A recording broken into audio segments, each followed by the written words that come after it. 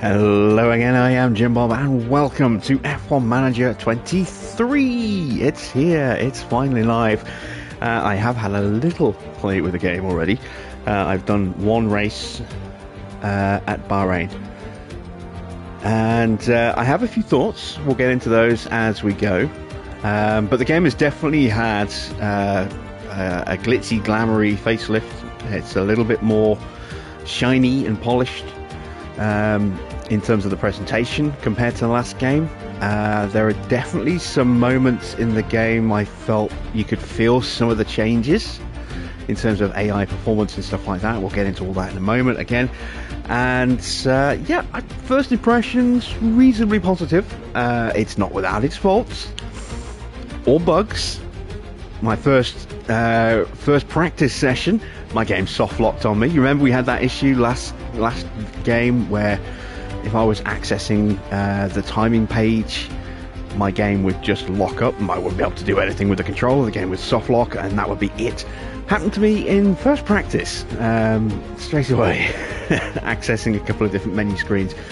So that's a little annoying, but it's only happened once. So we may have that issue later. I'll try and avoid duplicating what I did just in case. But yeah, we're going to be jumping into a brand new career, and it's going to be one long continuous career this time. So whereas last time we did Williams and we did Haas and we did the challenge mode with Aston Martin, this time we're going to be going just one long career from start to end of the year in terms of the game until the next one comes out. We're going to start with Mercedes. We'll do 2 or 3 seasons with Mercedes, and then when the update comes in September for Monza, we're going to switch to a new team. I don't know which one yet. We'll see how our grids are lining up when that option is made available, and we'll go for a team that needs a bit of a build-up because we'll have some experience of the changes by that point. So, hello to everyone in the chat. Mr. Walter, the Trucker, good to see you guys. Hope you're doing well. And hello to everyone else who hasn't said anything yet. Let me know if the audio volume is okay. I might need to turn the game volume down a little bit. So again, just type that in the comments and let me know if I need to tweak the audio a little bit. But let's jump into a brand new career. Formula One, the pinnacle of motorsport. With a global audience and drama to match, all the attention is now on race circuits around the world, waiting for the start of the fastest show on Earth. Last year's regulation changes saw closer on-track battles. Anyone expecting a smooth ride from the 2023 season is in for a shock. With a shake-up in the paddock resulting in the signing of several new team principals, F1 is primed and ready to light up the world stage. Team principals will already be talking tactics, boosting the confidence of their drivers and ensuring their pit crews make those box times as tight as possible. With a new era of racing now well underway, more teams than ever will be vying for points, podiums, and a chance at the championship. This is Formula One.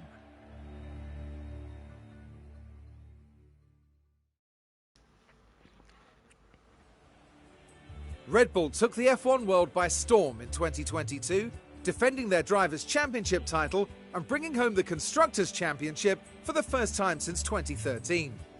The new season will see the continuation of Dream Team, Max Verstappen and Sergio Perez. They're flying high on the back of their success, but they can't afford to rest on their laurels if they want to dominate 2023 in the way they did last year.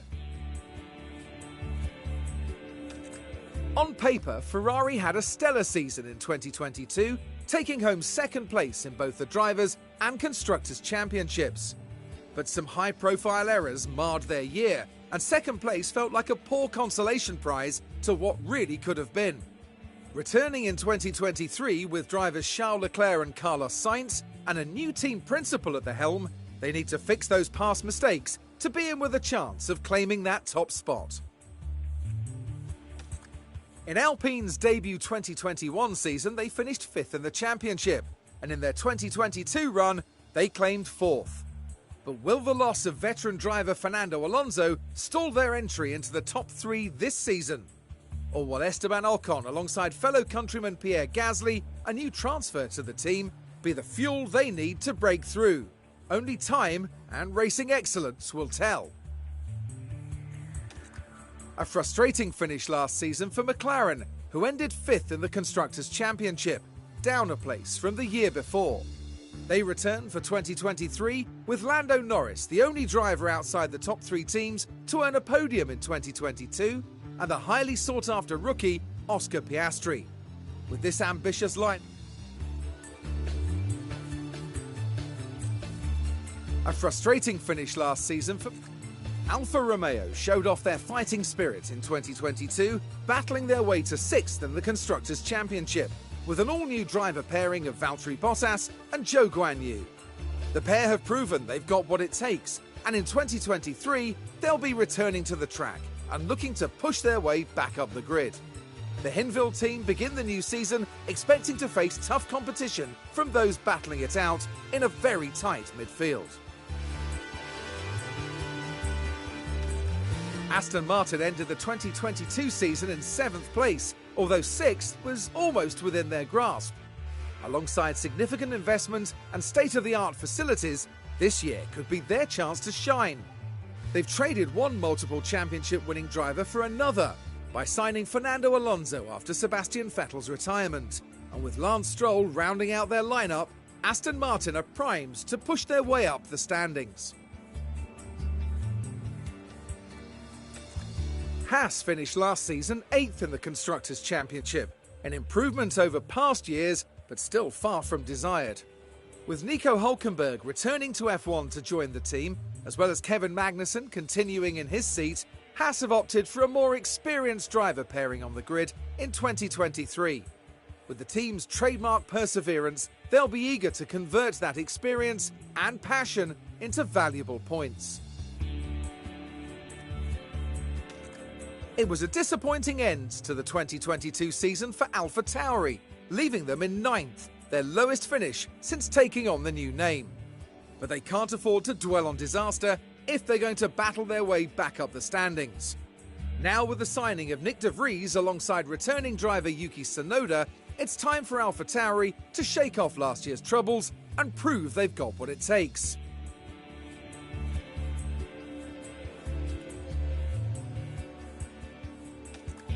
Tenth in the Constructors' Championship is not where Williams would have chosen to end 2022, but that won't stop them fighting. Debutant Logan Sargent joins for the new season after a stellar F2 performance, driving alongside his more experienced teammate Alex Albon. With the right leadership, the team is set to come out swinging in 2023. So there you go, there's a look at our competition. We are obviously going to be going with Mercedes. 2022 was a tough year for Mercedes. Taking home 3rd in the Constructors' Championship, they broke their 8-year winning streak, and although they eventually made up for an early slow start, it was too little, too late. The team returned this season once again with the all-British driver pairing of Lewis Hamilton and George Russell, and they'll be aiming to claim back the crown. They've done it before, and they know exactly what it's going to take to do it again. And you can see confirmation that we are running the zero pod Mercedes, not with the new side pods. I'm guessing that will be updated later in the development year. We saw that last season, the last game as well, around November. It was October, November, December, in that window. I forget exactly which one of the two patches it was. We had an update to car liveries and designs, just to try and bring them a bit more in line with how they were in the season. But we are starting off with the zero pod Mercedes. So we have, if we go back, 2022 was a tough... Stop talking there. There we go. We have a little breakdown there. We've got the 4th best car on the grid. Headquarters and driver performance is ranked 2nd on the grid. Staff performance ranked 3rd on the grid. Red Bull obviously are best of everything. And then it's kind of a toss-up between us and Ferrari and I think Aston Martin have got some good performance in there as well. I think their car performance is rated second, Ferrari's is rated third. And then we've got the staffing. You can see the new role, the sporting director, Ron Meadows, is added in as the fifth member of the backroom team. And we have Mick Schumacher as our reserve. And one thing you will also have noted is that we now have 3D modelled heads for Oscar Piastri and Nick de Vries. So those drivers will now obviously appear on the podium. Don't know if that's going to be the case with Mick. I imagine it should do. We had his model from last year, and with Ricciardo as well. If Ricciardo is brought in, in fact, is Ricciardo listed as the reserve? He is. So theoretically, if you sign Ricciardo as a driver, he should also appear on the podium because they have his 3D model from last year. Now, I don't know about any of the other young reserve drivers. We'll have to see. Logan Sargent obviously is another new one as well, and of course we've got Hulkenberg in there as well. So we've got a few new faces that will allow us to see podium celebrations. I don't know what's going to happen if a non-main team driver appears on the podium. I'm guessing it'll be a non-podium celebration like we had last time.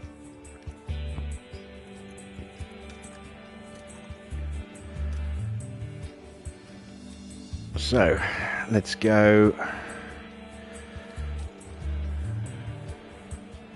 with Jim Bob JBPG. We're not a first-time manager. We are going to tick on the returning manager just so you can see some of the new stuff that gets shown off.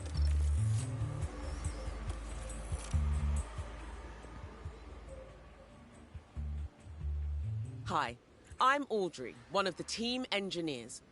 I'll be on hand to help as you refamiliarize yourself with how things work and show you what's new. You're joining us at a pivotal time here at Mercedes.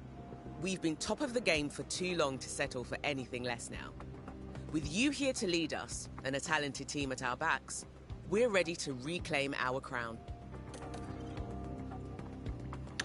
So, as always, as with the last version of the game, they automatically give us an extra suspension. So if we go into our suspension stock, you can see we have one of a brand new suspension that has been done in pre-season. We're going to fit that straight away to Lewis's car, and we're going to go ahead and manufacture two more, and we're going to put them on a rush, and we should, let's see, we'll only get one in time for the Grand Prix. We won't get both. Okay, let's just go with one then. We'll get one spare and hope that we don't prang it. You'll notice that as well, because we're going to go into development in a second, things have definitely changed on the development side. Here you can see on the right hand side the car performance values, so it kind of shows you the gap there. If we look at our attribute values, you're seeing how much the new part is going to increase our performance by. So this new suspension is going to give us a 0.01 kilometer an hour improvement in speed, a 0.001 improvement in G-force for cornering in low and medium speed. We can also see if it changes our rank on the grid, which it doesn't. And then when it comes to developing parts, you get a couple more options in there as well. You can also see the car attributes here listed as well, so you can see exactly where that car kind of sits. And this is similar to what we had last time. It shows you the breakdown of where each section of that part ranks against the competition. So you can see suspension wise, our car is not very good in the high speed compared to the rest of the grid, and you know, upper half against the rest of the grid for everything else. So it's not horrendous, but it's not great. We also have engine, ERS and gearbox performance as before, just a little easier to see exactly where we sit with these. Let's go into car part development. This is where things have changed a fair bit. So you can now immediately do 4 parts straight away. That is the only main thing there. There's the biggest thing that's changed there. So we do have a design center here. This now, as you can see, if we go to an upgrade, This improves engineer capacity and also now has an effect on the parts themselves. So you can see we're getting percentage gains on airflow, drag reduction and airflow sensitivity. Whereas before that was all just wind tunnel and CFD. And then, the wind tunnel now, you can see, again, we're getting improvements in certain values with the wind tunnel. Same with the CFD, that hasn't changed. Suspension simulator, I don't think that's changed. Maybe a little bit. I think that's changed a little bit on a couple of bits, but not too much. And then the suspension side pod, the car park test center seems to improve things a little bit as well. DRS has been added into that, which wasn't there before. So all of the attributes of the car are now spread pretty evenly across, the design center, the simulation center, or suspension simulator, and the car park test center. And then obviously you also get some little performance boosts when it comes to developing in the car park test center and the suspension simulator alongside the CFD and wind tunnel. Factory still seems to work the same way as before, increases how many parts you can make or how many part projects you can do and how quickly you can make them. Nothing else I don't think has changed. Team Hub's still the same, gives you a morale boost to your staff and drivers, boosts your weekly staff development, does boost team attractiveness as well. The scouting is just the scouting, and the race sim is just the race drivers. So Team Hub, I think, has had a little bit of a boost. I think it only affected staff development last time. Now it does a morale boost as well as team attractiveness on top. Other facilities, boardroom hasn't really changed that much. Hospitality still gives you a double bonus on attractiveness.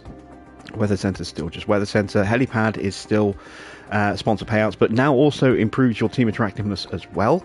Memorabilia is team attractiveness and staff morale, which is the same as last time. And the Tour Centre is just weekly income. We don't actually have a Tour Centre yet, so let's go ahead and build one of those. We're also going to upgrade our helipad to increase the amount of money we can get from our sponsors, and we'll leave the rest for now. But yeah, the biggest change obviously is that we can immediately start making 4 parts at a time. It's not like you can only do 2, then if you upgrade enough you go to 3, and then finally when you spend a final 32 million upgrade you get the 4th slot. Now it's 4 right from the off, which I kind of like. How long it takes to build parts and how much they cost has definitely changed as well. So if we start with an underfloor, for example, and we go in, and we've actually got a new ATR period in just 14 days time, because this is the back end of the pre-season. So we've got 14 days left of this 2-month period before the next one starts. If we go ahead and we're going to whack all the hours onto an underfloor, just to show you some of the gains there and how they affect the values on the side. If we take those down again, you can see the values changing as we pump those up. Wind tunnel hours don't seem to have quite as much of an effect as the CFD hours. We also have this new category at the bottom, the minimum lifespan. We'll see that in a bit more in a minute. Extra, and together we'll add weight to the car build. This will contribute to a reduction in certain areas of a car's performance. Designing aero parts with higher durability will increase condition life of a part, but any durability improvements will come with the payoff of extra weight. Lighter car parts will last for fewer races, making them more expensive on average. So there we go, there's a nice little introduction to that. It still seems as though you can just massively boost all parts by pushing up the sliders across the board. Obviously it gets more and more expensive though when you do that.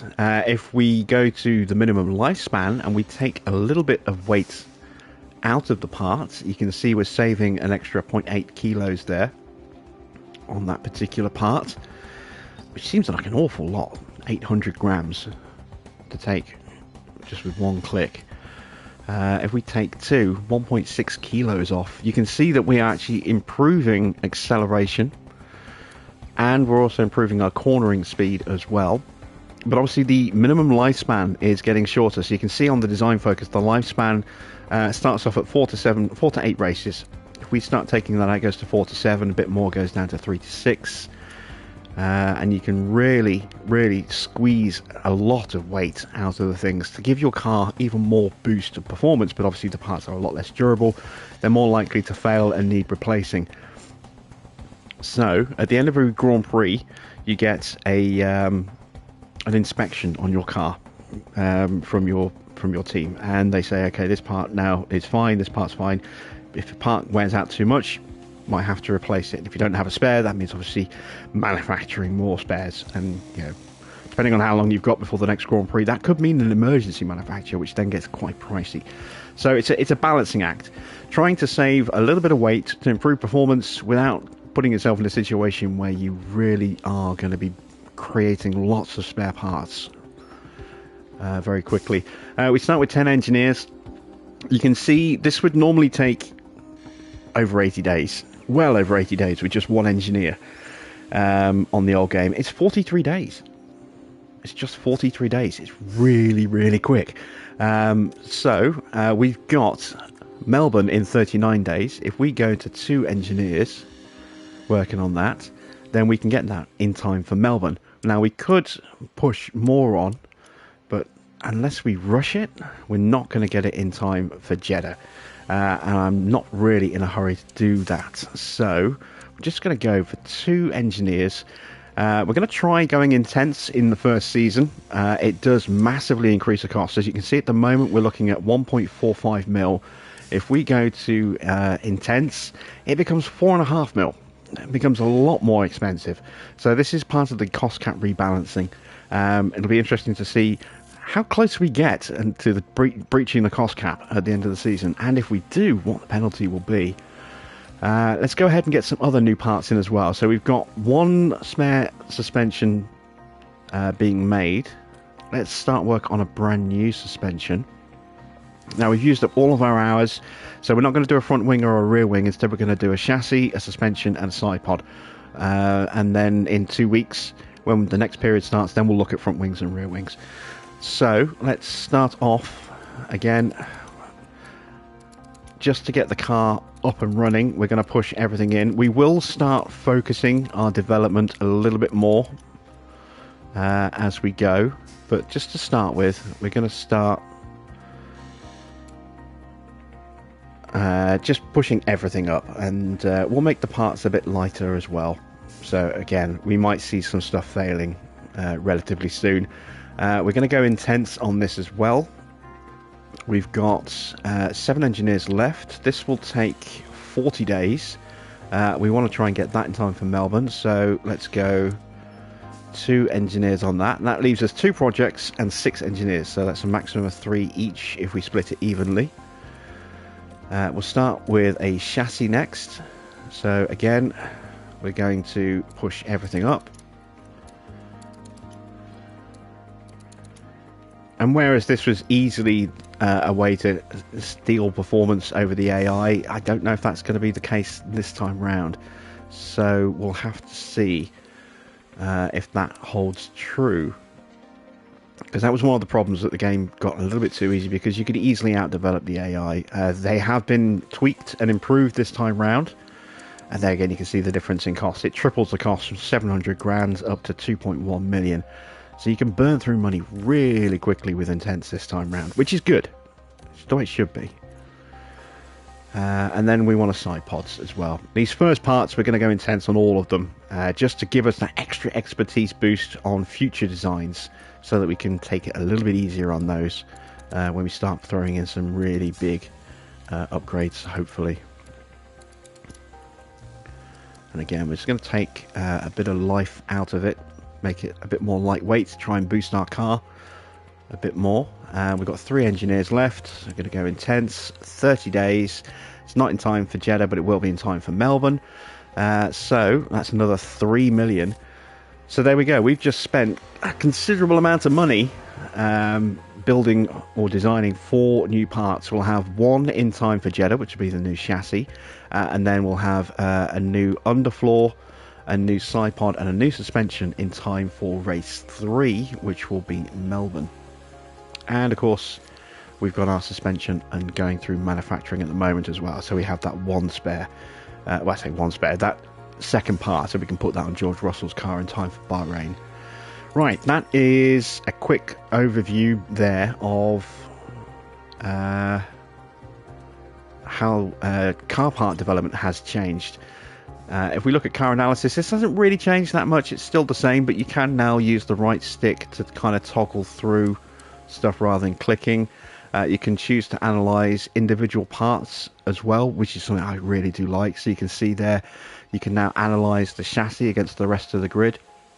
And then if you want to go really specific, you can see how good is our chassis compared to Red Bull. And the answer is it's pants, as you can see. But I like that. That's a little tweak on what we had before, and that does work quite nicely. What else is there to show you? Drivers. To ensure your team is here we go. developing as desired, you can set up a targeted development plan for any of your drivers. We're going to look at driver development. So we don't have points allocated at the end of every race or event that we can then attribute to upgrading individual stats anymore. Now we have to direct this. your staff to focus on specific areas of their development, you can do so here. So each driver on the team has a development rate which demonstrates their potential to improve and grow into the role. As the season progresses, older drivers may experience an attribute deterioration. The better they perform, the longer they'll be able to resist this deterioration. That to me says that inevitably it will start to happen. So at some point Lewis is going to start to deteriorate. Alonso is going to start to deteriorate. Perez, Ricciardo, some of the older drivers, Bottas, we're going to see some deterioration from those guys as well at some point. It all depends on how well they're doing. So you can see here contribution. We're getting contribution from our race simulator, also from our paired engineer. New engineer here. We no longer have Ricciardo. We now have Marcus Dudley, who is George Russell's engineer. Only been paired together for 6 weeks. We do have morale contributing as well. So the higher the morale, the higher the race sim, the better they are. And obviously the better affinity they have with the engineer, the bigger boost that's going to have as well. So these are the things that we can look at. These are our current kind of skills. Balanced will give you a bit of improvement across the board, but you can focus in on certain key areas. So we're going to look at where George is weakest. Race strategy isn't looking amazing for him.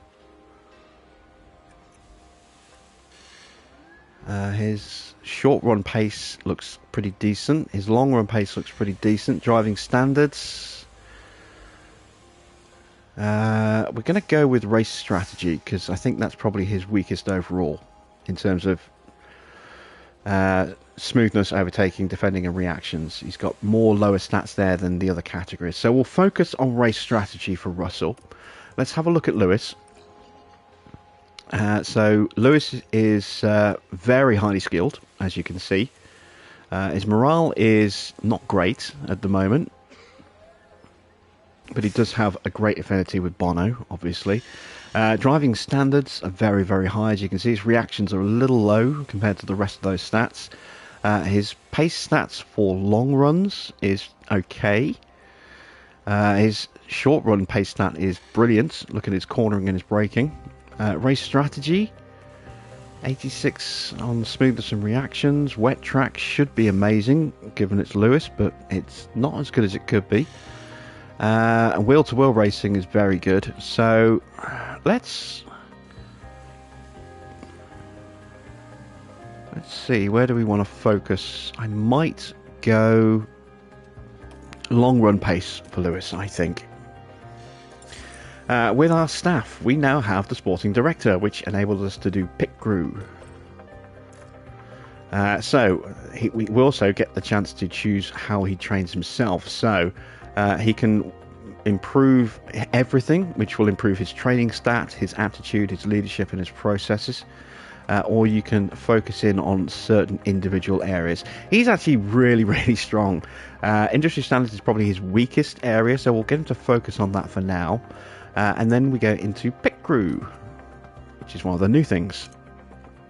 So you can see here the training schedule is already in place for February, and you can see that we're going to get 9 across all of our main attributes getting boosted there, and just +1 on car building. Car building is how quickly we can replace parts. So everything else is obviously very specific to various individual parts of a pit stop. We can go in and change that if we want. Part of our team. Their reliability and speed can make a big difference to a race outcome. When they're back at HQ in between races, the pit crew can train to improve in different areas. The pit crew development plan will focus on a balanced training approach, but you can give them further instruction and focus on a specific area. The pit crew are always so busy training. You can access the team's training schedule through the calendar, and from there customize the current plan right down to a daily breakdown.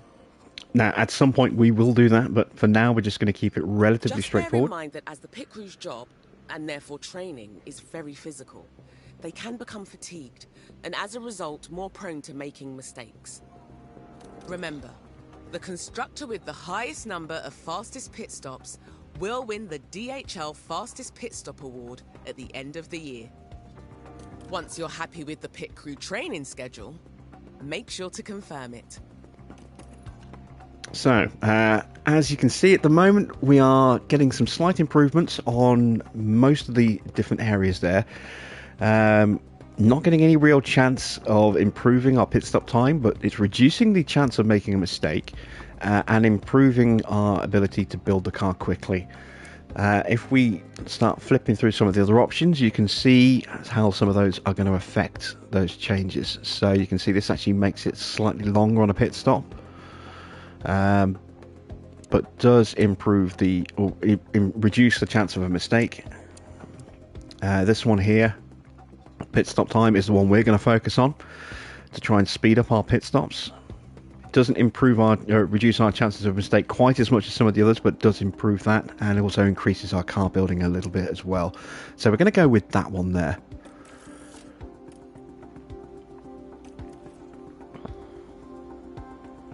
Let's have a look. James Allison has been installed here as the new technical chief. That's kind of cool to see. Mike Elliott is no longer with the team, and I don't think he's actually in the game anymore either. Let's have a quick look at scouting. The rankings of some of these guys has changed as well. So if we look at the technical chiefs, if we go into overall rankings, you can see Pierre is now the best at 94, with Enrique not far behind. James Allison's there. And if we scroll through, you can see that Mike Elliott no longer an option at all. Same with heads of aero. Enrique Balbo is now comfortably the best aero guy, well ahead of Diego Tondi. Jared Murphy's improved. Dirk de Beers up there. We've got Peter Perdomo at McLaren. Ian Gregg has massively shot up from like 60 something to 83 in this. Huge improvement for him.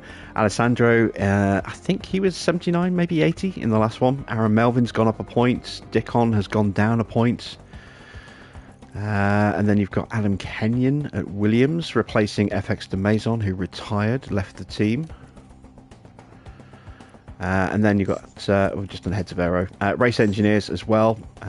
So you can see Marcus Dudley, the new engineer there. We've got some new engineers in the grid as well. So Mark Slade is now at Haas. William Joseph is now at McLaren.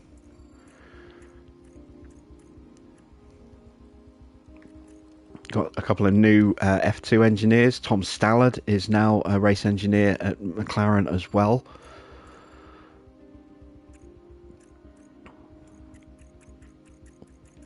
And still some familiar faces like Jeff Spear and where is he? Where's my boy? Stuart King's there. Pedro Matos, there he is. There's still quite a few Alan Kale as well. There's still quite a few familiar faces, and some of them have had quite a boost to their overall ranking as well, which is nice to see. So it's not a case of you have an established guy or you go way below the standards to get someone who's a bit younger from a different formula. And then obviously you've got sporting directors that you can scout as well. And you can see there are 3 at the very top there: Jonathan Wheatley, Ron Meadows and Lauren Meckies. And then a bit of a gap to McLaren and Alpine, and then another little drop. But everyone's pretty well sort of similarly kind of matched. There are some F2 sporting directors as well. So again, there's going to be a nice little crop of up-and-coming guys that you can choose from. Do you still need to use 2 tyres in practice? Not so much need to use 2 tyres, but you do have to give back 2 sets of tyres at the end of each session, yes. Right, I think that's pretty much everything I need to show you to get us going. Let's start moving on. A little introduction to our staff. Sponsor obligations have already been set as before. Just a warning that we're low on stock for suspensions. We are making another one. Mick Schumacher has low morale. Oh, I forgot to look at Mick. Let's have a look at Mick and let's start looking at his development. So, what's his stats? Where's he weakest? Driving standards, long run pace, race strategy. Let's get him working on race strategy. I don't know why he's got low morale. Maybe it's because his contract is running out, I don't know. Let's continue. We have an upgrade to our helipad. We still have a lot of money, actually, 28 mil. Let's go ahead and upgrade a facility. Let's improve our race sim. Let's improve our team hub. Let's improve our scouting department. If we're going to operationals, we'll improve our weather centre.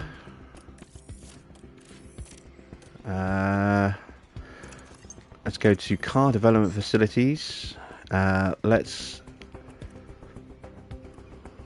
improve our design center. Maybe that's 18 million. Okay, wind tunnels 12 million. Let's improve our wind tunnel, and that's pretty much it, I think. Maybe a couple of small upgrades here and there.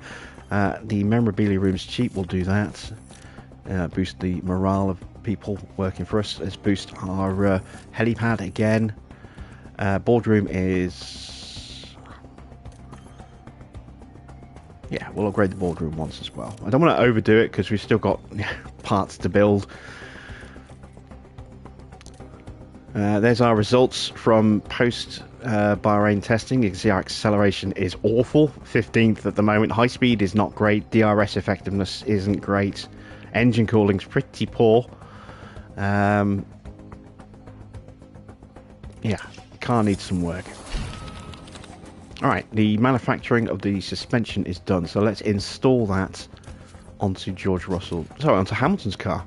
George is in car number 1 this year.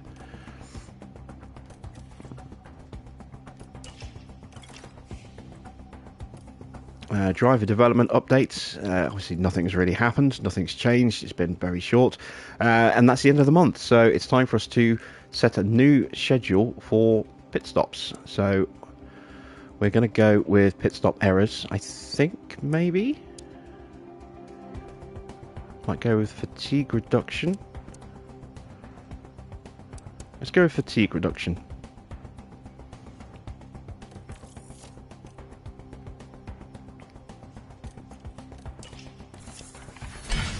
New tour center is done. Let's throw a second upgrade on that.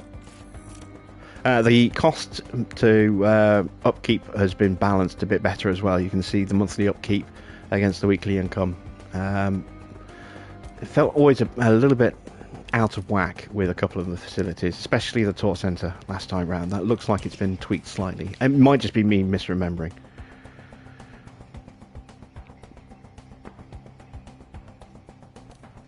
Okay, so Grand Prix is almost ready. Let's go to race prep. Now, this is one of the things I don't like that they've done in the performance targets. We'll show that in just a second. I'll give you a quick breakdown. This hasn't really changed. We get the official F1 website circuit map with the DRS zones and the sectors, and then we get the breakdown by speed. We get the car attributes, time considerations. This hasn't really changed. Strategies. While this hasn't really changed, the strategies themselves have changed a little bit. Compound performance, this has obviously changed, and the way the tyres work in the race definitely has changed. And you'll see periods where drivers will suddenly start pulling out a lot of time, or suddenly start losing a lot of time when they're pushing or not pushing. That is definitely something you'll get to see in action. This is what I don't like. This to me was an unnecessary tweak to have the edit button all the way down here and not just being able to click on each of these guarantees. It just seems like an unnecessary step to then come down and do what you wanted to do last time. It's silly. It's just the way it is. I don't think we've got amazing pace. We're just going to try and get 2 in the top 10. Because I don't really know where the Mercedes pace is. The one race I did was with Ferrari just to try out some things. So I have no idea how good Mercedes are actually going to be this time around. We're going to try and get, again, 2 to finish in the top 8. Because I think we'll do better in the race than we will in quali. Finish position streak. We're not going to set any streaks yet. I want to see what the car's performance is like before we commit to a streak that's potentially going to cost us a load of money. And let's go to Bahrain. A very warm welcome to you all. It sure does feel good to be back. Every team and driver comes here with the same goal, to win. But that's for the end of the season. For now, they have to prepare to fight for F1 glory. Bahrain International Circuit was Formula One's first venue in the Middle East and is still a calendar favourite. Dusty and challenging, this desert track is a real test of endurance for teams and for drivers. Williams are taking a gamble this weekend on a new driver, but you have to ask, will it pay off? That's all here. Now back to the action.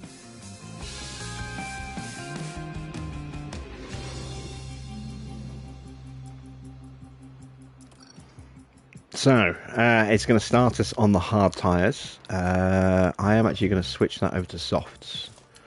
We're going to start on soft tyres. We're going to go 17 laps. Driving options. This does still affect your car in terms of looking after engine parts, but it's now also an issue with tyres. You can't keep your tyres too cool for too long, or else they lose temperature, lose performance, and you become slightly more prone to a mistake. So we're just going to run normal pace settings. We're not going to bother looking after the car in that respect. We are probably going to tell them to drive in clean air and avoid curbs, though. As far as car setups, these are looking to be a little bit different in terms of the values. So I did, as I say, a Ferrari race at Bahrain earlier. Started with some standard settings that I used in the last game, and they weren't quite there. They were close, but they ended up with very different values finally to what we'd actually used in previous game. So I'm going to go with the ones that we used for Ferrari and see if these work for Mercedes. There we go, starting a whole new section of the notebook. We'll leave the driving options as they were. Hamilton, again, we're going to go with soft tyres. We are going to want to do some long runs to get the car part knowledge up as well. So we will be running a lot over practice.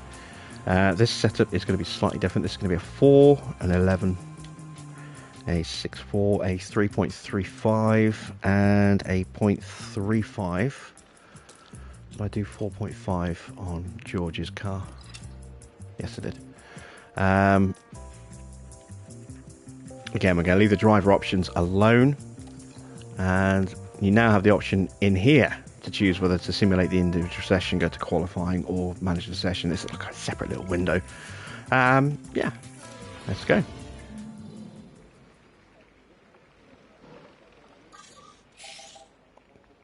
So, driver confidence doesn't come into effect until quali and the race, and that's based on how well you do in practice. To establish your confidence baseline.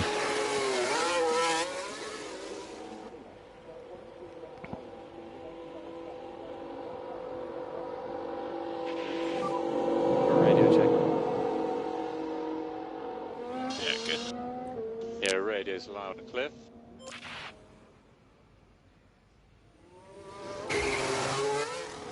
And here comes Hamilton.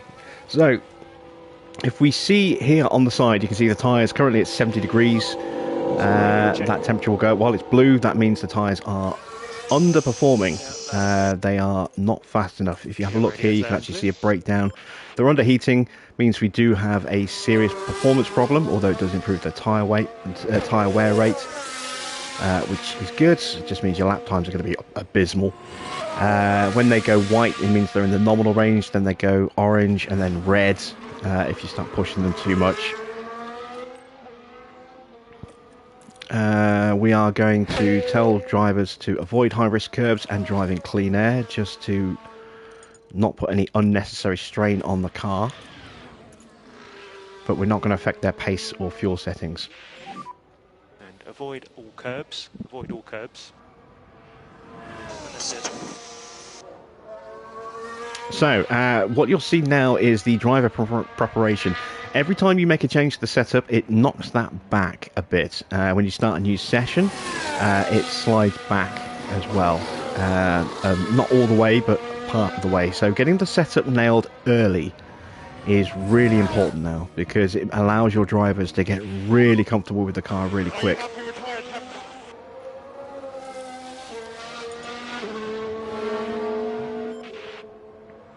So tyres are still cold. One way you can try and speed up how quickly they do that is to go really aggressive on your tyres when you first come out the pits. But these ones, as you can see, have now warmed up. Surface temps is still cool all round. And Hamilton's tyres should be coming up to temperature any moment. There we go. Rears are at the right temperature.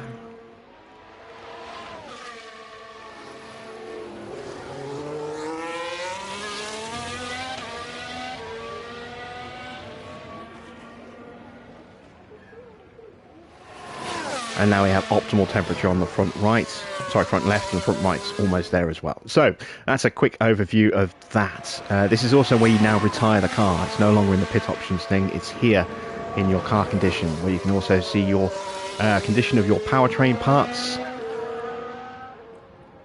It tells you whether or not you can replace it during a session. You can with the gearbox, but not with the other parts, obviously.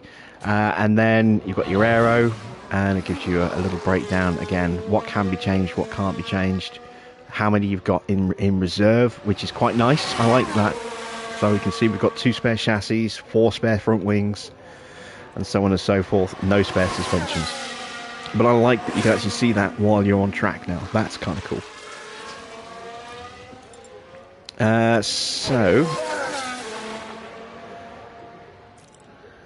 In the tactics, this is all we have to start with. Once we get into the race, you'll see some new options in here as well. Timings, this is still lacking. We still don't see sector times against, you know, a target time that you're chasing against. It's really frustrating it's such an obvious thing that they should have in the game, and it's still not there. Telemetry is pointless. It just shows you what gear and what speed you're doing. No one ever looks at that. This is as in-depth as you get with your timings, which is what we had last time. It's no improvement there, and I'm disappointed by that. Very disappointed by that. You've got your tyre pace settings as before, the 5 different settings there. Fuel settings, again, the same 3, push, balance or conserve. And ERS now has the new top-up option, so you will save just a fraction of energy per lap. So whereas you would normally use 2 and harvest 2, in this time you'll use 1.8 and Harvest 2. So you're actually gaining just a little bit of energy across the lap without massively affecting your lap time, as opposed to Harvest, where you have a big loss there. You're losing 1 megajoule per lap while you're charging. Right, let's speed our guys up a bit. This is our new track map in colour, and I'm not quite sure I like it. The green is to indicate DRS activation points, that's the little green squares, and then the long green lines are obviously the actual DRS activation areas. Yeah, I'm not sure whether I like it yet. I guess I'll get used to it.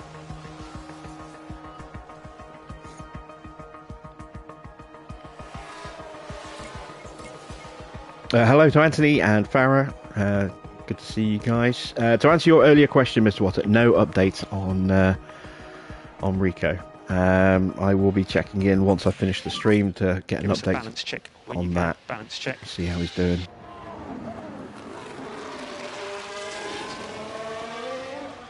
One other thing you'll notice with tyre temps is if you're behind another car, those tyres will start to go up in temperature very quickly. So you do not want to be tucked up behind another car for too long, because it will just melt your tyres. Another thing I don't like, you can't see your feedback as in terms of the car rating on this screen anymore. So now you have to open up this, and you can either do it there or you can do it there, but you have to go here to now see what your setup satisfaction is. I don't like that. I don't like that you can't see it here anymore. I mean, it's just, again, it's just a silly little change that was unnecessary. And it just forces you into yet another a different menu. Just to get a value that, was easily obtainable last time.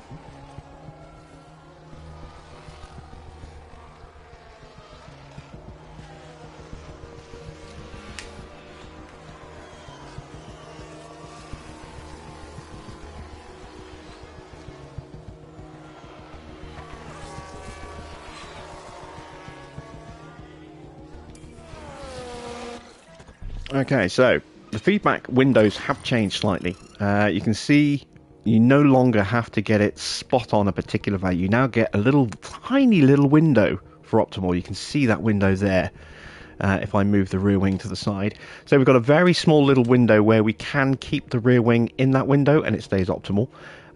Makes it much easier to kind of nail down exactly what needs to change.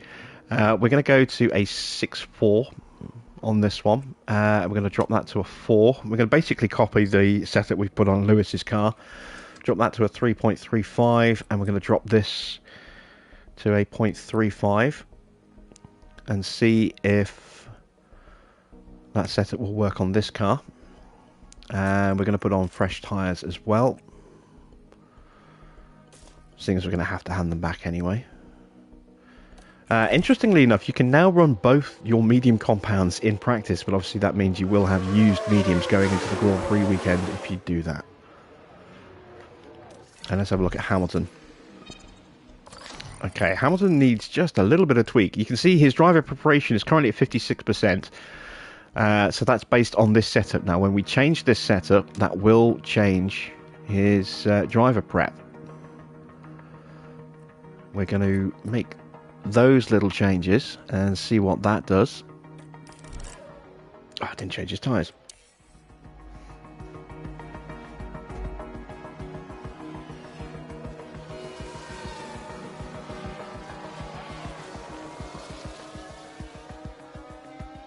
And we are going to be massively off the pace of the Red Bull. That much I can guarantee you. Let's send Russell back out. Let's put on fresh tyres on Lewis's car. There we go. So yeah, you do kind of, if you want to look after your tyres in the race, you certainly can't just leave them to it. You really do have to pay attention to what's around them in terms of traffic now, because if they do get stuck behind another car for too long, their tyres will start to really ramp up the temperatures, which will wear them out a lot quicker. And you'll lose performance while they're hot as well. So you can only really push the tyres for a very brief window at a time now. You certainly can't just leave it on aggressive for a long stint, because, you know, not only will you melt the tyres, but you'll get reduced performance as well. You want to keep them in the optimal range as much as you can.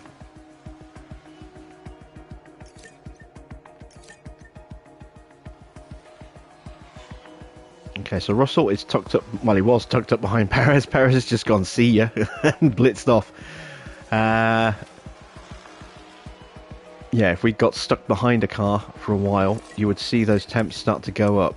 Let's check in with Russell. Here we go. So you can see the difference in tyre temps against Hamilton.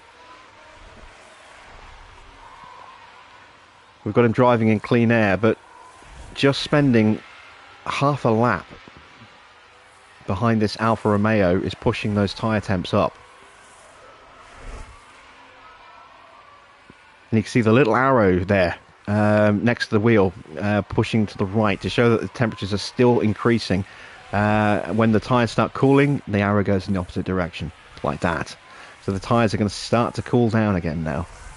And they go down to 102. So clean air will help cool the tyres down a bit more. That I do like. Have I had a chance to see if they've worked on my biggest bugbear? Well, this track was never really an issue, so no, I haven't had the chance to see yet.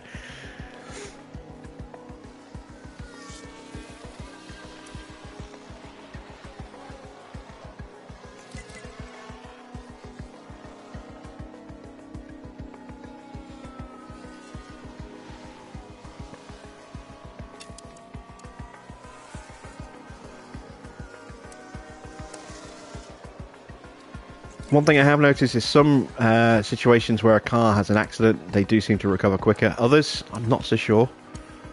It does look like on some instances of a lockup, they do look like they do sit there for a while and take a while to get going. You can see Hamilton there's tyres going up to 104 degrees while he was stuck behind Joe there for a little while. It's clear now those tyres are going down again. So what I mean, you've got to really pay attention to your tyres now. I'm liking that change.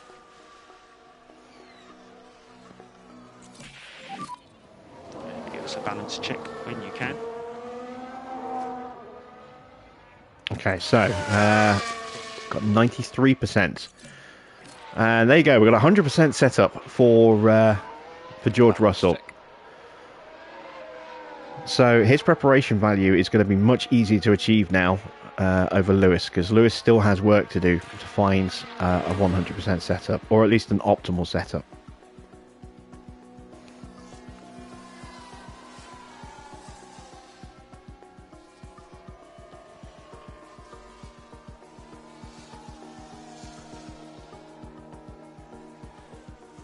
And there we go, so our driver's heading to the garage. I don't like the little flags on the side with the little grey border on the side. It just looks naff. I don't know why they did that. I mean, I kind of get why they did that, because it's the border around the left side of the timing page, but it just looks shit, in my opinion.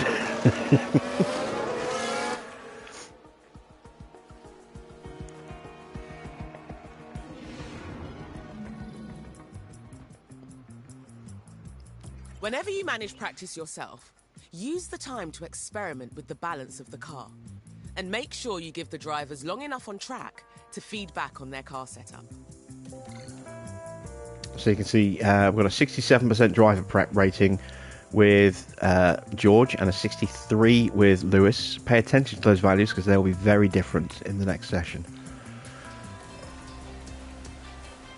We don't need to change that setup. So instead we're going to go with hard tyres and we're going to go for a very, very long run. So we're going to go for a run of 40 laps of fuel. And for Lewis, we're going to go 40 laps of fuel, but hopefully we can nail the setup. Let's see how close we got. We actually lost a couple of percent. So we moved slightly out of the setup window by the look of it. Let's move the front wing back to there.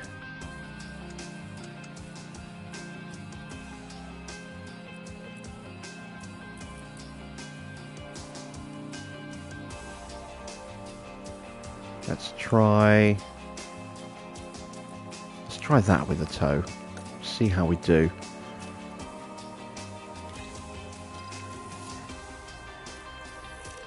Your chat's disappearing again. Send Lewis out first this time.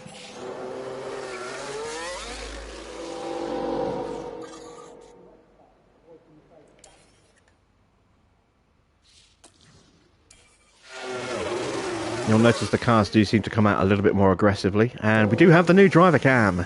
So let's ride the ham cam for Farah. I must say, I do like the change in engine noise when you're riding this view.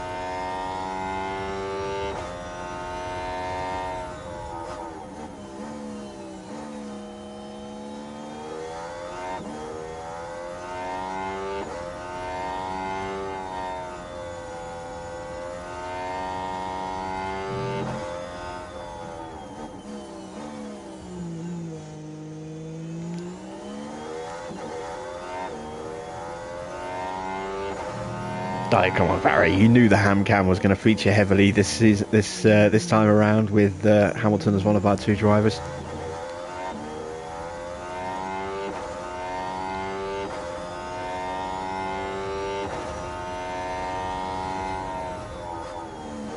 I don't like how some of these camera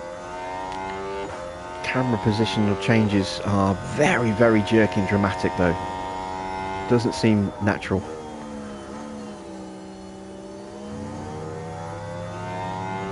But this is going to be fun for watching a hot lap or watching a battle. And just to give you an idea of the difference in engine sound.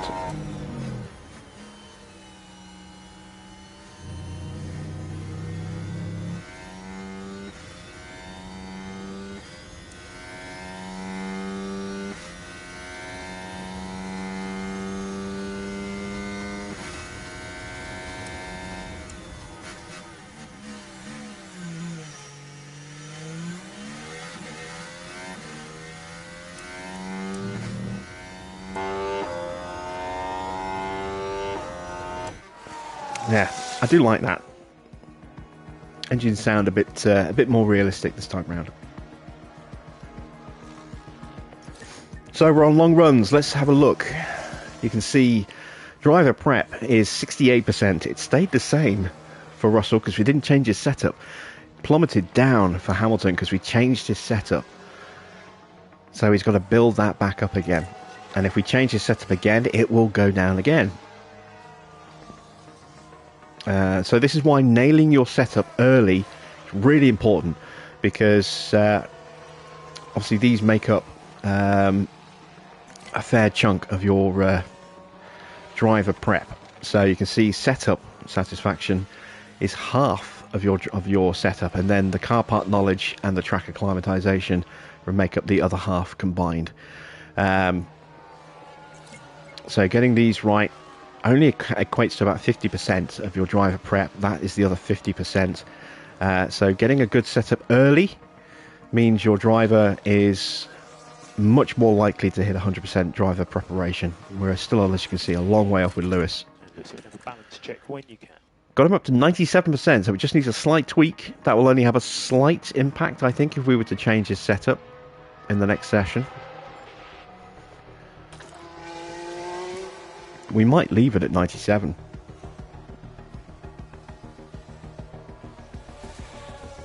We'll see what his prep level's like at the end of this run.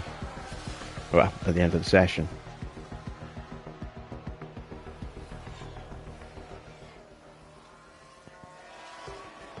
And in this particular session, we're not avoiding curbs or driving in clean air. So we're driving a normal kind of pace, but obviously we're way off because we're running with huge fat fuel loads. Very, very full fuel loads. An hour's worth of running, basically. Whereas everyone else is running considerably less fuel.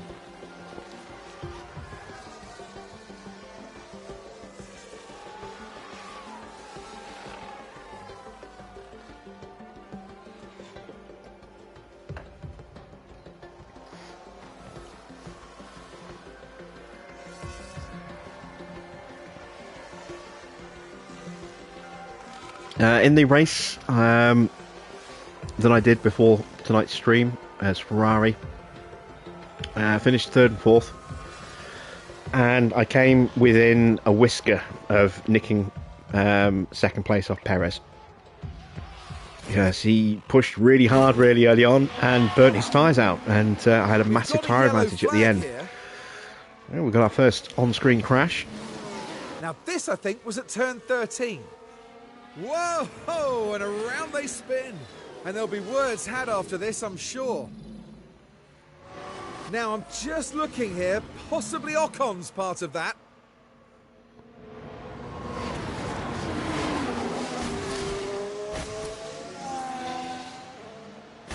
You can see that. What's that, honestly? Oh. Playing bumper cars there, trying to get going again. And just like that, the hopes of the team start to dwindle. But you can see the skid's much more realistic. They're not going skidding at full speed sideways into the barriers. That's nice. And they recovered pretty quickly. Evening, Patkins. How you doing? I'm not worried about tyre temps on this. This is just a practice. So we'll leave the tyres as they are. Just let them run. But obviously in the race we'll be paying a lot more attention to tyre temps. What we might do in the first 2 races tonight is we may speed time up to ×2 on occasion, just so we can squeeze both races in. But we'll try and run in real time where we can. If we're in clean air with nothing around us and we're just pootling around killing time, then yes, we will speed things up a little bit in those situations. But generally we are going to try and do what we did last time round for tonight at any rate, and run in real time. And then we will definitely be running real time for every race going forward from tomorrow. It's just I want to see if I can squeeze 2 races in tonight. We've got another 4.5 hours worth of stream left. So we should hopefully have time for 2 races. Let's check the flag. There we go. So both our drivers have got their track knowledge all the way up. We're up to 58% on car part knowledge.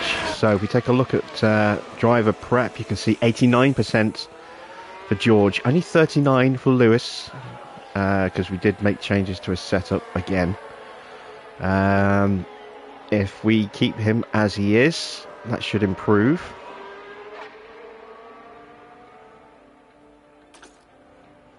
And that will obviously then set the baseline for his confidence going into qualifying and then the race.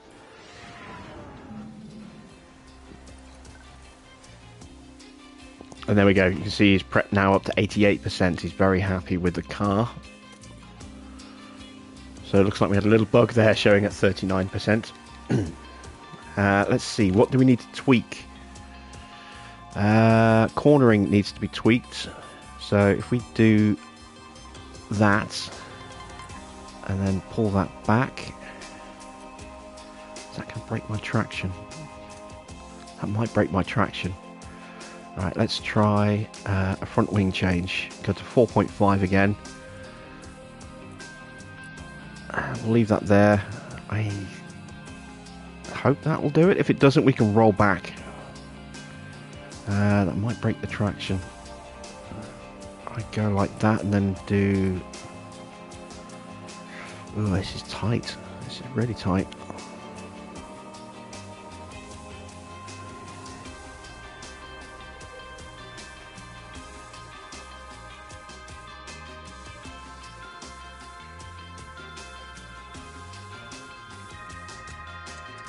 See, I want that to go there, but that's going to break the traction.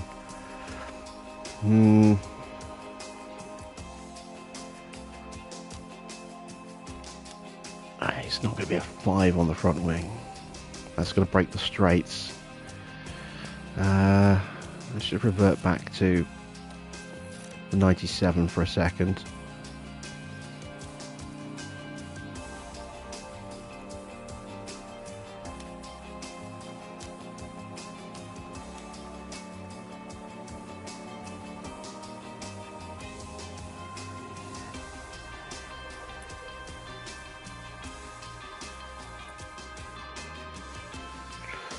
Yeah, we'll try that and see if that does it. I don't know. I'm not confident that that's going to fix it. We're going to go 17 laps. I'm going to go a set of mediums. Actually, no, we're going to go 40 laps of fuel again, just in case we've got it right. Again, we want to get that car part knowledge up as high as we can, just to get as close to 100% on driver prep as possible, and also to reduce the amount of running we're going to have to do in future Grand Prix. Well, the next Grand Prix. We've got a lot of new parts coming for Melbourne, so we'll have to do this all over again at Melbourne. Right, there we go. Into the final practice session.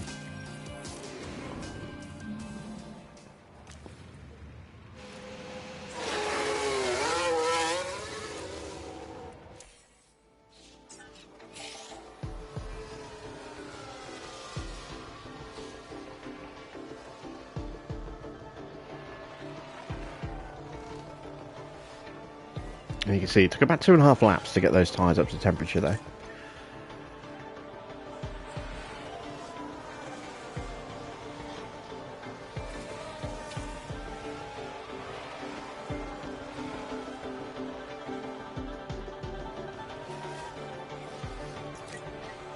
Initial thoughts? I've been reading off some good, some bad so far.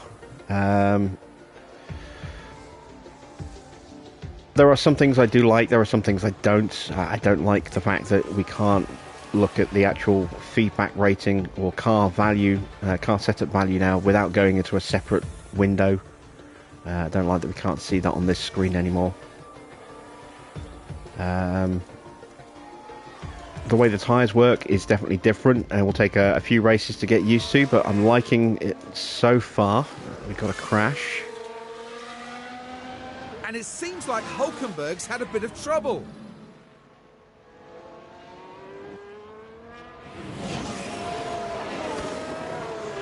Oh yeah, just drove into the side of the AlphaTauri there.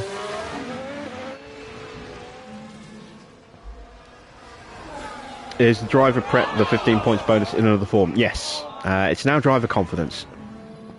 So everything is working towards this, the driver prep value. The driver prep value will determine your starting confidence baseline. The higher you can get your preparation value, the better your driver's confidence will be going into qualifying and then the race. And then their values of how they're going to perform in the race will fluctuate based on their current confidence level. So if they've got very high confidence, you could be looking at +4 to each stat. If you're looking at low confidence, you could be looking at -1, -2, -3 per stat, depending on where on the slider that confidence level is. Understood.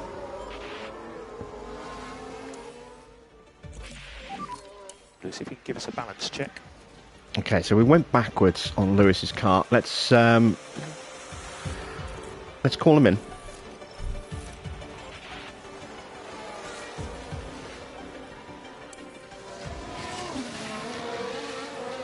Crashes are still shit. Well, no, crashes have been... Well, they're not great. They're not amazing yet, but they have improved.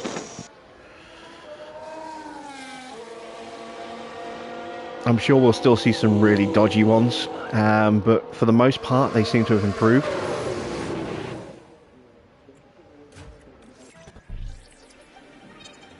So yeah, we did break the rear wing, so we revert back to a 97.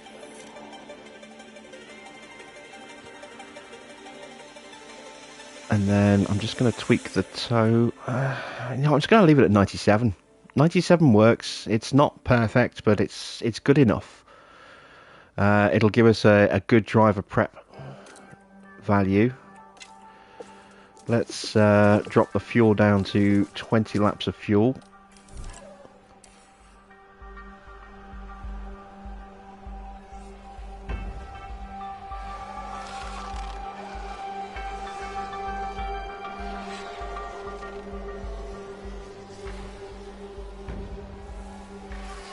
your driver's confidence in the race can be affected by multiple things as well, not just overtaking or being overtaken. You know, setting personal best sectors also gives you a nice big boost to confidence as well. Having a spin or a crash is obviously going to have a negative impact on your drivers. My reserve driver is Schumacher. He is the Mercedes reserve driver, but he's only got 9 months left on his contract, so he's out of contract at the end of the season. Whether we sign him to keep him on or not, I don't know. Might do, might not. I'm not sure. We'll see how Hamilton gets on. We might possibly look at keeping Schumacher with a view to replacing Hamilton at the end of the second or third year.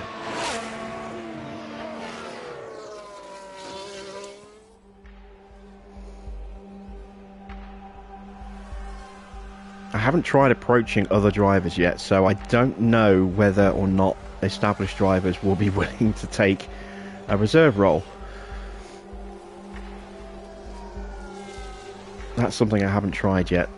We can have a look at that between races. We can make an approach for a driver.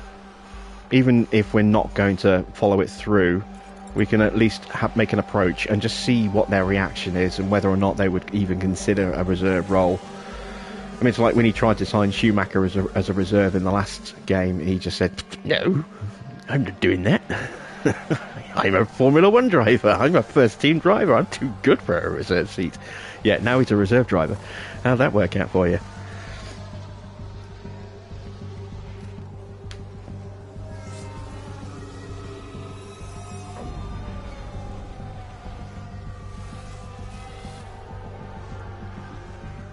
NDF. You mean NDV, Nick de Vries? Yeah, he's currently in in the AlphaTauri, and Ricciardo is the reserve driver at Red Bull. But obviously that might get changed, in the next couple of months.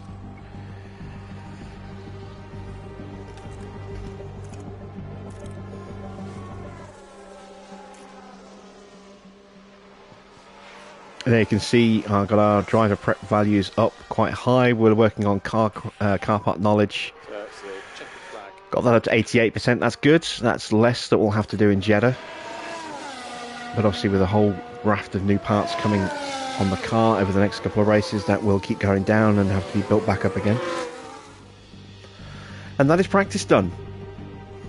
2 retirements, Tsunoda and Hülkenberg from that session. Ocon has a penalty.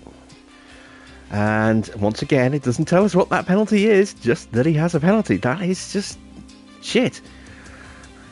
It should tell us what the penalty is. Same again, Hülkenberg, it's a penalty. We know that it's a penalty for a collision, but we don't know how big a penalty that's going to be because it doesn't tell you. That is definitely something that needs to be improved. So here we go. This is our starting values for confidence. They're going to start with high confidence for Russell, and looks like very high confidence for Hamilton.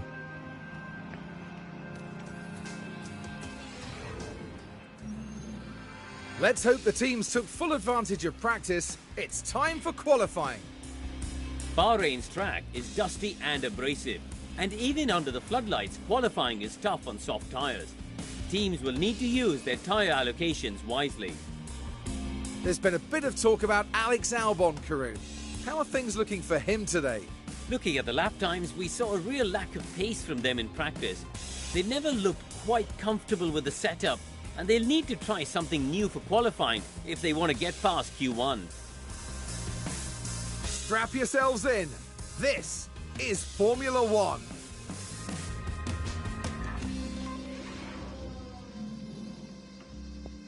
So let's have a look at getting our cars set. So you can see here, very high confidence for Hamilton. That translates to a +3 on those stats there, and the chances of an incident is a very low percentage. If we look at Russell, it's +2s and 1 +3 on his cornering, because he's only high confidence, not very high.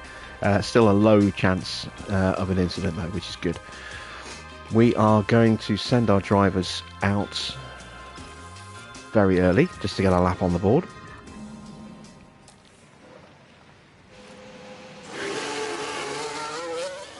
and where possible we will try and get through to the next session on scrubs if we can, or get through the next session on scrubs. We might have to go out on new tyres. We don't have an amazing car.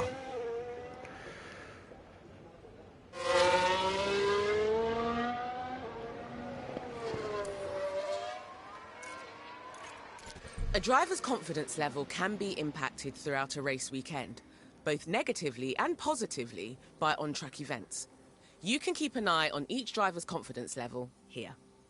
A driver with higher confidence will have an increased performance and a lower risk of on-track incidents. A driver with lower confidence will see a decrease in performance and have a higher risk of on-track incidents happening.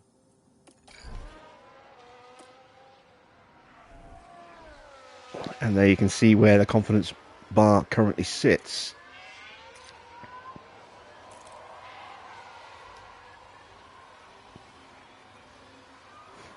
Sector times on laps still hasn't improved. Don't like that.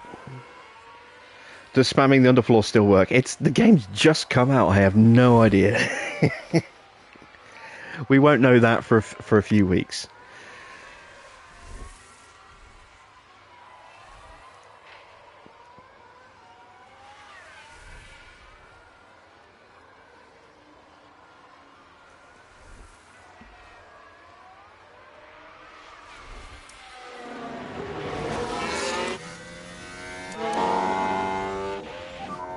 Circuit's all clear. Good to go. Alright, we have got an Alpha Tauri just going through turn 3. George is going to come up on that in a second. It only went live 4 hours ago. I did one race and then had something to eat and started the stream. That was it.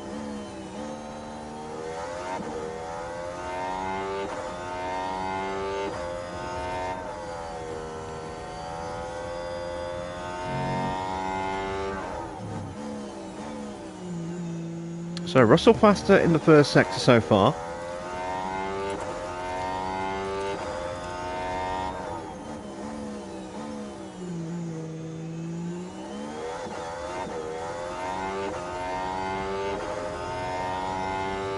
Might have been held up by that Alpha Tauri. He's got past it now.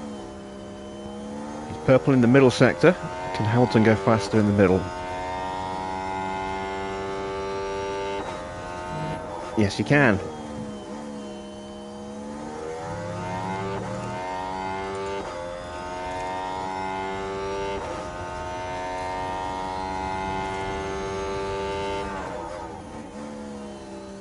And there you see, his confidence just went up with a flying lap. Get the delta negative. And we will box end of this lap. Coming. And Hamilton's confidence went up with a flying lap as well. Standard delta. Fractionally slower. Cool 0.036. It's 36 thousandths of a second between our two drivers.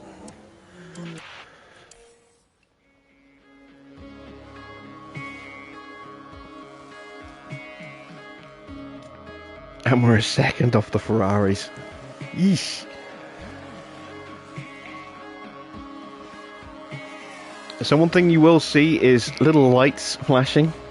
Like here we've got the red light just to say that, you know, we've got to do something if we want to send the cars back out. We're not going to send them back out this session. Going to trust that we've got enough pace to get through. But I think we are going to have to run new tyres in the next session. We'll start on scrubs and then we'll probably have to do another run towards the end of the session on new softs, just to make sure we get through to Q3.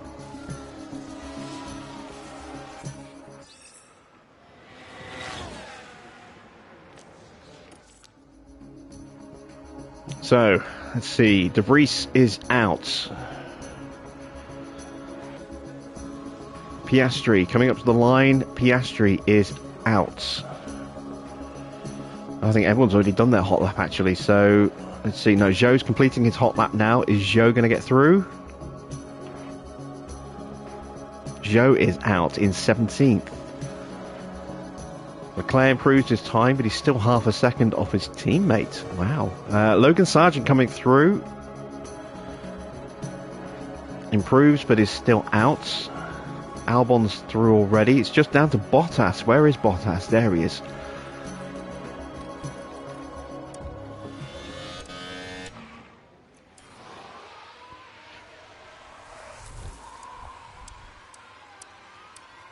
He's on his in-lap, so Bottas is out as well. So both Alfa Romeos are out, De Vries is out, Piastri's out, and Sargent are out. That is the eliminations from Q1. Oh yeah, McLaren's car is rated like 8th on the grid.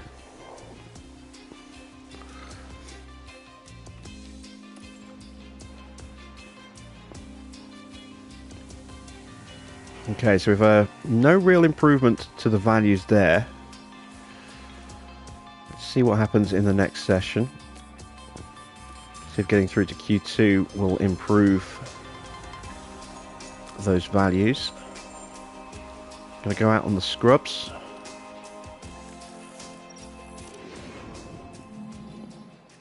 Send Lewis out first this time.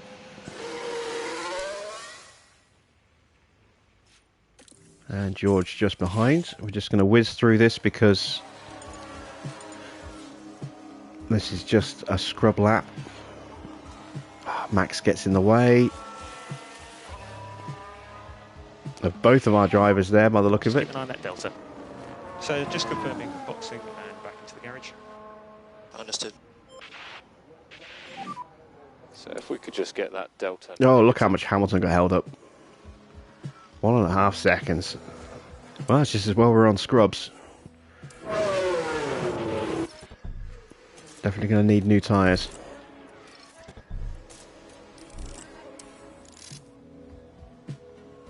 We'll wait towards the end of the session before we go out again.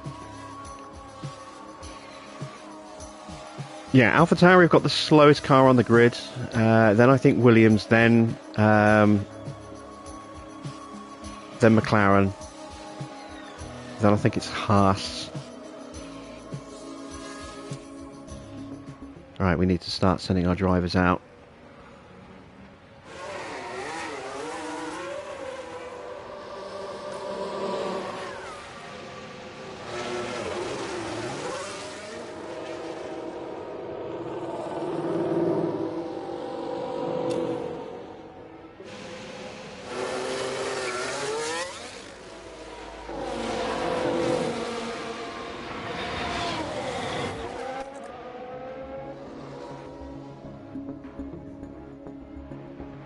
So there's more grip on the track at the end of the session. Obviously it's a lot busier though. There you can see it's going to be a big spike in grip as everyone's running at the same time.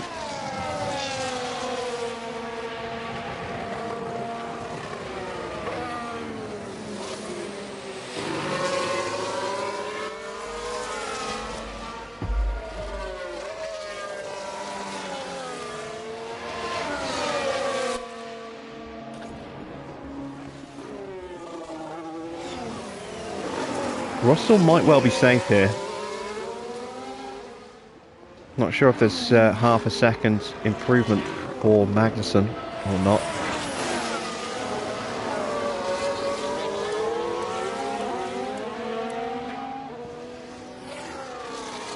Magnussen's on a fly at the moment. Where is Magnussen? There he is. He's coming up to turn 9, turn 10.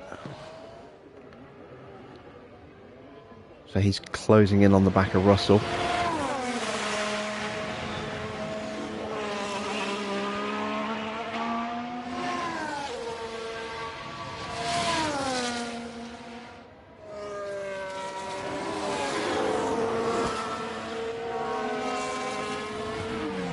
See Russell moving out of the way. And then he's going to stamp on the gas. Nice, he's going to compromise Russell's start to his lap. So we've got clear track now. Good to go. Okay, well hopefully Russell's done enough to get through. Good to go. And now Russell gets past Magnussen. That's frustrating. We got caught just at the wrong time.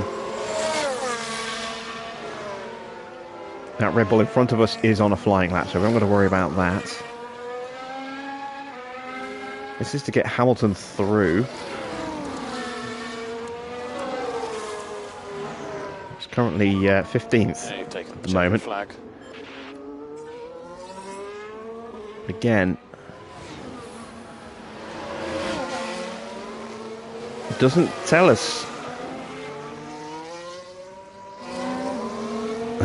It doesn't tell us on the sector times how close we are to the car or the time that we're trying to beat. All it says is that we're currently 0.6 behind Norris. And shows us Alonso's quali lap, his pole lap, or his provisional pole lap, his P1 lap.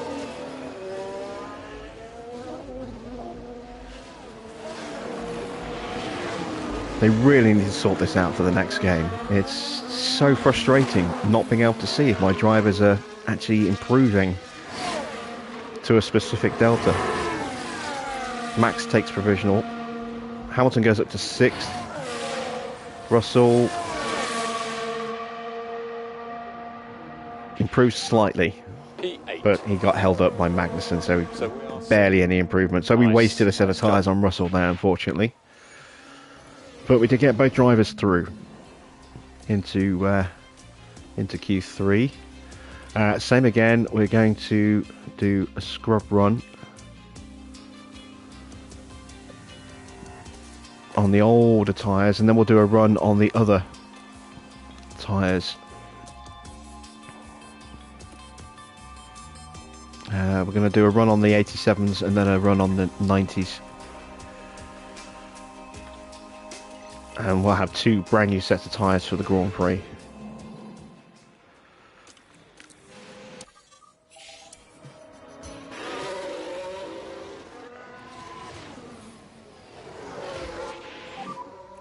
Wake up those rear brakes.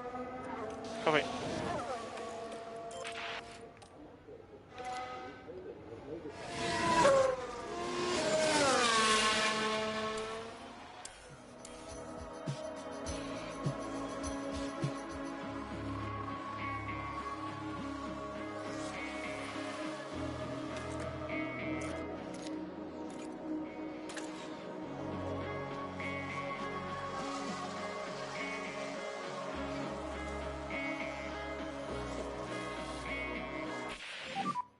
So that's currently P1. So 132.4 isn't bad.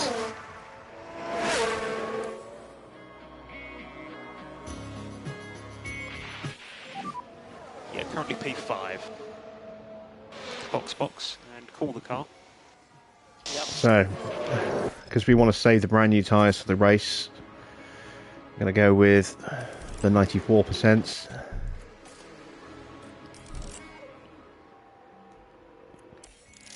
We don't have the pace to even think about qualifying on the front row or even the second row. We want to try and lock out the third row.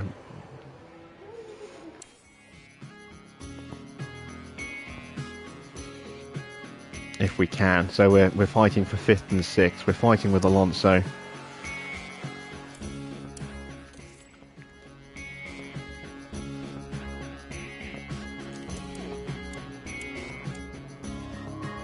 Okay, got some drivers on in laps.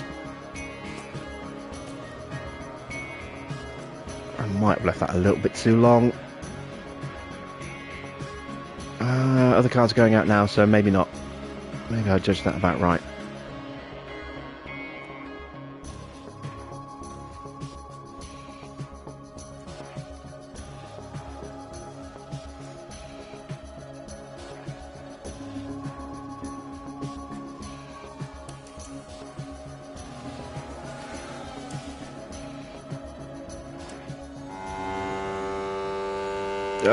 Oh god, that camera view is awful for for warming up tyres. Jesus Christ.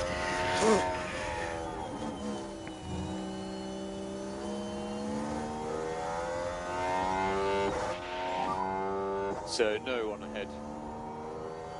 Good to go. Oh great, Hamilton just had to slow down and lift to let Traffic. pissing Stroll through. To go.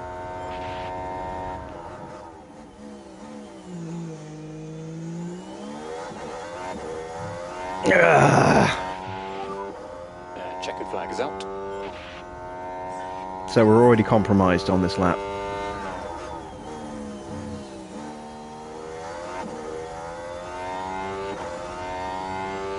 Now you see no improvement in the first sector.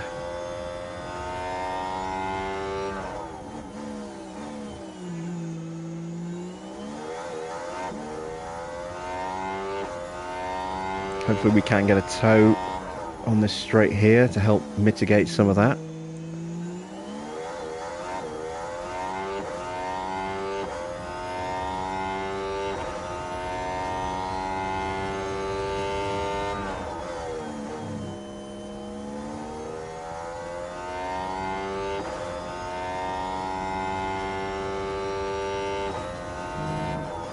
Okay, yeah, there we go. We've got an improvement in the middle.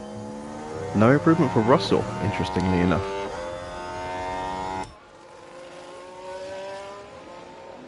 You can see the difference in the line between our two drivers as well. I wonder if that's to try and stay in clean air.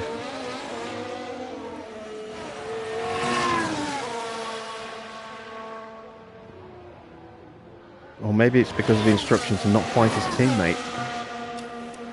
So, Russell is out in 6th, Hamilton in 7th. I don't think we had the pace to challenge Alonso in the end. So 6th and 7th, it's not great. It's not a bad start. Trophy list looks quite straightforward. I've not had a look at all the trophies, but there's only, what, 30 trophies, I think. It's a small trophy list. Shouldn't take too long to work. There's nothing quite like... I've already knocked out, I think, 13 of them. Man, maybe not that many. I've knocked out a fair few. Right, let's have a look at strategy. We're going to start on the mediums, go medium, soft, soft. The one stop on this just doesn't work. You lose way too much pace.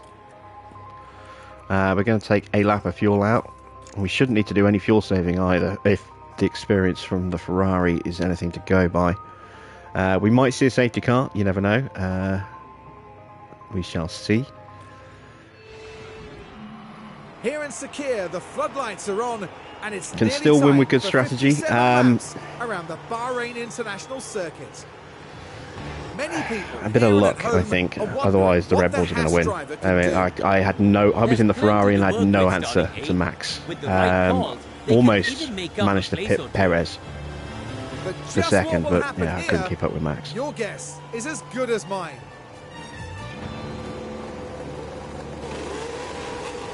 And this is it, the Bahrain Grand Prix. And it's lights out, and away we go. If a driver is entering a battle situation where they might need the extra power for an overtake attempt or to defend against one, then you can direct them to deploy energy as they see fit through Battle Assist. Yeah.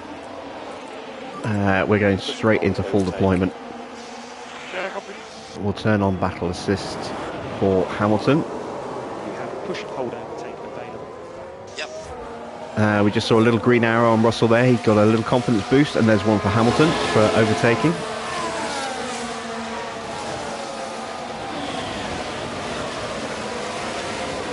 Now we'll turn off Battle Assist. Let's go into neutral.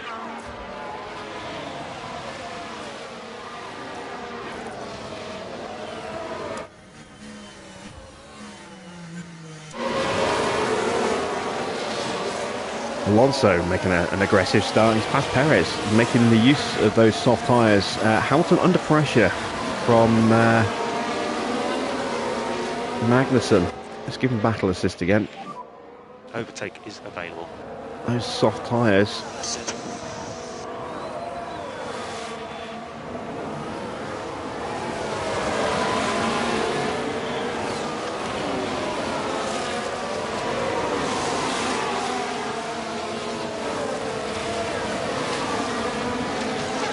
So you'll see little updates popping on drivers' confidence as they go through different sectors at different speeds. You can see Magnussen all over the back of Russell, really pushing those soft tyres.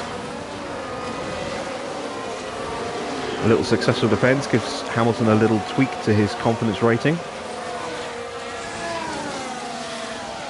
Personal best sector 3 gives Russell a nice dollop of confidence.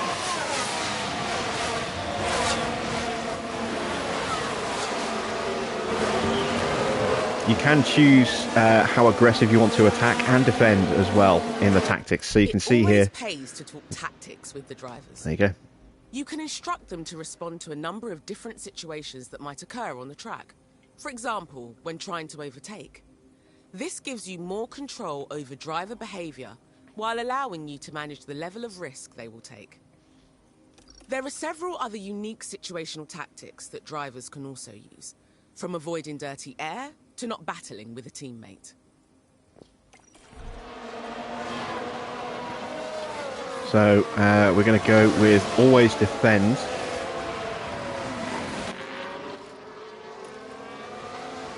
On both our drivers, just to try and fend off.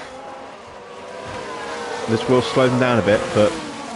Oh, Hamilton got pushed out wide. That's damage as well. I don't know who that's for. Let's have a look at that. Stroll hit this us. was the 7th corner. Barely any room to manoeuvre. Oh, that's quite an impact between them. I think Stroll broke his front wing there. One unhappy team after that. The team glued to the monitors and watching their hopes crumble away. There's been a crash. Right, so we got low confidence from Hamilton now. Here we are down at turn 7 with not much room to move. And not just one. Yeah, I think that might be the front wing end plate. Yeah, you can see there. Oh, and he hit someone else as well. Oh, Stroll.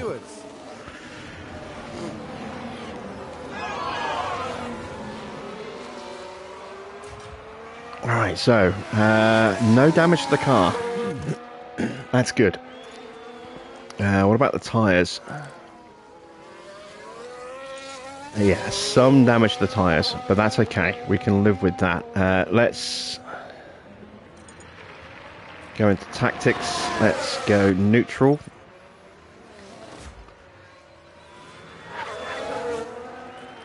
We just haven't been able to keep pace with the cars in front. We're going to go into top-up mode.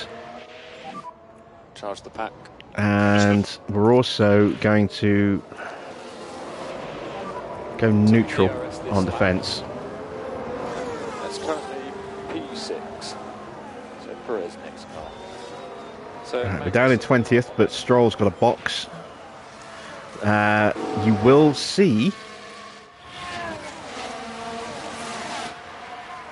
front wing changes. There's his penalty.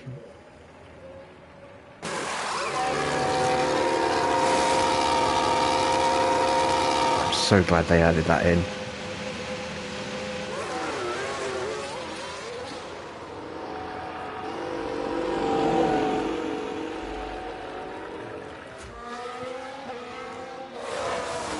Right, so yeah, we need to try and boost Hamilton's confidence a bit.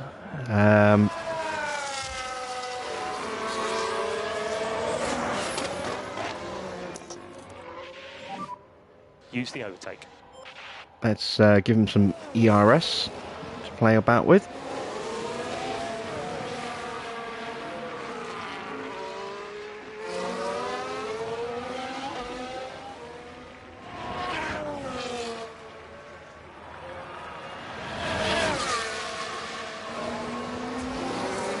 Russell's confidence down to medium because he's been overtaken a few times and just doesn't have the pace to stay with the soft tyres.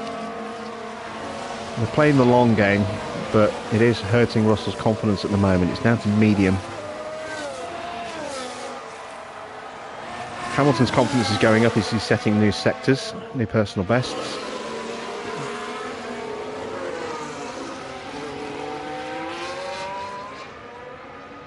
And when he starts working his way through the field, his confidence should start going up as well from successful overtakes.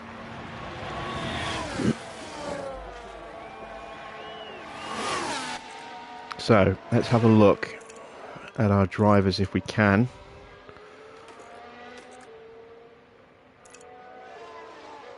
No, it won't show us the drivers.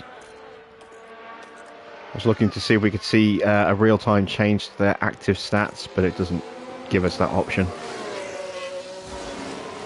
Right, we're under pressure from Albon right now with 2 seconds off the back of Ocon as well. Yeah, we don't have pace at the moment in this car. And oh, that's a wide for Russell. That's going to affect his confidence.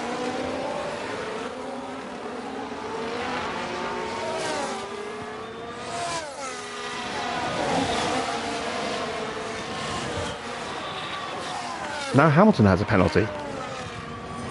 For what? I don't think that was Hamilton's fault. I thought that was Stroll's fault. Stroll must have got the penalty for hitting the Williams, which must have been Sargent, I'm guessing.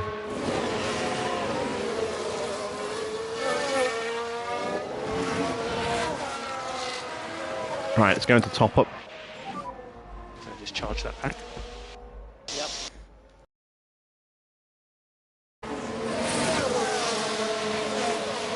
We didn't even have the pace to stay with Albon right now.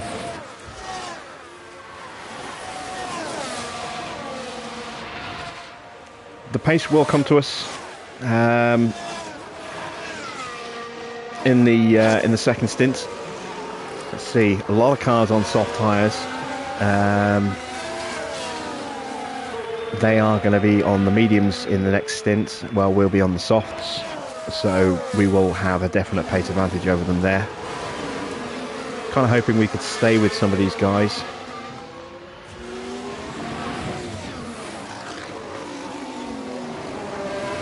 Under pressure from Albon, from Gasly here. Oh! Understood.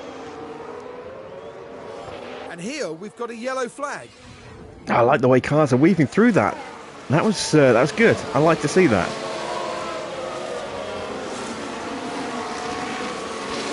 Oh, clumsy.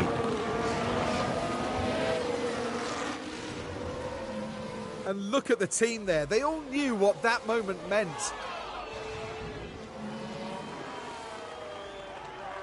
New fastest lap for Alonso.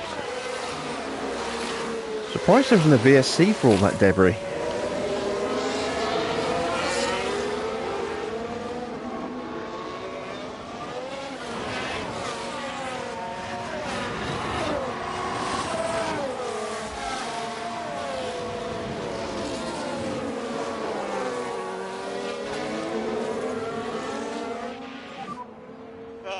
Sugar.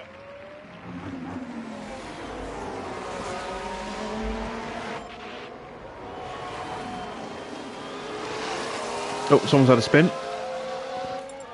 That's a McLaren. Yellow. There's a yellow Piastri. flag now.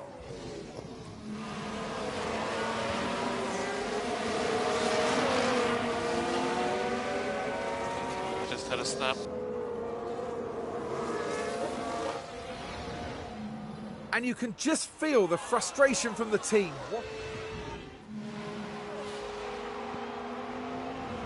Alonso sitting another fastest lap. We are now back in DRS range, thanks to the fact that we're chasing Gasly here. Failed overtake attempts, which I think is what just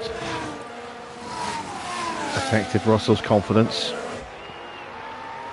Hamilton almost in range of Sargent. Let's go neutral just to get full regular deployment.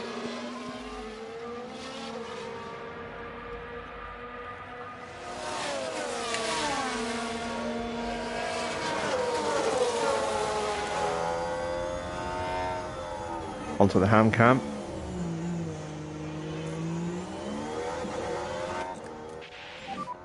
Let's go for it.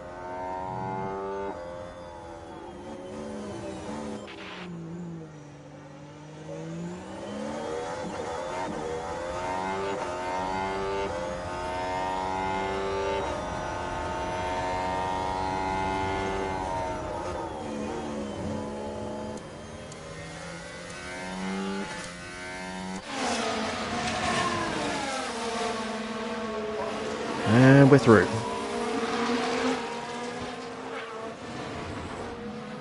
Now we're with Lewis Hamilton here. The opportunity's there. Good, solid move. And a personal best in the middle sector, thanks to that DRS, means we now are into high confidence again with Lewis. That'll help boost his pace. Russell having a look at Gasly.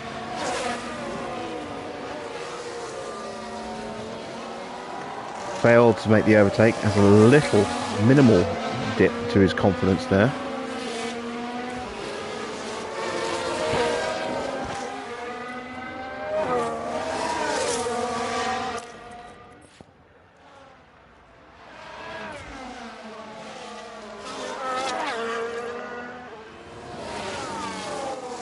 Still in charge mode. Let's go full harvest here.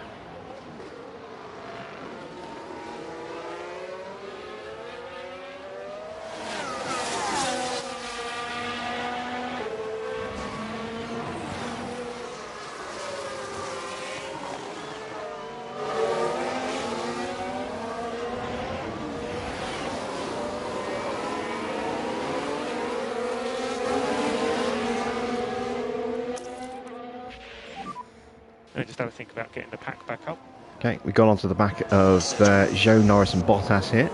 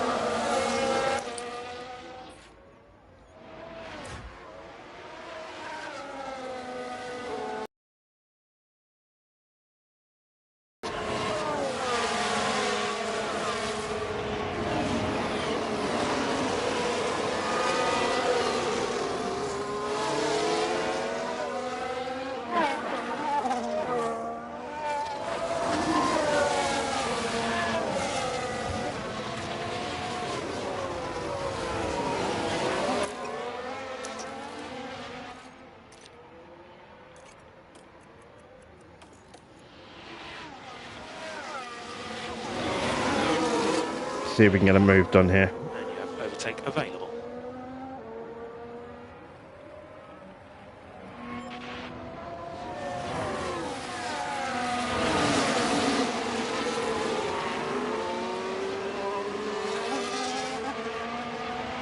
Yeah, the mediums are going to start coming back. Not massively at the moment. For some drivers, Alonso and Magnussen have got decent looking mediums.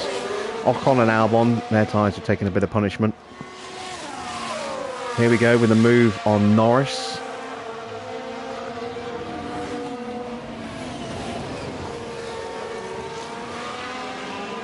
Back it to very high confidence. Now we're going to line up a move on Bottas.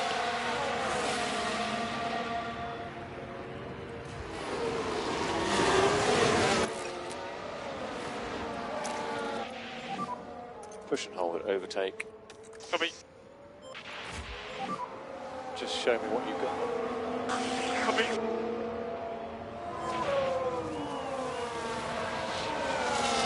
And you see Hamilton with a little defensive move there. I am liking the some of the variation you see in driver lines now as well. Personal best first sector for Lewis. Russell looking at a move on Albon, couldn't quite get it done there.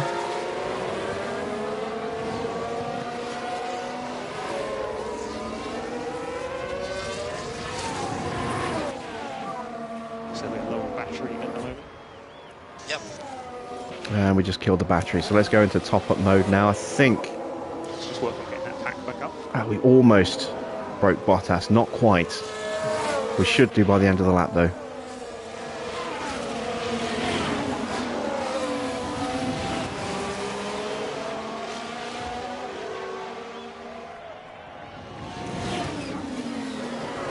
Right, we need to get past Albon here.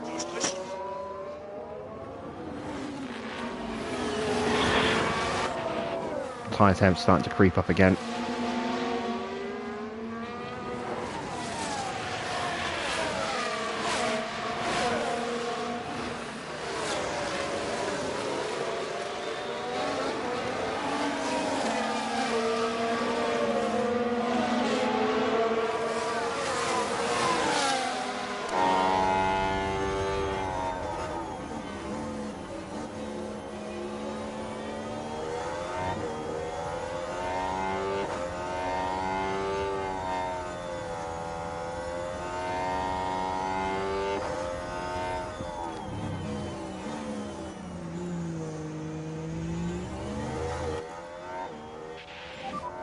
Just cool the car.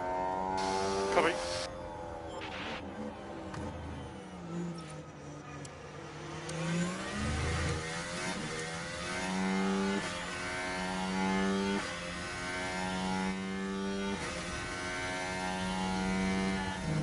Good solid defence from Albon there. Alright, let's go into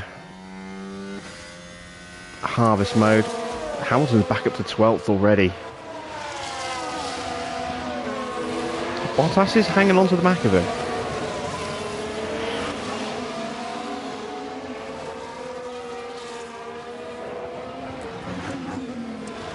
And we are lapping faster than Tsunoda. Let's see what we did at the end of this lap compared to Yuki.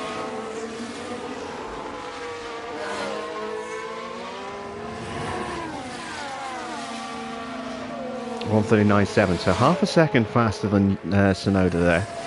That's good. Let's turn off battle assist.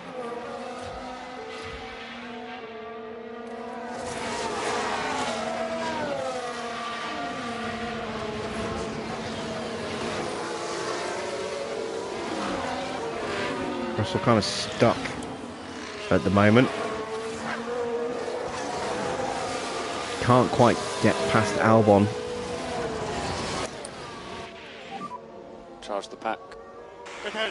Because Albon's still got a slipstream to Gasly. As soon as Gasly pulls enough of a gap to break the 1 second to Albon and break DRS, which he hasn't quite done yet, we should be able to get through. We might have just lost DRS there. We did. There's Hamilton. Caught right back up. And this is where you can see how much of an impact driver confidence has. Look at Hamilton's confidence right now. It's very high. Fantastic recovery so far. Russell's still running around with medium confidence, so not really on the pace.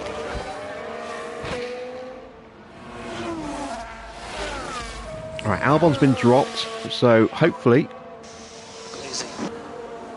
we're going to start closing him down now. Bottas got through. But this is what happened. Here we are then reaching turn 13. Oh yeah, he got alongside with DRS and then just had the inside line. We'll get him back again.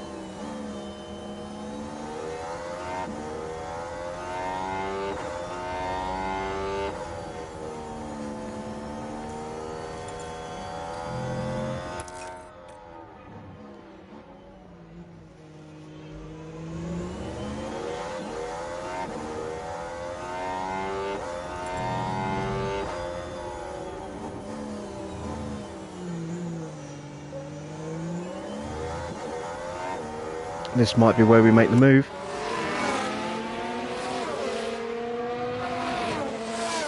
A little far back. There's still pace in those soft tyres, even though their grip levels are falling away. And when we are starting to eke up onto the back of Albon, we might be able to get DRS here. Yeah, we're going to get DRS off him. You'll see some drivers will have periods where they'll push and their lap times will go up, and then they'll start backing off again because they have to cool their tyres back down. And you can see how quickly we've caught the back of Albon there.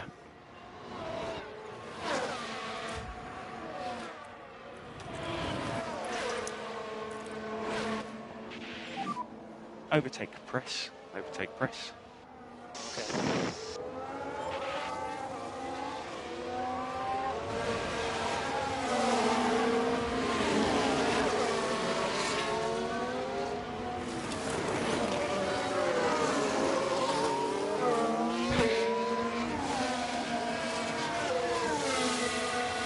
So right now you can see Russell's tyres among the best on the grid right now. Norris's tyres 76 as well.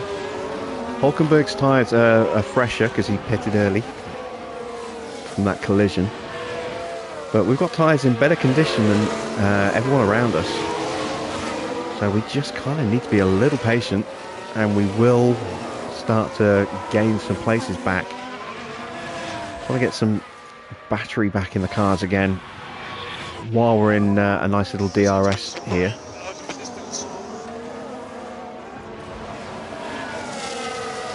We are now all over the back of him. Let's go to top up. Let's turn on battle assist and let's get past.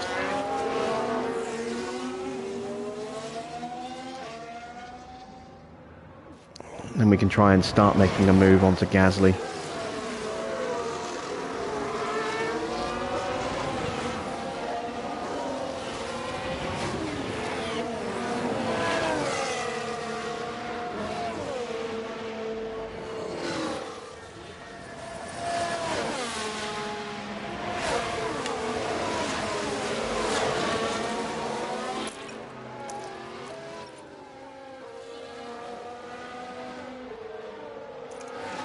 Right, so into high confidence with that overtake. Now we're going to start trying to hopefully set some fast sectors. Open up a gap, get onto the back of Gasly and get that confidence up a little bit more. Still in the very high category for Hamilton.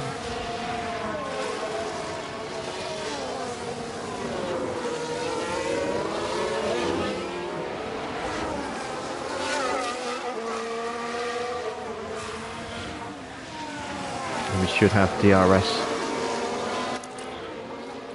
Yes, we do. And I think we managed to drop Albon. Yes, we did. Excellent. And just charge the pack.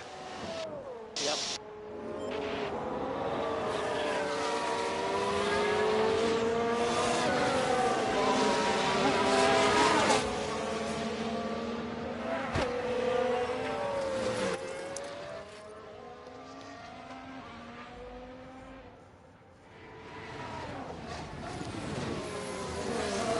And there you can see the new confidence rating after a couple of overtakes and fast sectors. Russell now brimming with more confidence.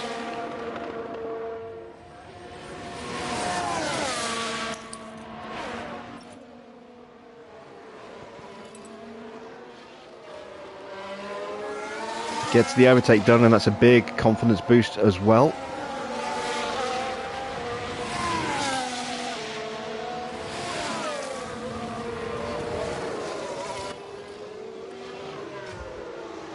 And Hamilton now is past as well. Let's start trying to break away again. Understood.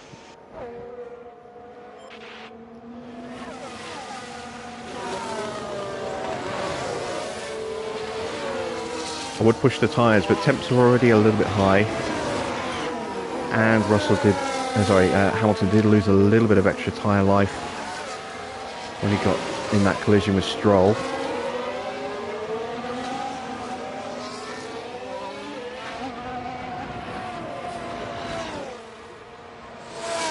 We've already dropped Bottas though. Bottas no longer in DRS range.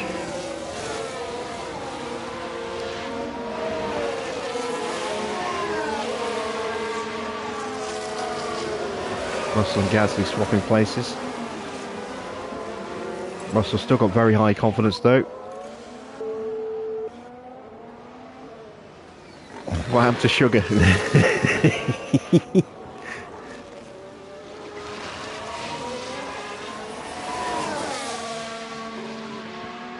See a Captain America on the radio language.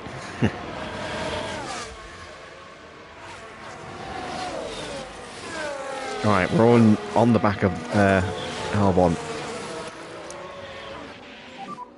So just charge that pack. Yep.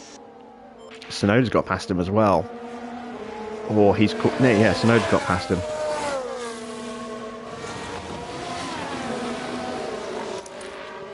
Just make sure we don't get dropped, actually. It's just going to top up. Back up.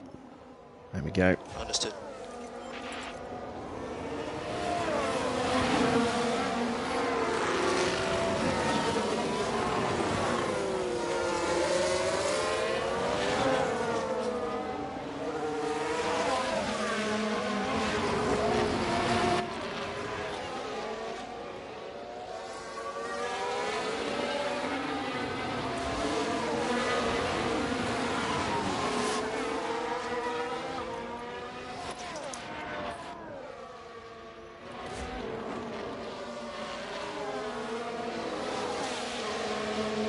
So Sainz leads from Max, then Perez.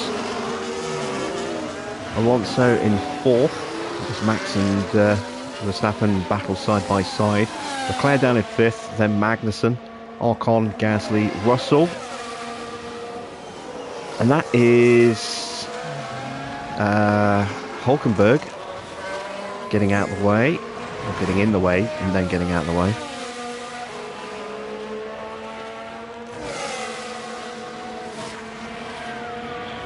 Here comes Hamilton.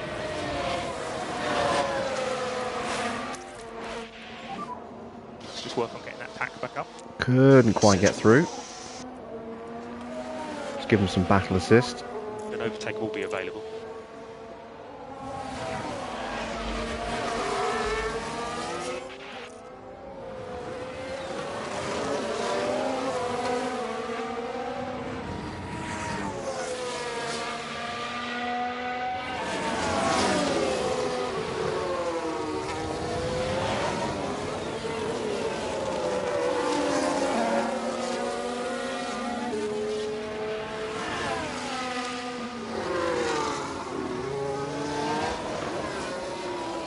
And Hulkenberg again getting in everyone's way. Oh, he's missing part of his rear wing, look.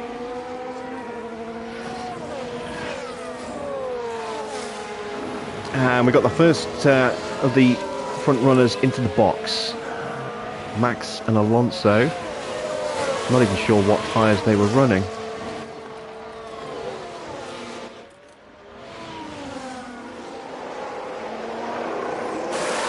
Okay, so medium's going on. It looks like, is that a soft medium for Max, or is that a medium soft? It's a bit early for the mediums. It's got to be a soft medium for Max. Lewis, we're still in this race. Other cars are starting to box as well. We get out behind Alonso. That's a bit annoying. Albon's boxed.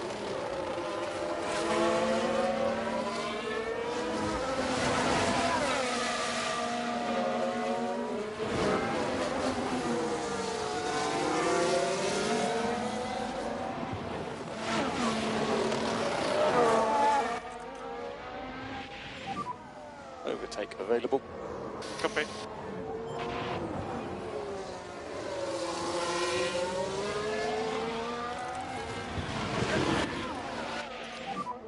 Just show me what you've got then. Okay.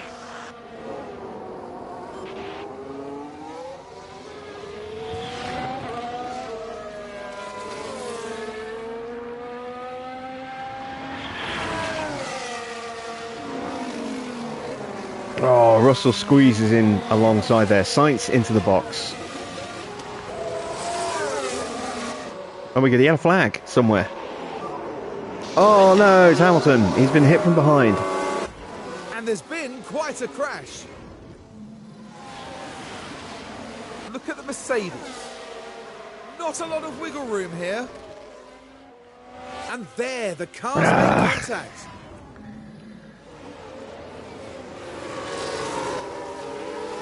What? We got the penalty. Now we're approaching turn 2. There's the opening.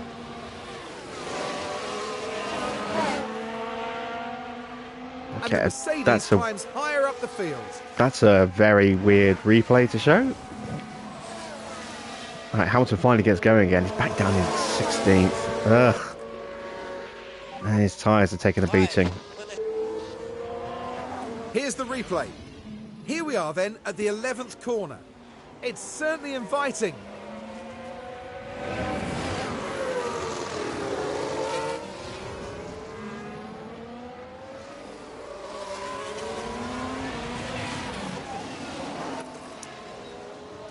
Right, we're going to harvest for a lap and then we're going to box. You can see we've got a yellow flashing light. It means we're about to approach the pit window. That'll go blue when we hit the pit window.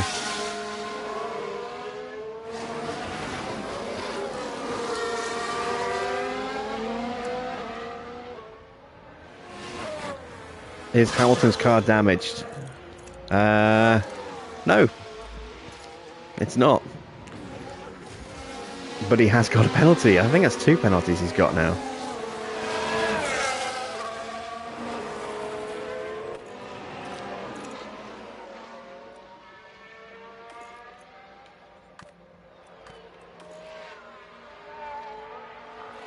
Yeah.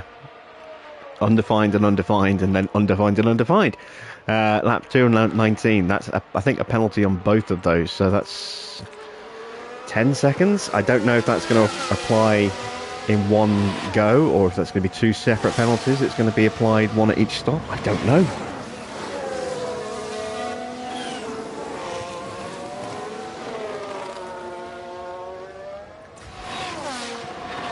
Leclerc boxes from second.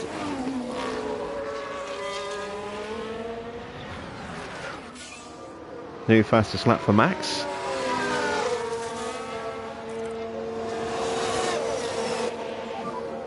It's not going to be long now, mate.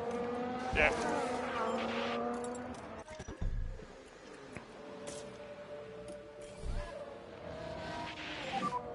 So, box. So this lap.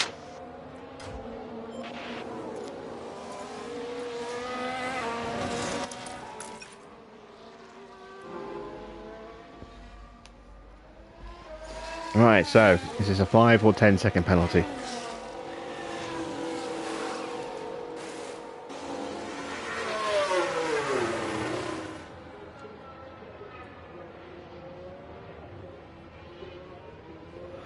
It's 10.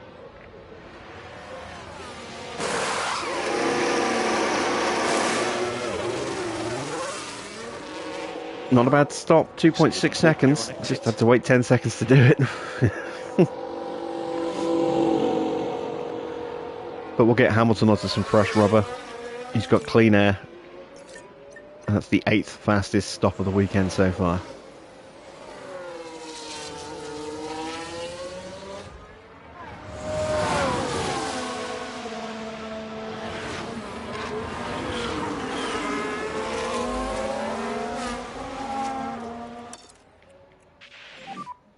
And happy to pick up the pushing level.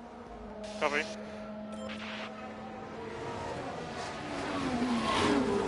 Right, hopefully Gasly and Leclerc will battle and drop back a bit. We want to try and open up a gap so we can try and undercut Gasly. But I don't want to burn the battery to do it. Hamilton's now a lap down, I think. Oh no, he's almost a lap down. I thought that was a Ferrari in front of us. It's not, it's an Alfa Romeo. He's not far from getting lapped by Perez. That's Perez just coming onto that DRS straight now at a turn 10.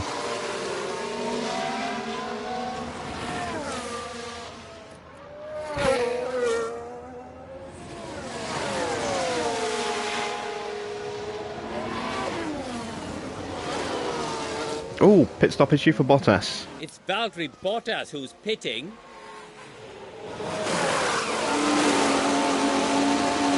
And they can't lower the jack. Problem with the jack.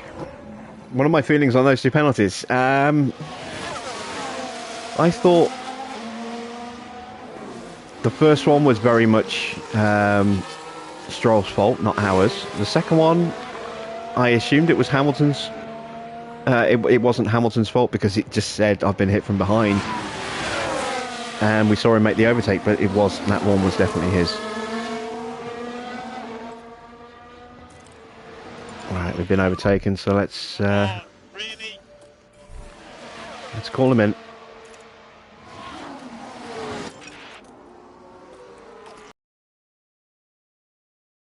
Just reduce your speed. Yeah, I agree.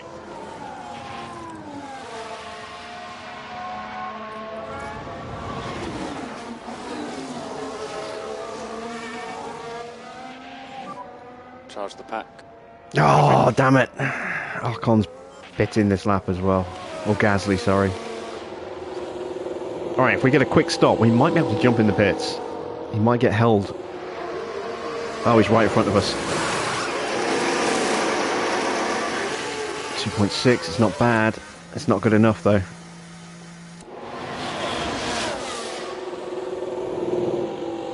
As long as we get out in front of Stroll.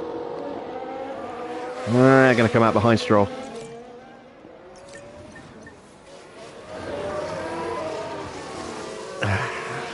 Gasly gets through. We don't. Stroll's tyres are knackered, so he's going to be boxing soon.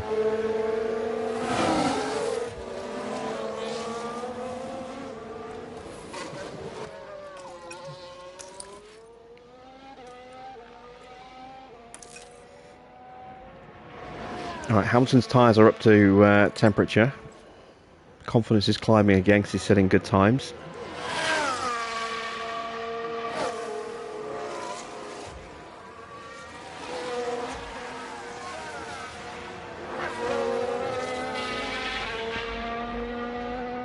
But a long way off at the moment, down in 18th place. Yeah, I said 2 in the top 8. I don't think that's going to happen.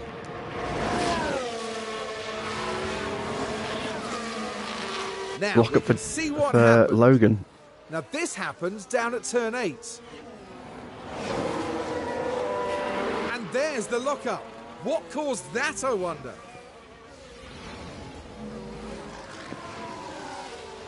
New fastest lap for Max. We're going to have a go at the fastest lap for Hamilton at the end of this lap. Russell's still bringing his tyres up to temps.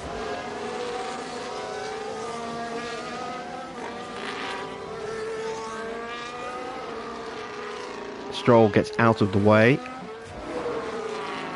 by boxing. Yuki's in the box as well. So we've got past Yuki. So Russell's in the top 10.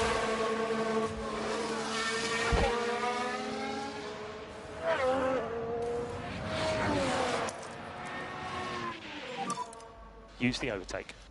Yep. Pit stop issue for Yuki. Karun.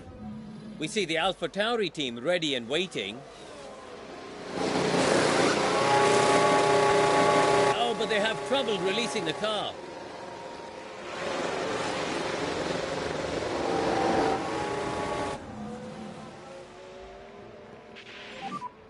And we'll push. Yep. Right, hot lap attempt. We just got a confidence boost for setting a personal best in the 3rd sector. I want to give him a confidence boost so that his pace will pick up. Let him start to fight his way through the field. We want him on aggressive overtake, yes.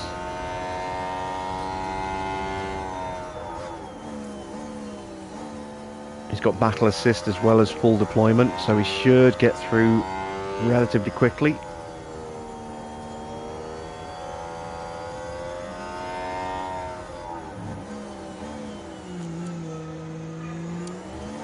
Debris' tyres are rubbish as well. We might have a dive up the inside here. Yes, we do.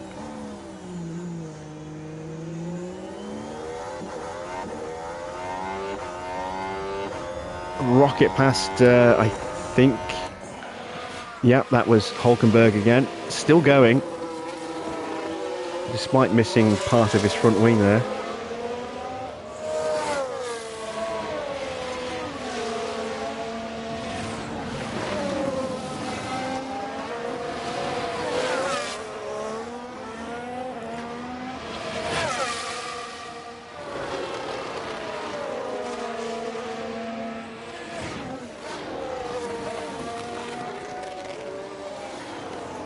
So this gives you an idea of the car's pace. We pushed very high we pushed on the tyres, we pushed on battery, on full deployment. We didn't get the fastest lap. I don't think we were even close. Just charge the pack. Let's cool those tyres down. But we've got Hamilton into very high confidence again, which means that'll give him a slight boost to his stats on top of where they were initially. Give him a chance to start fighting his way through the field again. New personal best in the first sector.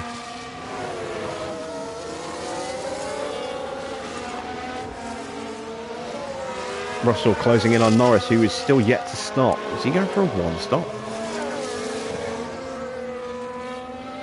He must be going for a one stop.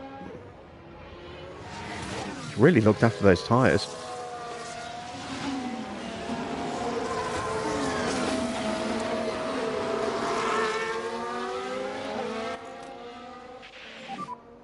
Overtake is available.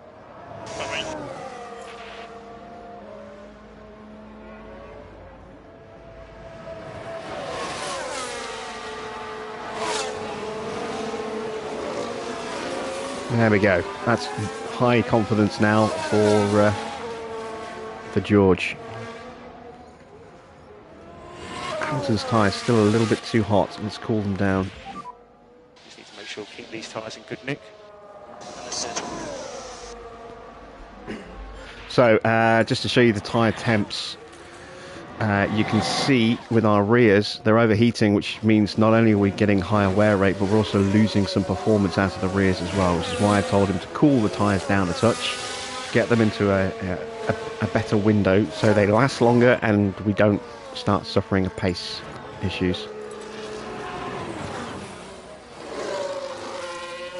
We are closing in on the back of Sargent as well.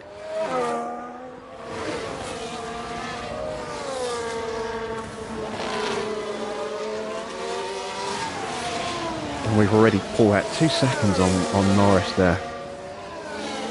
Russell in good condition right now. It's setting personal best sectors. Confidence is now up to very high. That'll give him another little boost to his stats.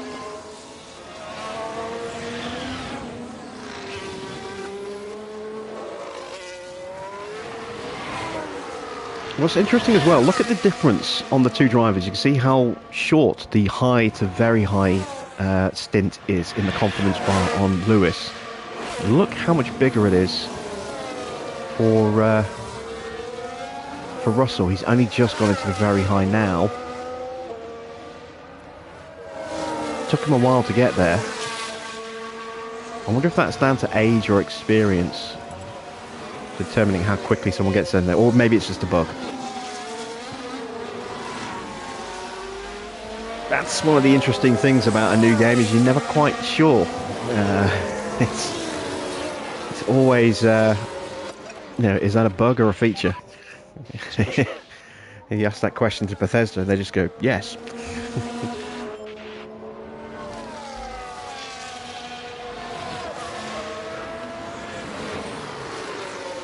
Right, so what's Logan's tyres looking like?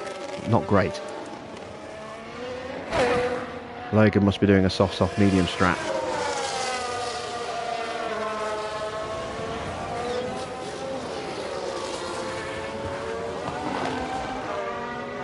He's on high aggressiveness for overtaking. We're going to drop that down to medium after we get past Sargent here.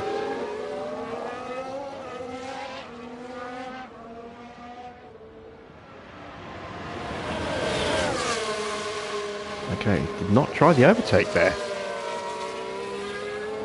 Surprised at that, he's just glued himself to the back.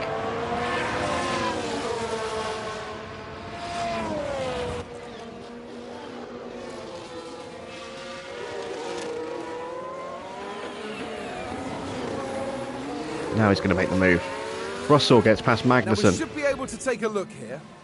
It was George Russell involved. Yeah, nice straightforward DRS It's pass there there. for the taking. So Russell up to 8th. Still 3 seconds off the back of Gasly.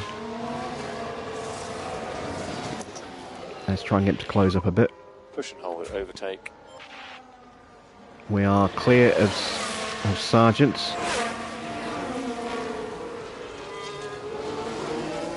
I don't think he'll be able to come back at us, even if he has got DRS here.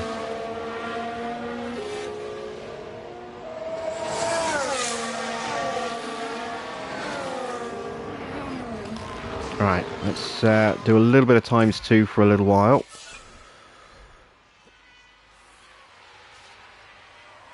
While we're trying to hunt down Gasly. And Hamilton's got, 5.5 seconds to Stroll, Bottas, Zhou. Well, Stroll and Zhou. Bottas a few seconds further up the road.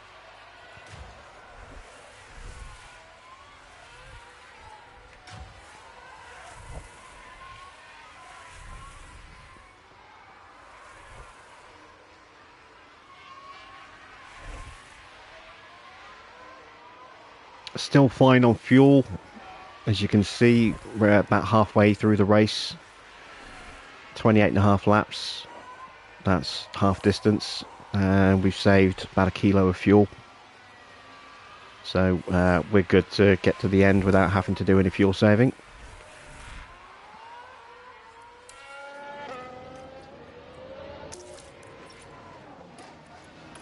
Let's go into harvest mode actually.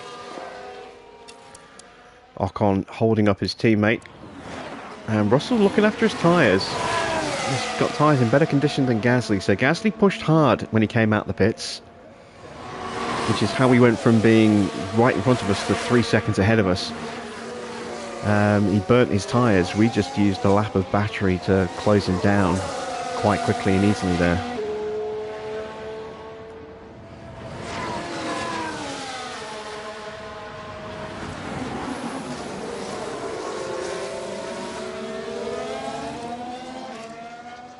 Driver now at peak confidence. First time I've seen the driver at peak confidence. I'm still nowhere near the fastest lap. Let's turn off battle assist while we're charging up. Let's go into low overtakes. If an opportunity presents itself, we'll take it, but we're looking to try and just recharge the car a touch.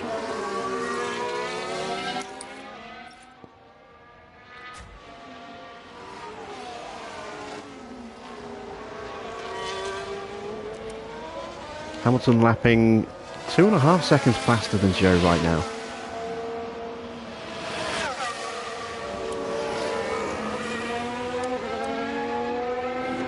Quite sure why Zhou had such a poor lap. Maybe he had a little run wide somewhere. Russell's tyres overheating because we're stuck in the dirty air, so we'll drop him into low pace mode. If we could just drop back a bit.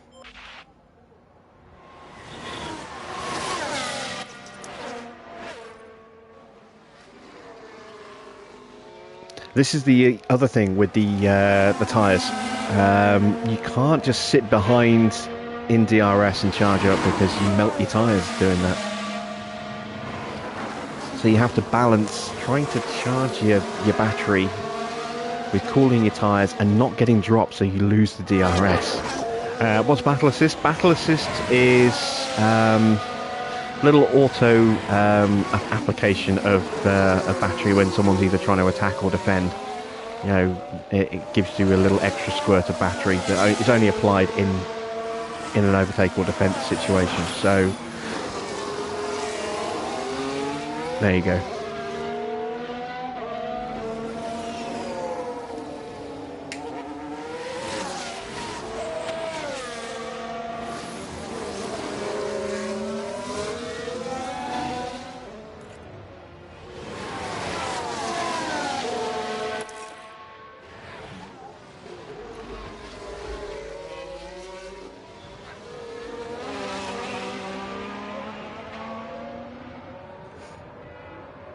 So Gasly is setting the pace up front of these two cars, you know, now.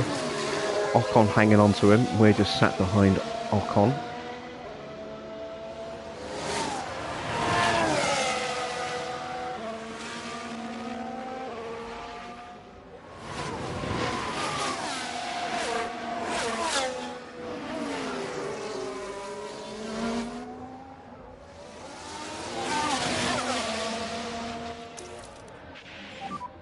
Charge the pack. Hamilton's tyres overheating again because he's getting onto the back of Zhou. He'll get past and those will sort themselves out pretty much straight away.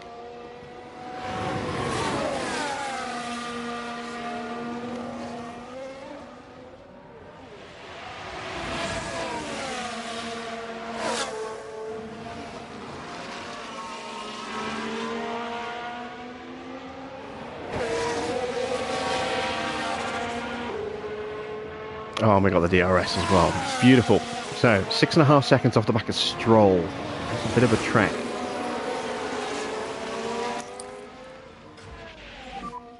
So just charge that pack.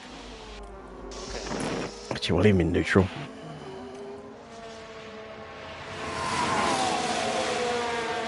And we're good to go neutral here as well.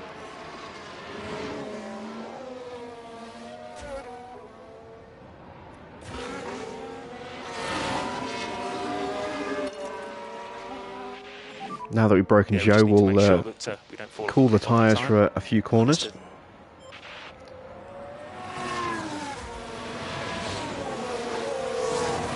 And we need to start thinking about making a move now.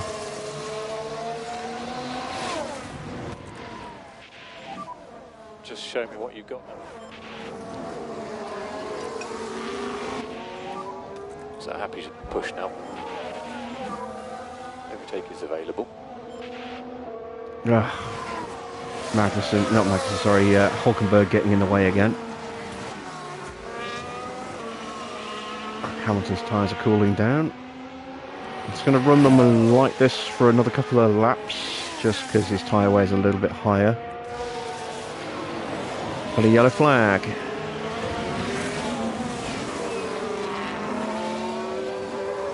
Someone's either a spin or run wide.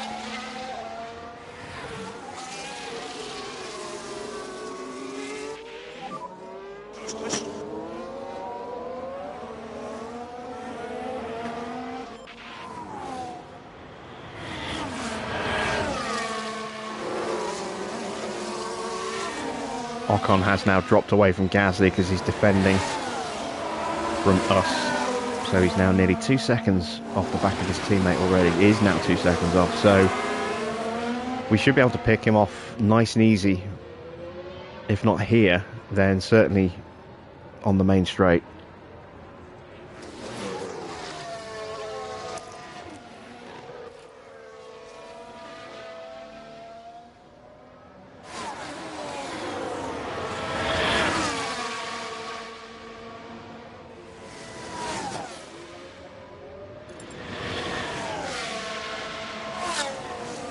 That's about as high as your confidence could possibly get there. Not just in the peak category, but maxing it out. Alright, tyres are cooled down nicely. Let's up the pace again. And let's push. Yep.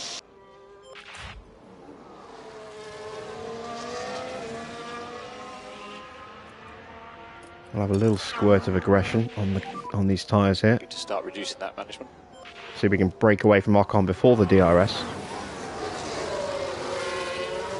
What effect does overheating tyres have?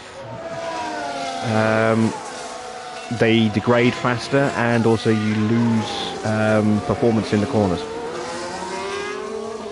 Yeah, in the traction zones.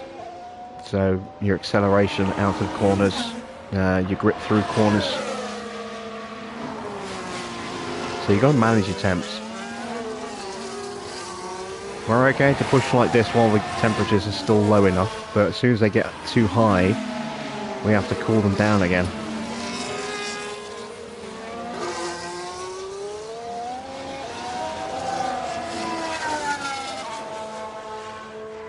Like that. They got a bit too high there. Let's just manage these tyres. Did we get the DRS? No, we didn't, but we will have it at the end of this straight.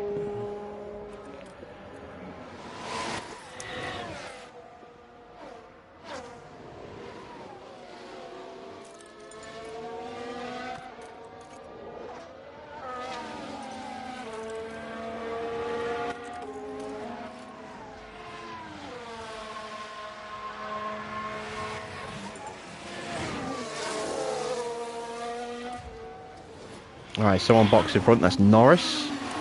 Norris finally making his stop. So this is to go to the end, I think. Oh no, you can't be going to the end, surely. Oh, we've got a sticky wheel there. Left rear a little bit tricky to come off there.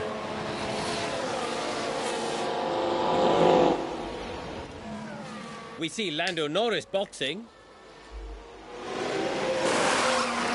But hang on, there's the reason for the hold-up.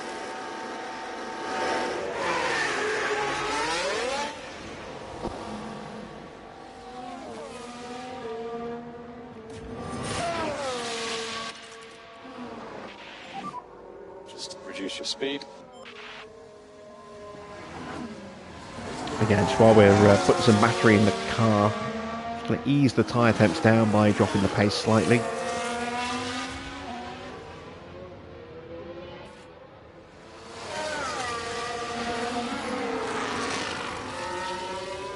Right, Hamilton is half a second faster than Bottas.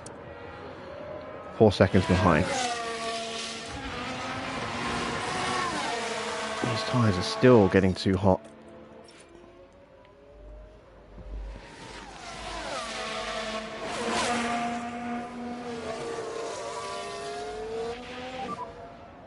I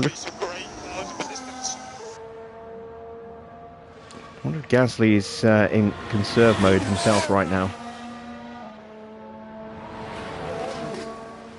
Just going to let these tyres cool down and then we'll push the overtake.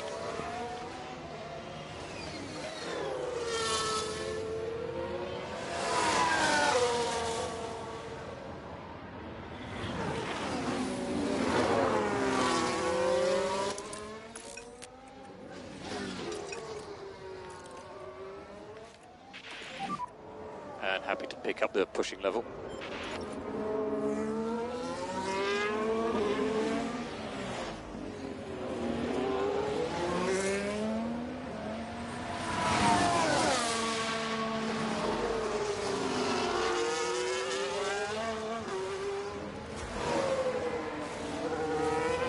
Seitz and Sargent both in the box. Just taking 1.5 seconds out of Bottas since we last checked in.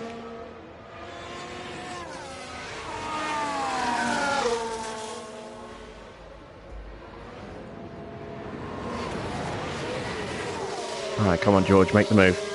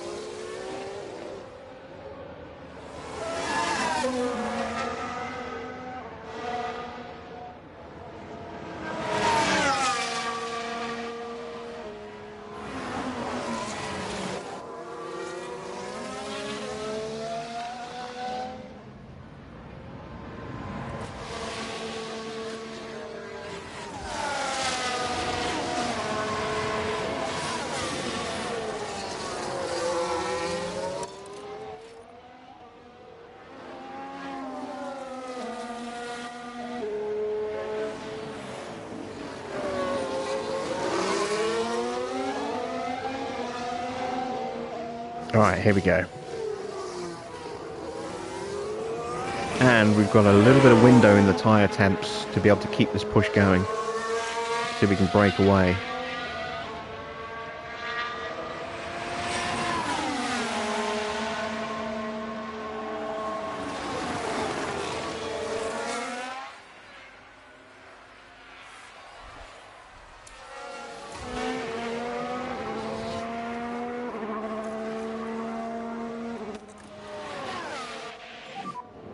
Let's go for it.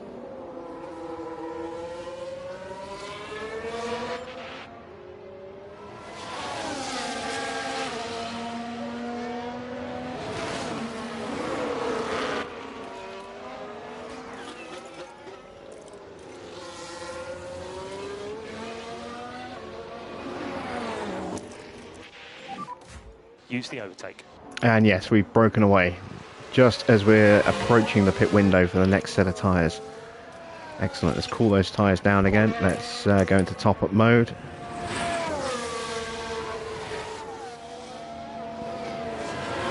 Pulled out 2 seconds on Pierre there. Excellent.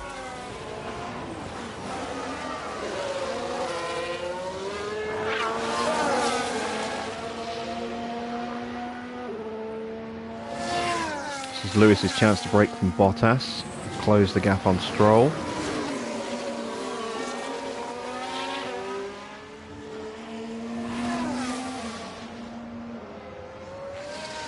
Tyres overheating slightly for Russell. It's not too bad at the moment. We can live with that.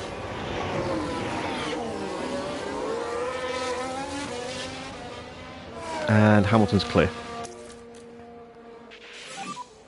Just have a think about getting the pack back up. A 1:33.8, the new fastest lap for Sainz. Tyre temps are still creeping up.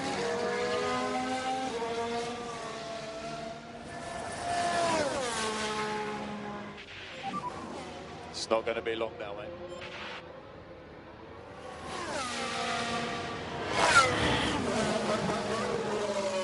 Ocon into the pits.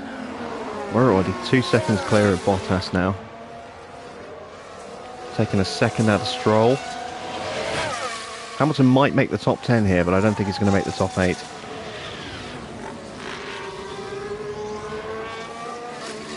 Right, let's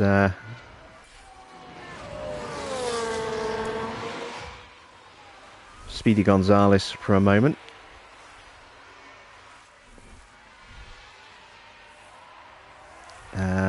Yeah, Ocon's come out just in front of us. That's not good. Well, actually, it's not too bad. We might be able to stay with him.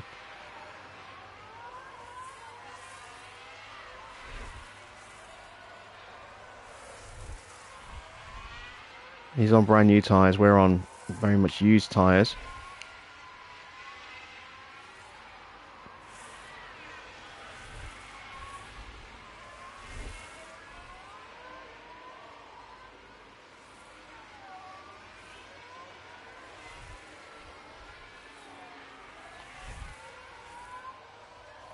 Oh, he's got mediums. Interesting. Perez pits from the lead.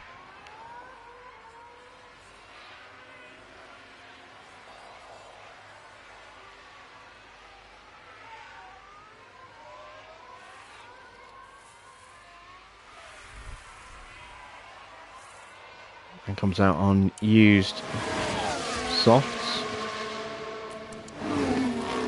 Hamilton now out of range.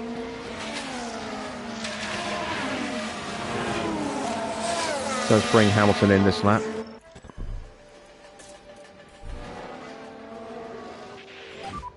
Box. And we'll bring George in this lap as well. We're happy where we are on tyres. Box, end of this lap. Change tyres. Copy, box.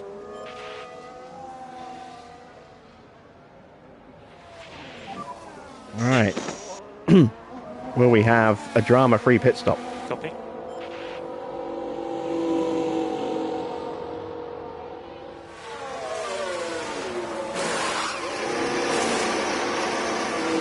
Looks good. 2.6 seconds again. And what exactly happened there, Karun? The Haas pit crew are all ready. How you doing, William? But there's an issue with the front left. Problem for Magnussen there.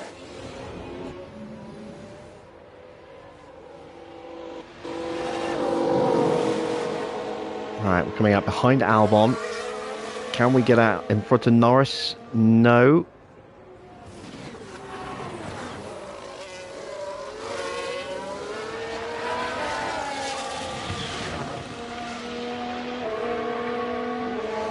but we'll be on him pretty soon.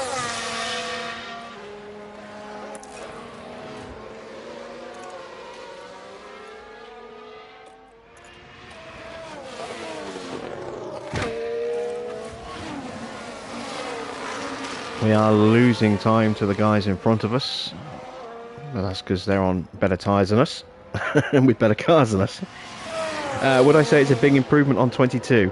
I haven't played it enough to really have a definitive verdict on that yet. There are some things that have been improved and I like. There are a couple of other things that I don't like that have been changed. And there's some things that haven't been changed that should have been changed. Yeah, we should be clear on exit. I do think it's better.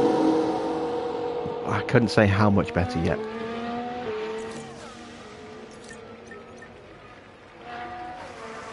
Alright, we did get out just in front of Piastri, I think.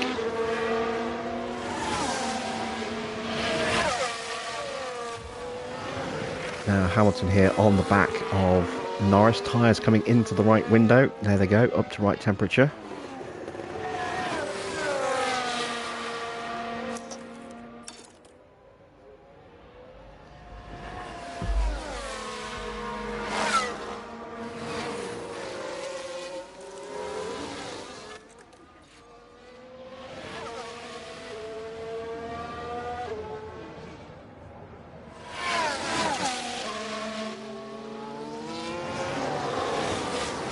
Excellent, we get the move done. Let's ride the ham cam. New personal best in the first sector. Looking to try and get his confidence level up.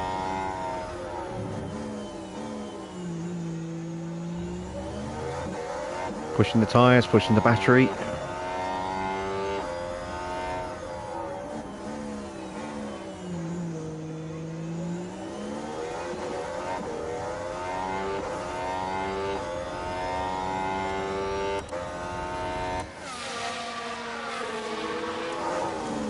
Stayed clear of Norris behind. He's now outside of the 1 second window. That's good.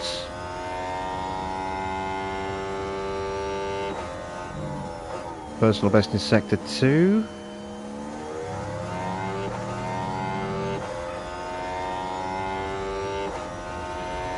Chasing down Albon.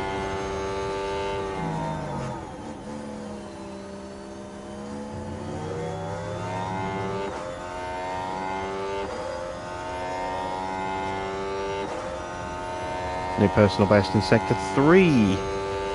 Still nowhere near the fastest lap. What was our last lap? Doesn't tell us on here anymore like it used to. Oh no, best 134.3. Okay, yeah, so 138. What was it? 133.8 is the personal best. So we're still half a second off the fastest lap. Let's cool those tyres down. Make sure keep these tyres in good nick. Yep.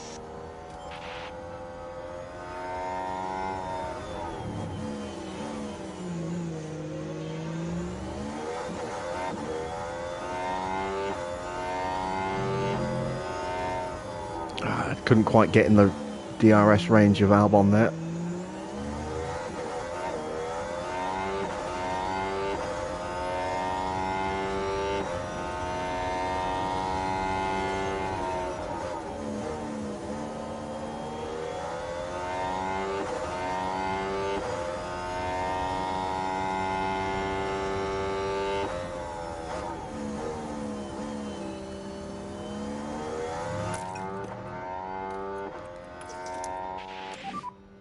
Just work on getting that pack back up.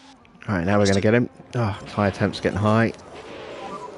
Yeah, we just need to make sure that we don't fall off the cliff on that tyre.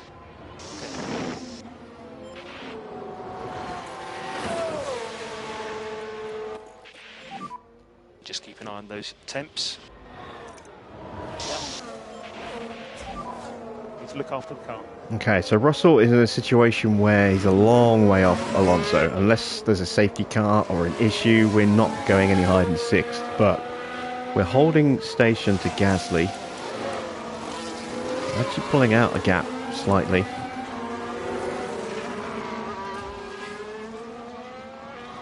So Russell, mission accomplished. A bit more work to do with Lewis. That 10 seconds of penalties really did not help. Stacked on the fact that we got dropped to the back of the grid both times before we even took the penalty. But we didn't take any damage, which is the good thing.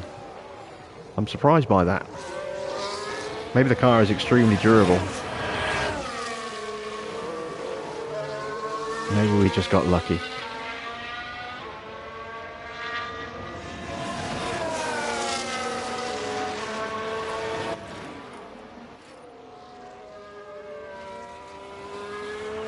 Right, cooling down these tyres again.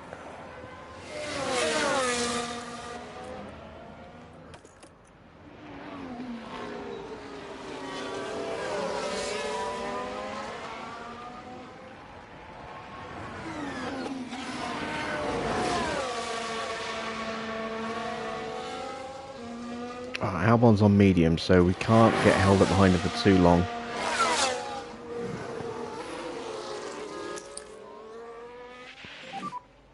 Just charge the pack. And there we go, we're through. And we got the DRS coming out of the corner as well. Beautiful. Nice.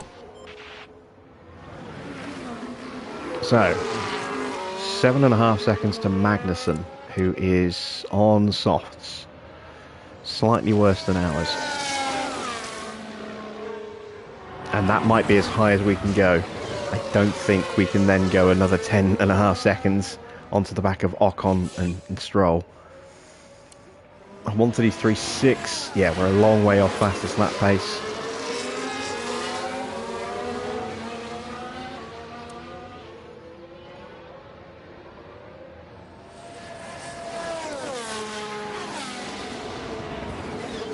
Yeah, Stroll's doing a 1:35.7 right now. Well, that might have been DRS assisted on the last lap. We'll see what he does across the line. Gasly with a quick lap. We had a slow lap. 1:36.2. That was a very slow lap for Russell. What happened there?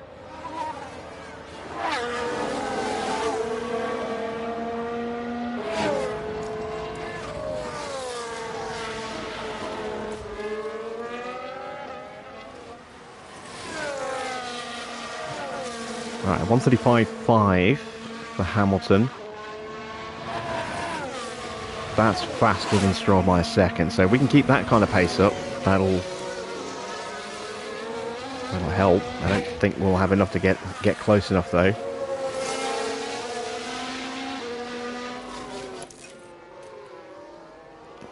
Right, Gasly has clawed his way onto the back of us, seeing as we had that really slow lap for some reason.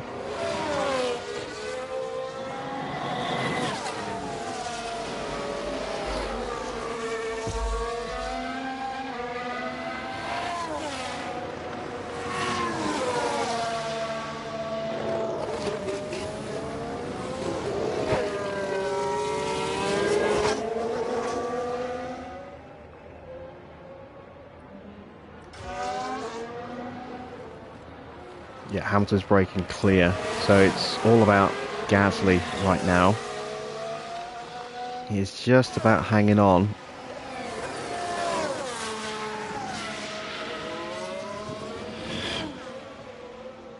Tyre temps are a little higher than I would like at 114.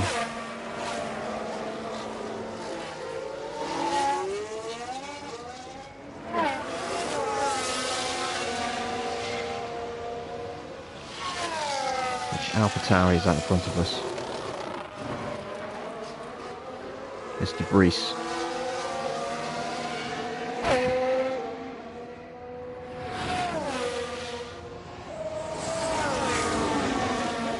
Oh, that's nice to see. The numbers are different colours on the car this year.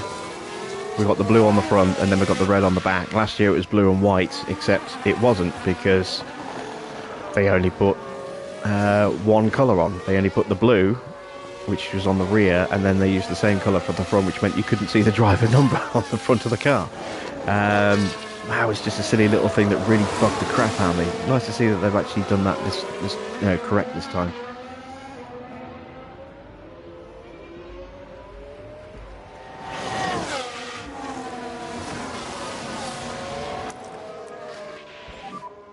push and hold, overtake. Yeah, copy. Can we break Gasly here? Just about.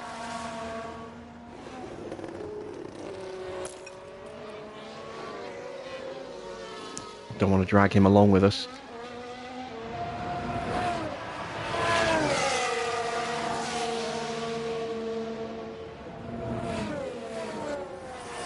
Alright, we're almost to the point where we are fuel positive. Get DRS off the Vlies here.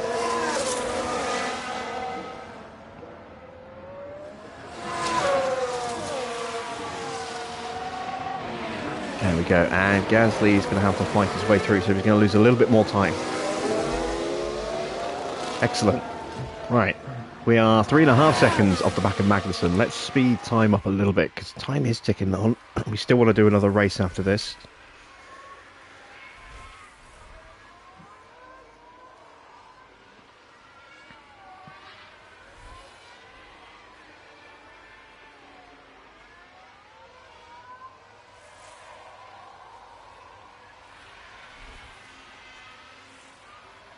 We've opened up the gap to Gasly to 2 seconds now.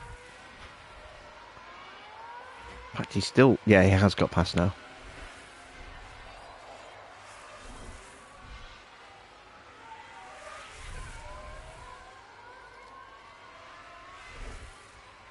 Stroll boxes. Oh, okay. Was not expecting to see Stroll boxing.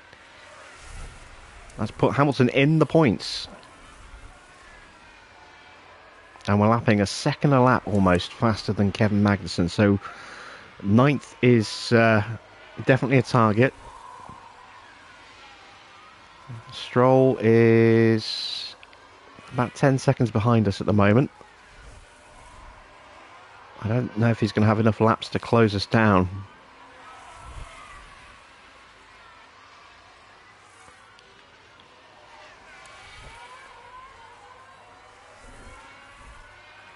Still pulling out 0.3 a lap on Gasly. Gap's almost up to 3 seconds now.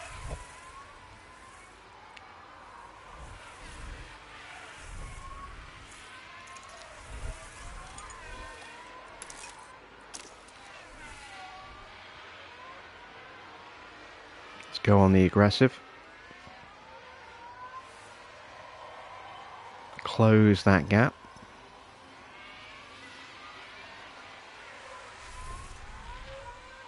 Get him lined up for the start of the next lap.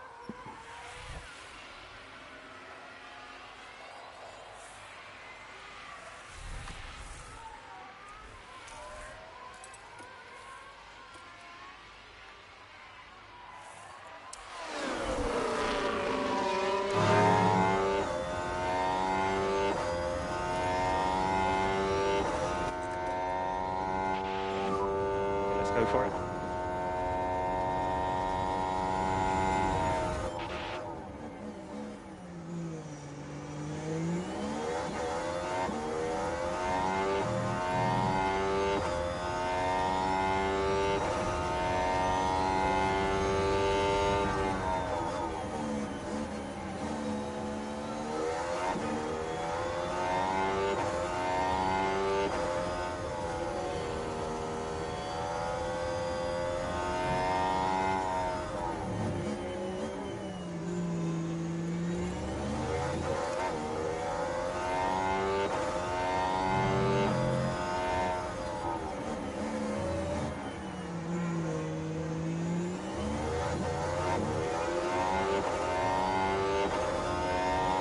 Oh, make the overtake.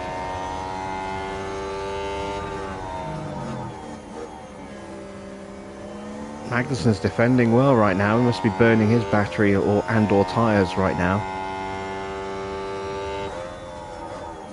Oh, we're going to sneak it up the inside and box him in. No. The AlphaTauri gets out of the way nicely.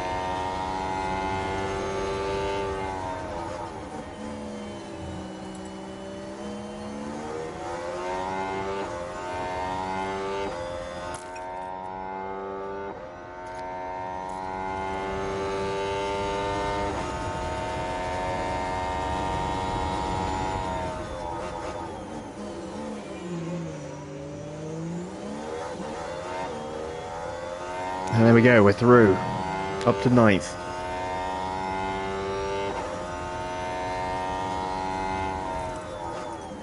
And we're now in peak confidence for Hamilton.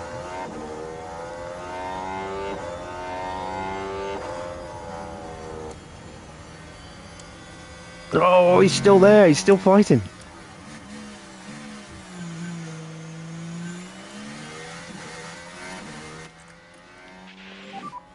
Press, overtake. Understood. Is it possible to follow? Yeah, don't sweat it, Lewis, don't sweat it. So just charge that pack. Yep.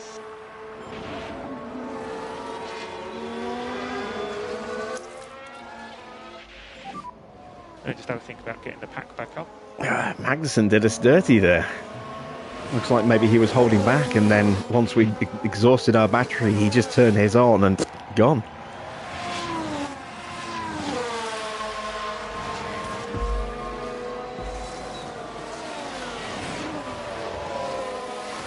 Still in DRS range though, so we'll have another crack at him.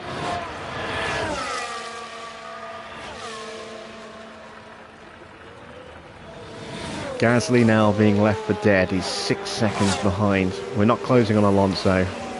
We're not going to close on Alonso.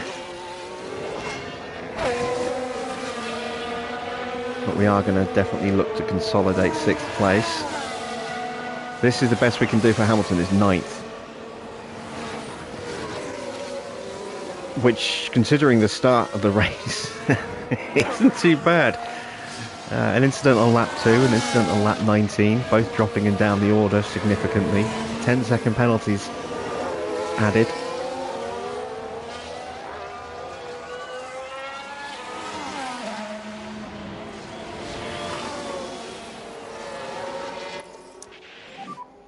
Need more power, possibly. Just do what you can.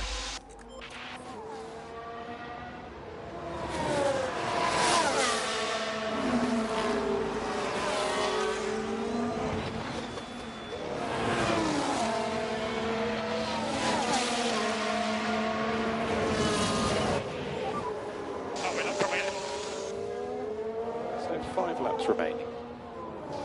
Yeah, copy. Tyres starting to get a little hot again.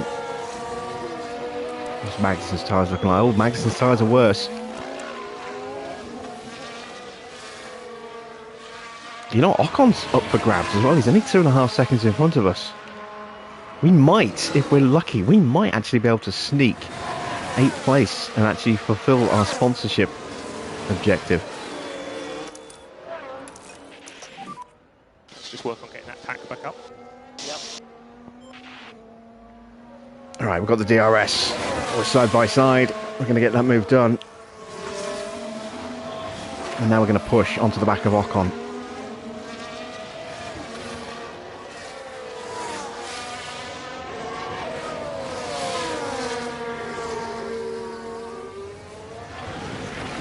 If we can recover into 8th place, that will be amazing. That will be a great recovery. Given the lack of pace that the Mercedes has at this point.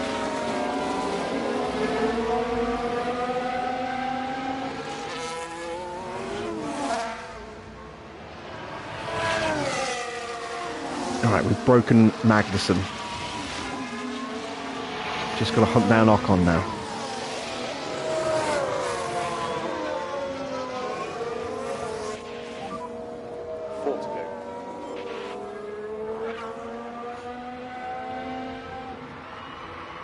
I like to do it without completely killing our battery, if at all possible, but I just don't think we're going to be able to close it quickly enough without draining it completely.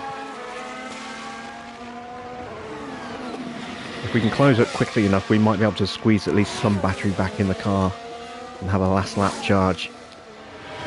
We're comfortably clear of Stroll. He is 13.5 seconds behind. He's not a threat.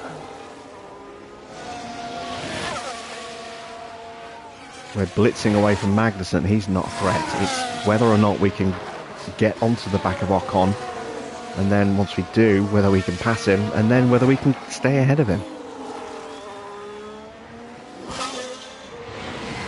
Tyres are in a good window. He's on the medium, so we're going to have a pace advantage. A tiny bit of fuel to play about with, but not a lot. We're in the DRS, so let's go into harvest mode. We're in peak confidence right now. We are seeing high temp peaks, so just keep on top of it.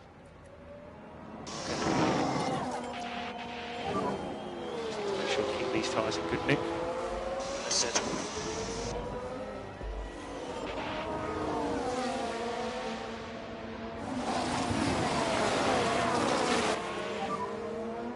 Somehow I always manage to give you guys dramatic closes to races without even trying.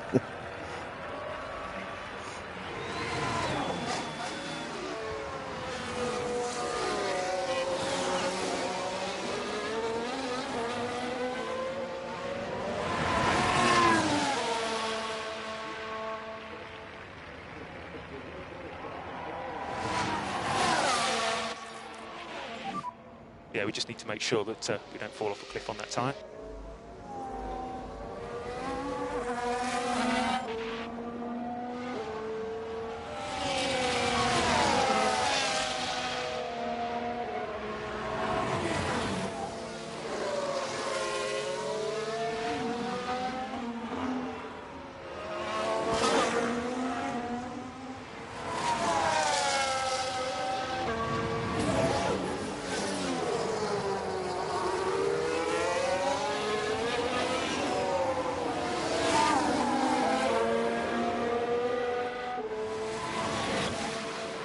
Lap and a half to go. No. 2.5 laps to go.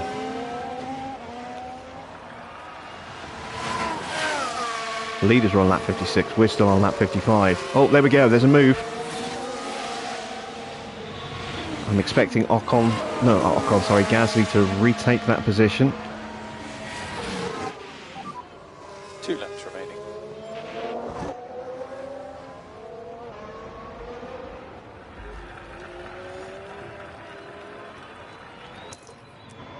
Oh, I think we just gave the DRS to Gasly.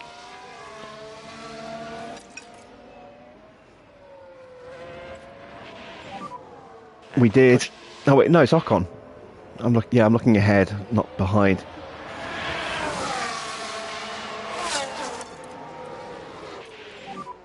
So you can pick up the pace. We're at peak confidence. We're on full deploy, using up some extra tyre life, and we should be able to just blitz away through the middle sector here.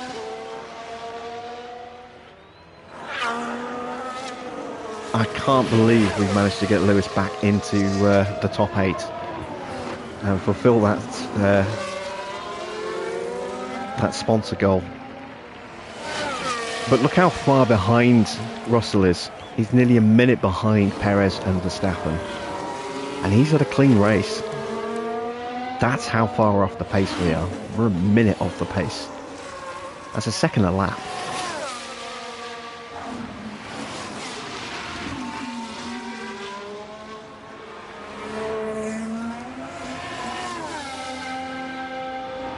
We've got to find an awful lot of time to get this car where it needs to be. You're just starting the final lap.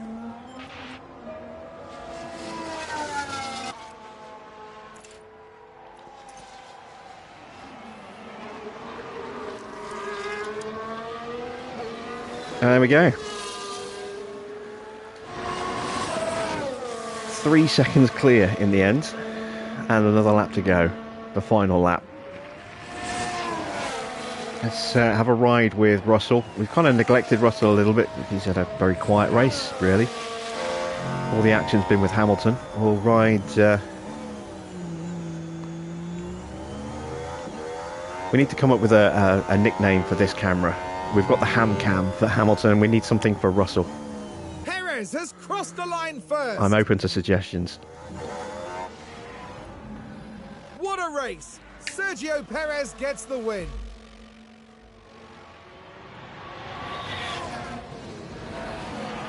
You can't say they didn't earn it. They put in an amazing performance today.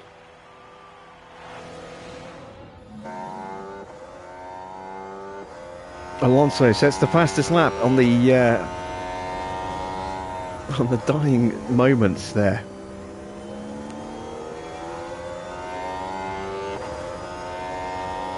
Or maybe it's just confirming him as fastest lap as he was crossing the line. Must be that.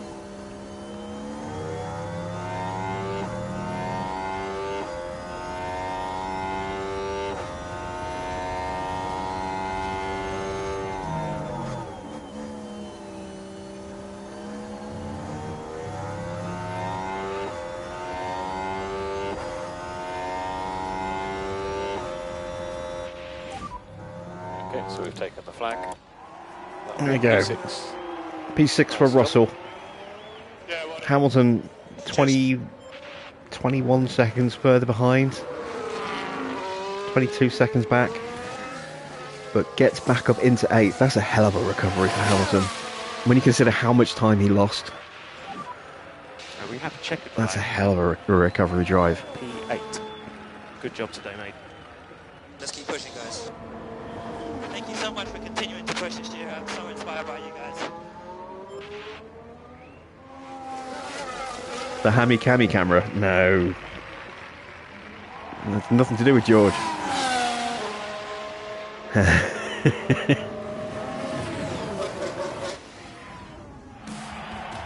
Not a quick race to sum up, not least for George Russell there. And onto the podium goes Sergio Perez, and he's certainly in good company there. And that's win number 1 of the season, and it's sure to provide them with a real confidence boost. And we've certainly kicked things off in style here at the Bahrain Grand Prix.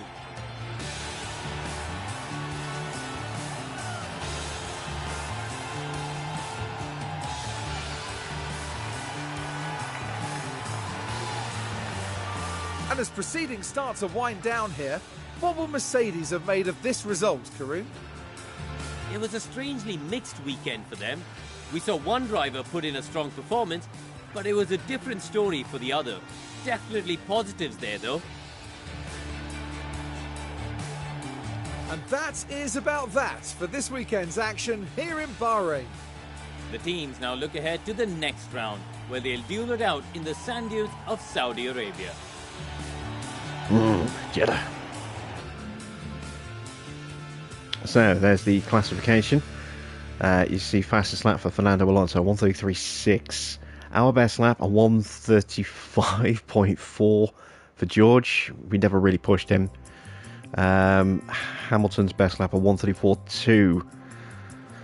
0.8 of a second slower on Lewis's best push lap against Alonso. The old fart camera.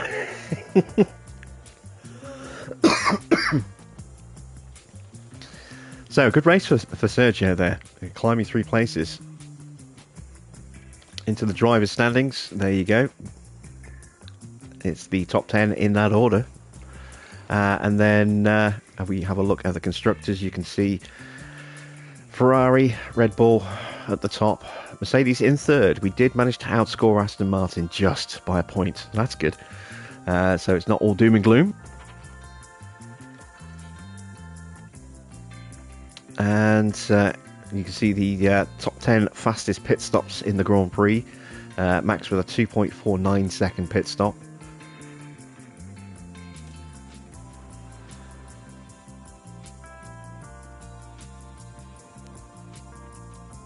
So this is the apparently there's points for the DHL pit stop, and yeah, we haven't got any yet. We need to work on our pit crew. And there's the report of the pit times for our drivers and how slow they were in comparison to the best times. They weren't that far off, a couple of tenths, but in Formula One that is actually quite a lot. So a recovery drive for Lewis there, starting in 7th. Had a big hit on lap 2, dropped him to the back of the grid. Didn't take any damage, but he did pick up a 5-second penalty. Then got another penalty and taken out of the running order again on lap 19. So when he made his stop, not only had he dropped all the way back down the grid a second time, he then had to lose another 10 seconds sat stationary. So to fight him back up to 8th was fantastic. We got a breakdown of Mick, who didn't do anything this weekend, so bad luck, Mick. But by managing to get both drivers into the top 8, we did manage to complete our finish position guarantee just by the skin of our teeth.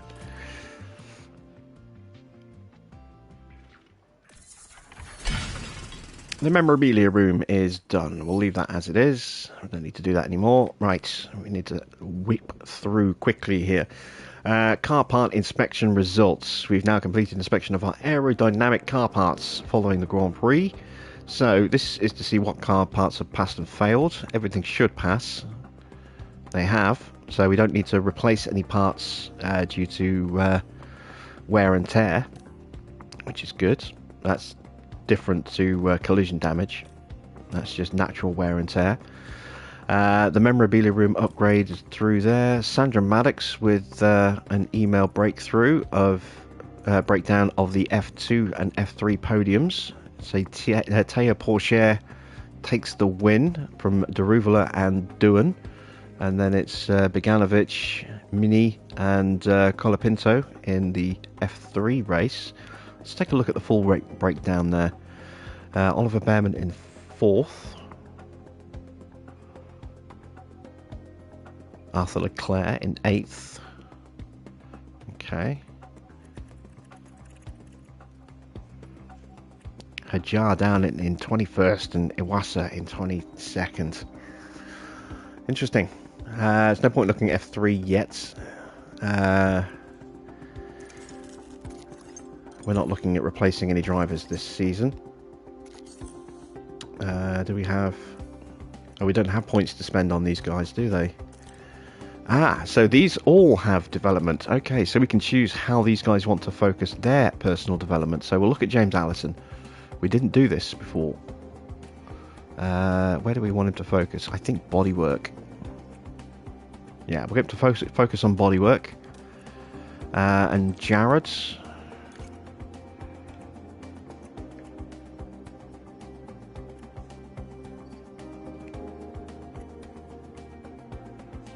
Thinking ground effect. Yeah, we're going to get him to focus on ground effect.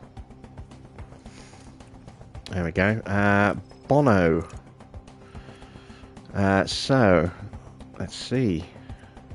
We'll get Bono to work on driver comms. Marcus Dudley.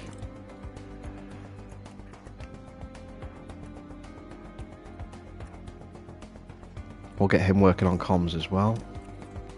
We've already sorted out Ron Meadows. We did that before the Grand Prix. And we've done our drivers. I'm assuming they don't reset. Nope, they're still set on what we set them. That's good.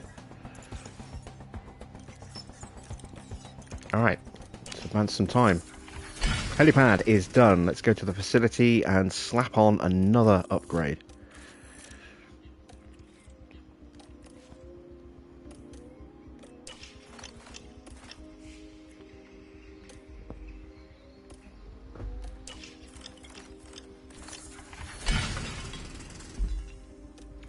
Tour centre is done. We'll leave that as it is. Engineer and driver tension. Ooh, some tension between Russell and Dudley.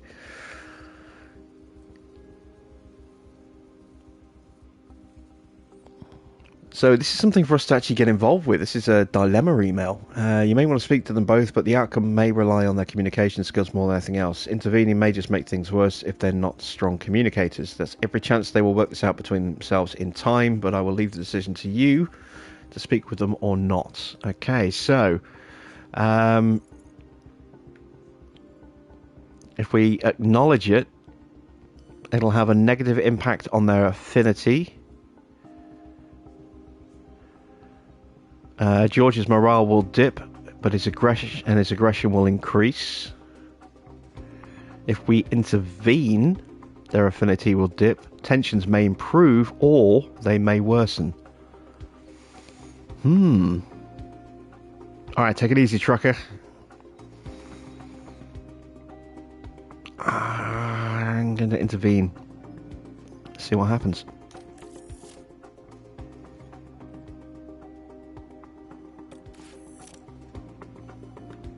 I guess we'll find out.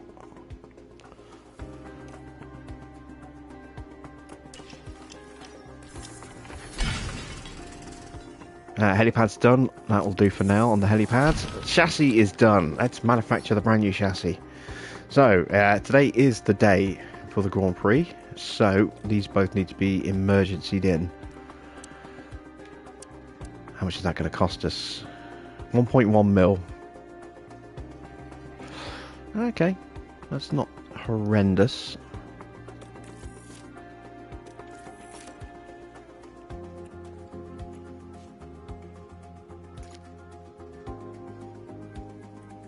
We can start work on a new part. We're going to start work on... do we want a new front wing or a new rear wing? Top speed's not bad. Acceleration's awful. DRS isn't great. Brake cooling's okay. Engine cooling's terrible. The new chassis will help with that. In fact, before we start designing a new part, let's fit the new chassis onto the car. There we go.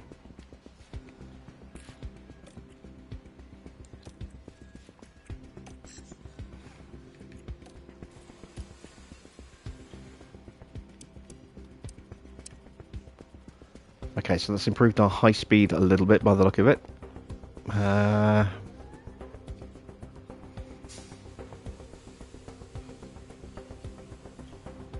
Let's try looking at a rear wing.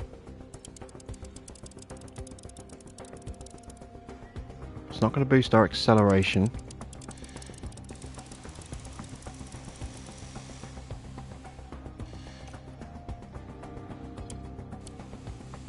Oh, it is a little bit, but not much. It's going to give us a speed boost. Drag reduction will help. DRS delta.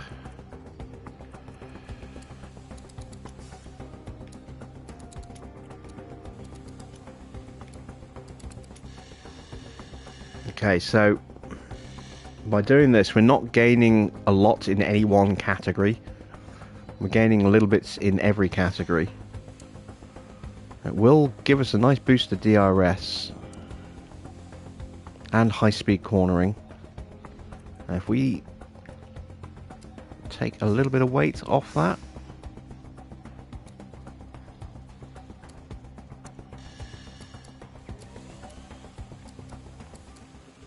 that's having an effect on our cornering speeds and nothing else. So we'll just go there. Right, so development focus. This is going to take 43 days. Miami is there. Baku's in 42. I'd like to get this before Baku. So let's put 2 engineers on this. That'll get me 39 days. Let's go with all 3. So that we get a couple of days to manufacture these without emergencing them in. We will go intense again. Again, look at the cost. 4.3 mil.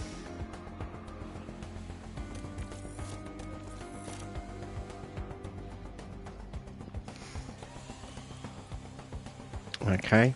Performance targets for Jeddah. Yeah, see, again, I'm clicking here. There's nothing to click on. I've got to come down here. That's just unnecessary, in my opinion. We'll get both cars into the top 10. We'll get both cars into Q3.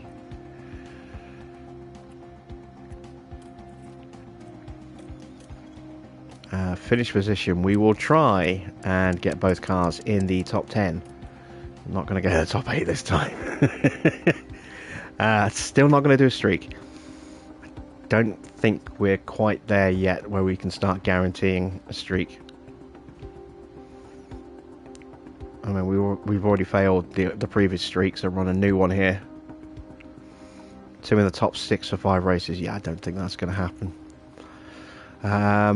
Not until we get some serious upgrades on the car. Chassis design's done, helipad's done. We are good to go. We're here in Jeddah, where the tension is boiling as we head into the Saudi Arabian Grand Prix.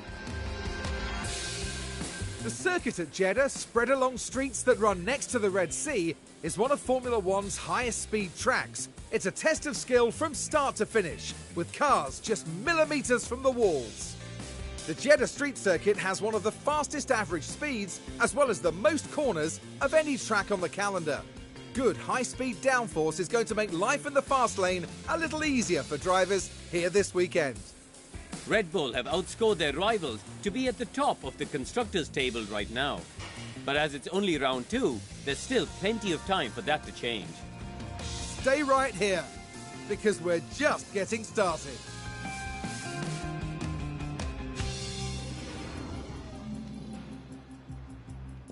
Okay, weather's going to be fine. Surprise, surprise. We're going to go with hard tyres in the first session here. Again, we're not going to bother with Mick. We won't start bringing Mick in until we're a few races in. Car setup. We're going to use last game's values as a baseline to try and figure out where our setup is going to be. As you can see, we've got huge windows to work with here. Let's go with an 8, an 11, an 8.2, a 3.5, and a 0.05. Oh, that's right on the edge of the braking stability window there. Okay, run plan is 18 laps. Hamilton.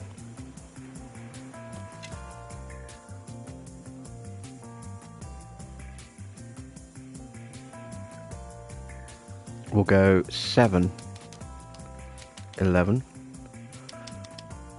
9, 1, 3.5, and 0, and that is outside of the traction window. So let's pull that back in a touch. In fact, actually, let's go to a different setup. So let's go to an 8.2 and a 7.5. And that's a 3.5 and a 0. Okay, there we go. Got 2 baseline setups from the previous game. Let's see how well they translate across. Let's go into practice 2, or practice 1 for race 2.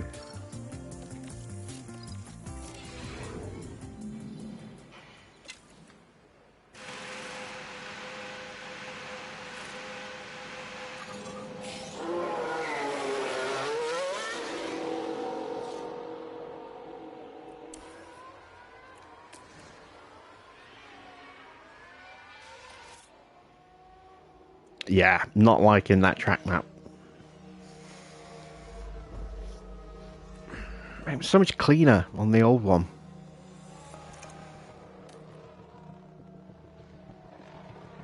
I'm going to avoid high-risk curbs, driving clean air. There we go.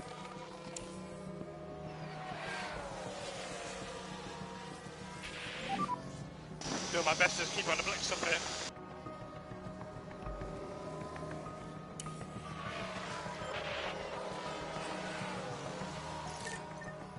Alright, tyres are in the window.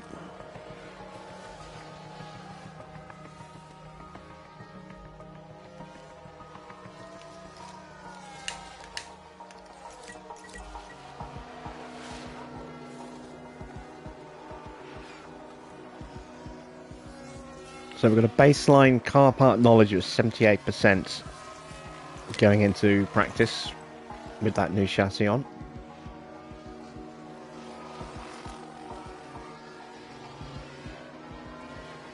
Hopefully we don't prang it, because we haven't got a spare. I don't want to have to emergency manufacture another one.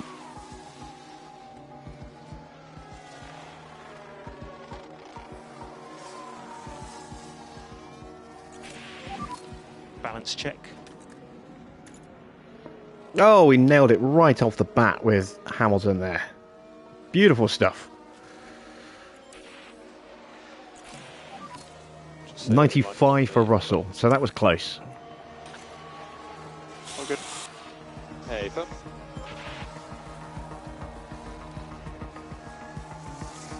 So it looks like last year's values will work some of the time, maybe not all the time. They didn't work in Bahrain, but they gave us a good springboard. Let's see how they do in Jeddah. We know one of them's spot on. The other one's really, really close. See how close when we get back and see if it matches up with anything else I've got down in the book from last game.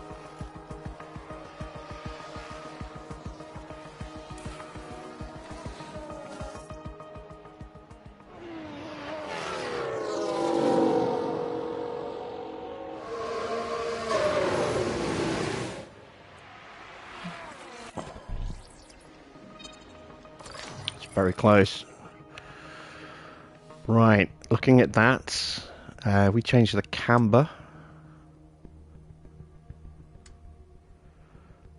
We'll go 2 clicks with the camber. That's too many clicks. Let's push the front wing up to an 8.5.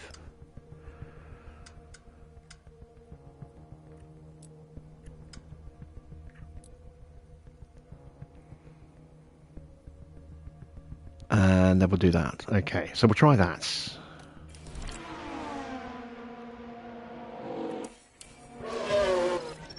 And Hamilton's is 7.5, 11, 8.2. It's that one. So let's put a tick on that one so I can start compiling a new list. So he's just going to get a refuel and straight back out again.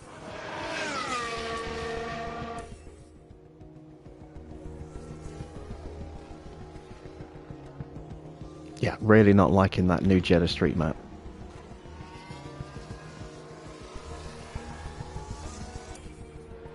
Actually, I wonder, looking at the street map, you see that big blob just above Alonso? I'm wondering if that's the base for the Jeddah Tower.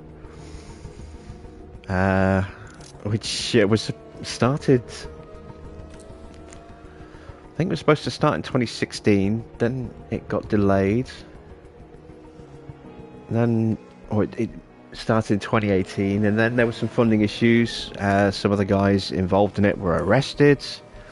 It got back underway again in 2020, and then the pandemic hit, and so it's about, I think they built 60 stories of it so far, especially like 100 and something stories. It's supposed to be the tallest tower in the world, and it's just hasn't been restarted, and there's no plans to restart it. So they've just got this partially constructed mega scraper.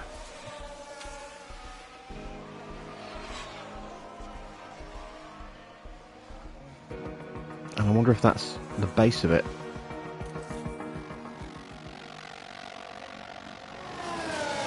Let's have a look at the skyline as we go round that part of the track.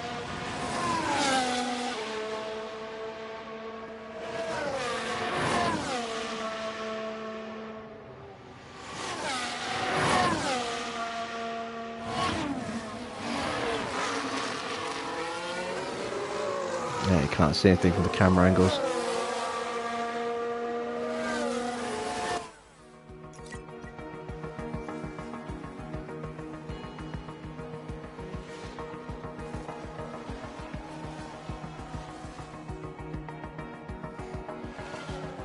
I'm not sure how close that tower is to the track.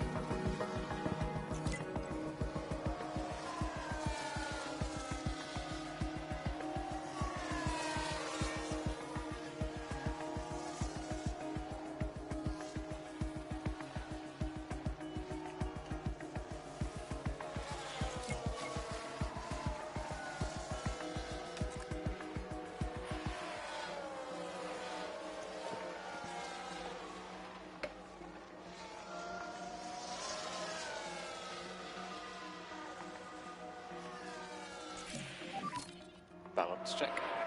We went backwards. That went better. Copy that.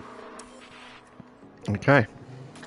So, we know we went wrong. We can correct that. Good session for Hamilton.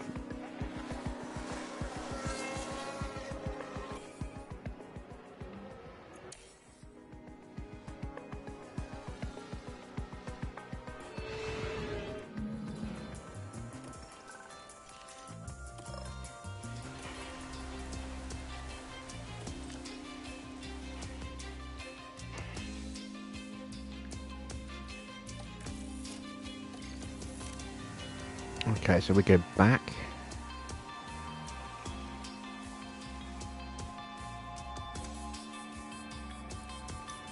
I'm just going to do that one little click and see if that's enough. Not going to change the front wing this time.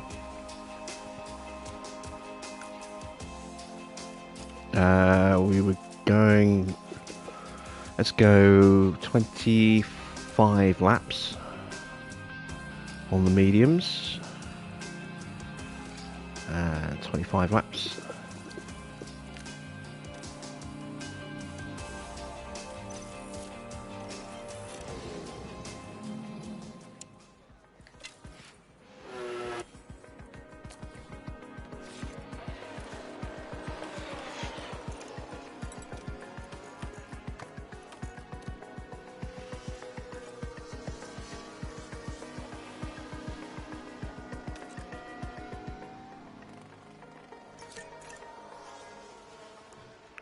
So once again, waiting to see what the setup feedback is going to be. Having to do it on this screen because we can't do it on the main game screen anymore, which is stupid.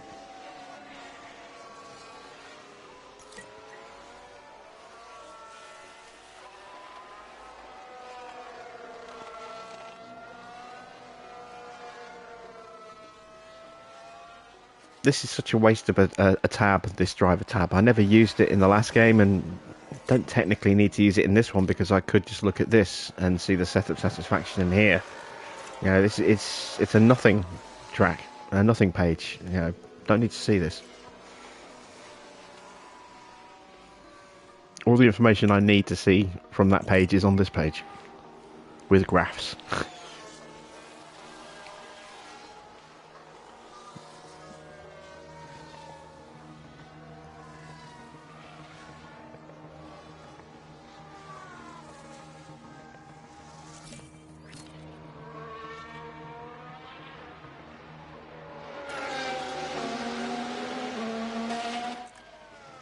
91% again.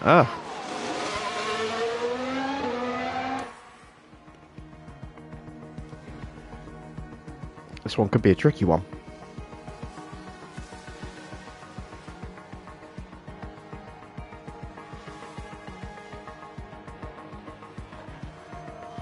Well, if we need to have 2 cracks at it in the next session, we will do. But I'm hoping we won't need to.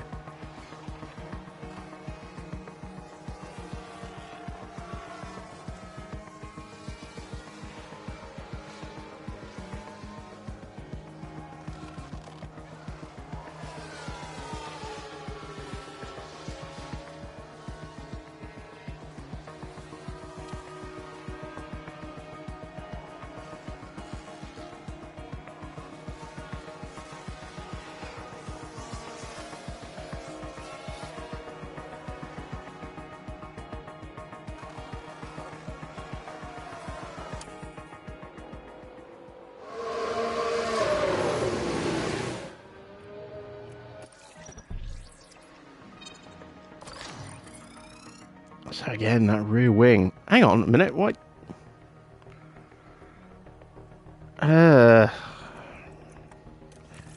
It's running the same setup that we just ran, so that's a bug. It didn't confirm the changes that we made. That's annoying.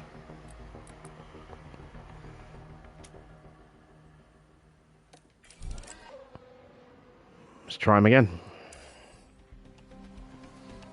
And this time we'll send them out, get some partial feedback.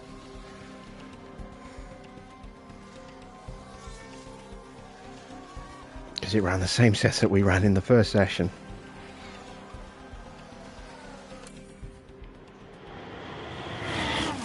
That was a bug for a while on the last game as well. I'm not surprised and yet not surprised to see that one come back.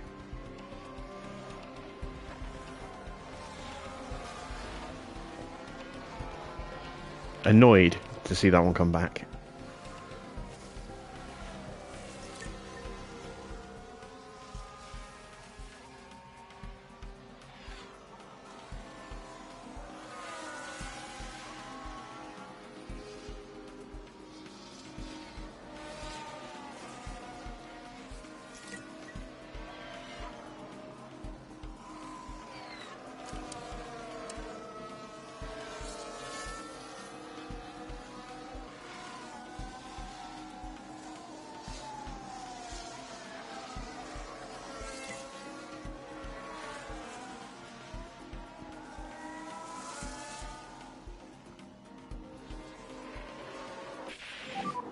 Checkered flag is out.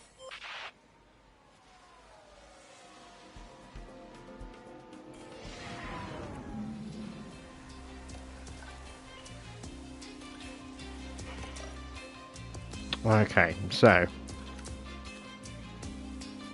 it's still not quite there.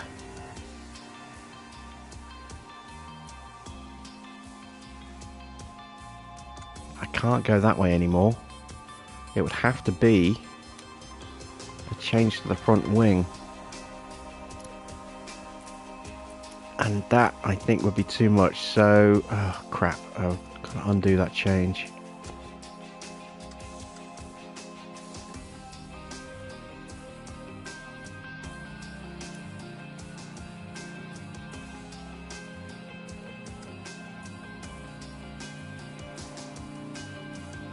Yeah, I think we'll just have to leave it as it was.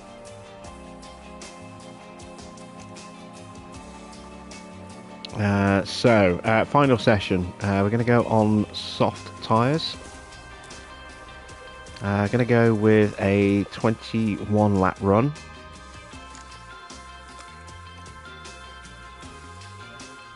For both drivers. That should be more than enough. And let's see how we do.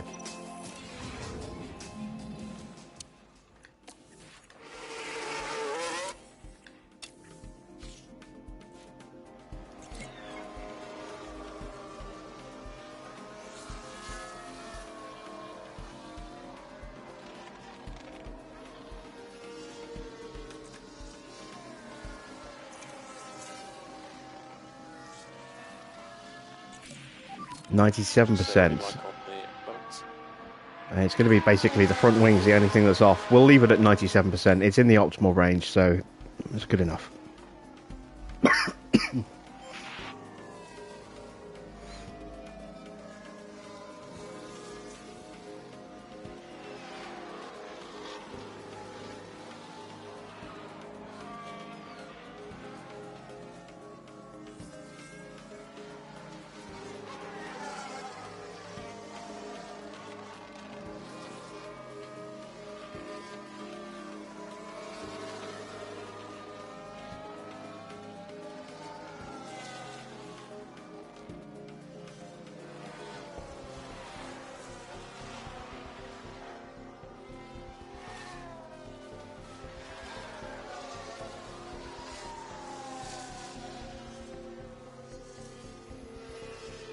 Once again, we're way off the pace of the Red Bulls.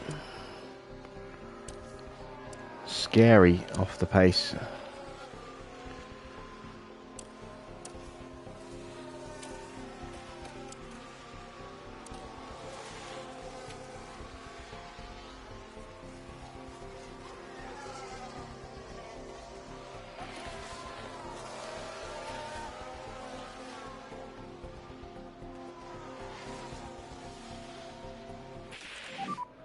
So VSC, keep the delta tight around here. Okay. Alright, we may as well, let's see, oh, they haven't been running enough yet. Debris everywhere. Are they okay? Driver looks okay. So big crash for Sargent somewhere. What am I looking for here? Top 6, or is that too optimistic? That's too optimistic. It'd be nice if I can get both cars in the top 6, but I think realistically the absolute best I can probably do here is going to be 6th and 7th. And given how Russell's session has gone so far, his confidence isn't where it needs to be. He's got a falling out with his driver, with his mechanic. I think Hamilton's going to outperform him this weekend. So yeah, two in the top 10 is what I want. You know, 2 in the points basically. Yep. And anything above that is a bonus.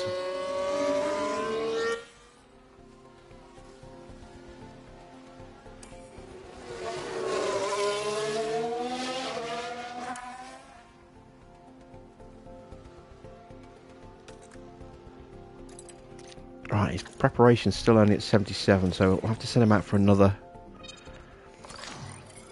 run.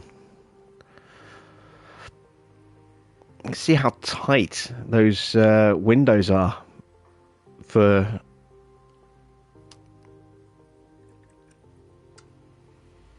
the car setup. That's going to break the straights doing that.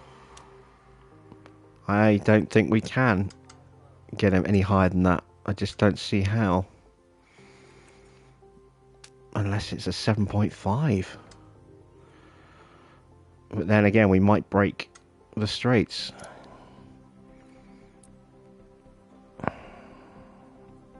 Screw it, we might as well try. Yeah, we might as well try.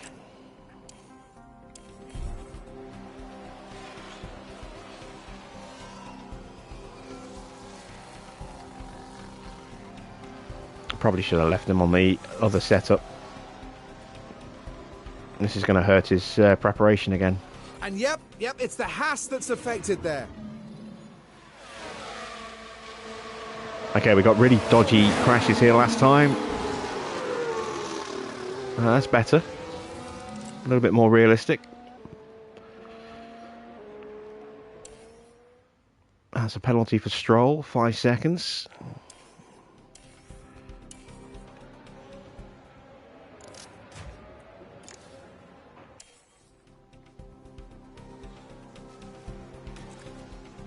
Alright, he's at 97 prep. Actually, that's not too bad. That's good. Another VSC. VSC. Keep the delta positive. So, Stroll's crashed. So he's crashed again. This was another place where we had bad crash animations. That's a bit better. And while all that was happening, So a little bit better. Stopped on track. Look out for debris. See, okay.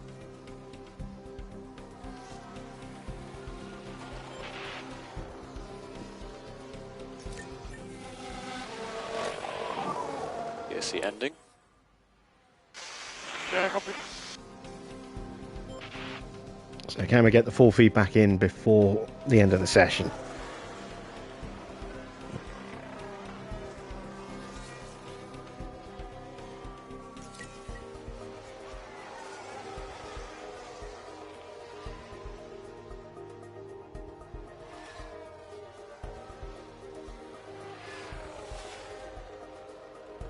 Interestingly enough, and I don't agree with this, Hamilton's rating is actually lower than Alonso, slightly, in the overall.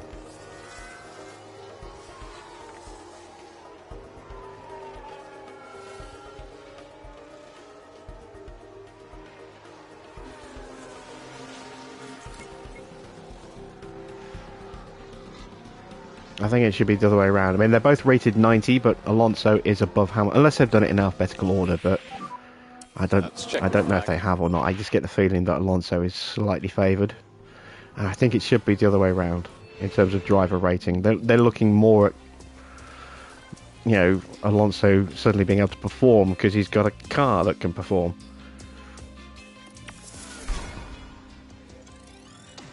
All right, okay, so a really good prep for Lewis, not so good for George. he's going to be starting on okay confidence. We're moving on now. Did I even get full feedback on his car? I don't think I did. No, I didn't. Okay, so I don't know what his cornering's like. Everything else is okay, so we'll do it. We'll try that and see if that works. I'm going to write this down just in case it does work. So 7.5, 11, 8.2,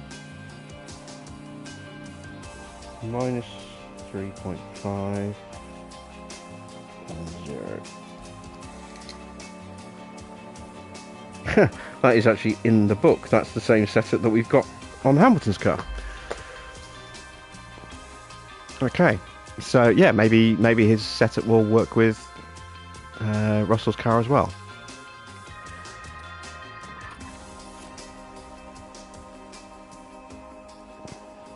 We've lost France but gained Vegas. Any other changes? We were supposed to have China back, but again, that's not happening. That's been put off for the last 3 seasons in a row now. We were supposed to have Imola this year, but that got rained off.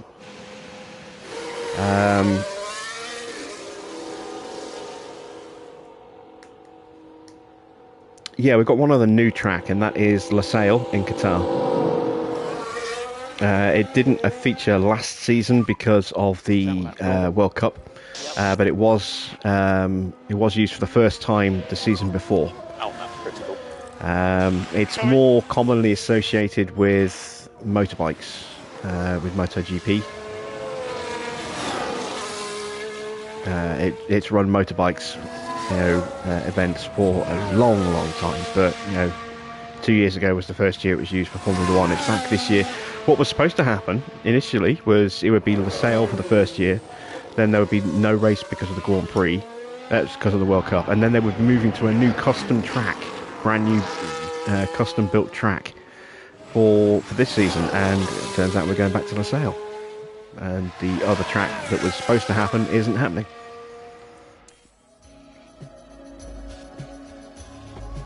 I don't know if that's because, of the reaction of the drivers when they went to Losail. They actually quite liked the track. Stay tight on that delta. But yeah, it's the Losail International track. It's the same configuration I think they use for the, is it Superbikes or MotoGP? Not sure which one. It might be both. So Vegas and Losail, I think, are the only 2 new tracks. But we have got changes to Barcelona, where they've removed the Mickey Mouse chicane at the end of the lap and gone back to the original curve.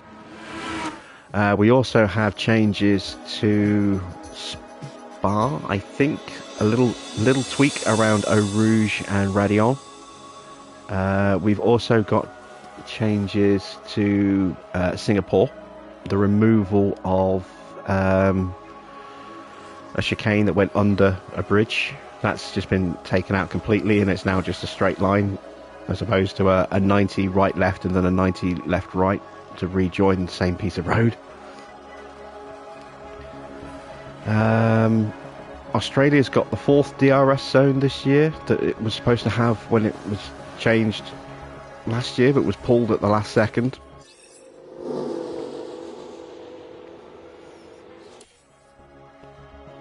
I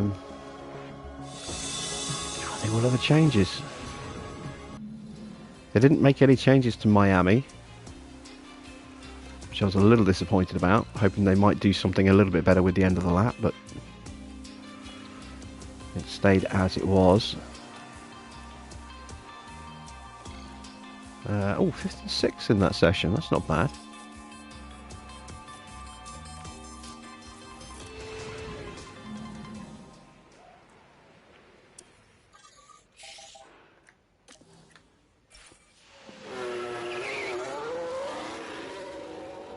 While these guys are doing their banker lap, let's go through the tracks.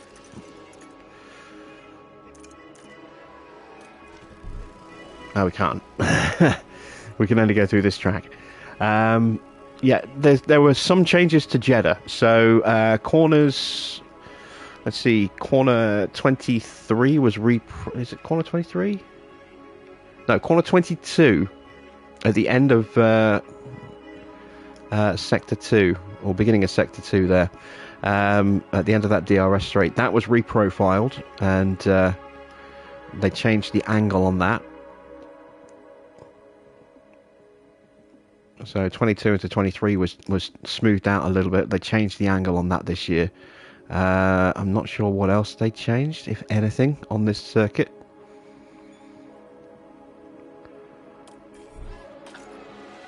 I'm trying to think if there have been any other changes.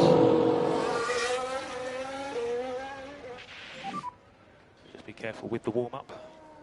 Understood. I can't think of anything off the top of my head that has also changed that I haven't already listed. I mean, there might be something. I get the feeling I've missed something, but yeah, 2 new tracks, and bye-bye France.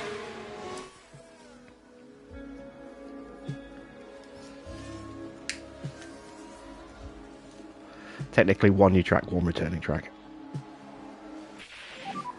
So keep that delta tight. So box, and call the car. I'm assuming Imola's going to be in the game as well, actually. I never actually checked. I should have checked, but I'm assuming Imola's going to be in the game. It was only rained off We will box end of this lap. at the last minute, as opposed to cancelled and removed from the calendar before the season started, like China has been for the last 3 years.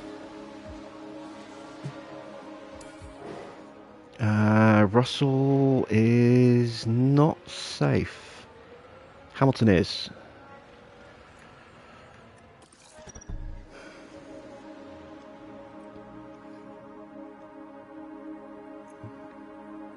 Not really going to gain any new lap time, according to that, from new tyres. So we'll stick with those tyres, and we'll go out at the end of the session, which is almost here, and just try again.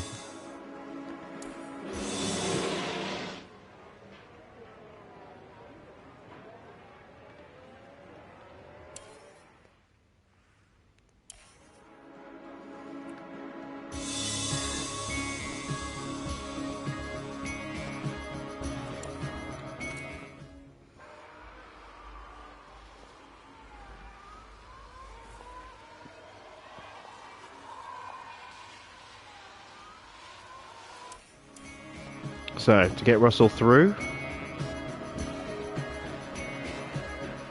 he should be safe, but just to be on the safe side, we will try another run on these scrubs.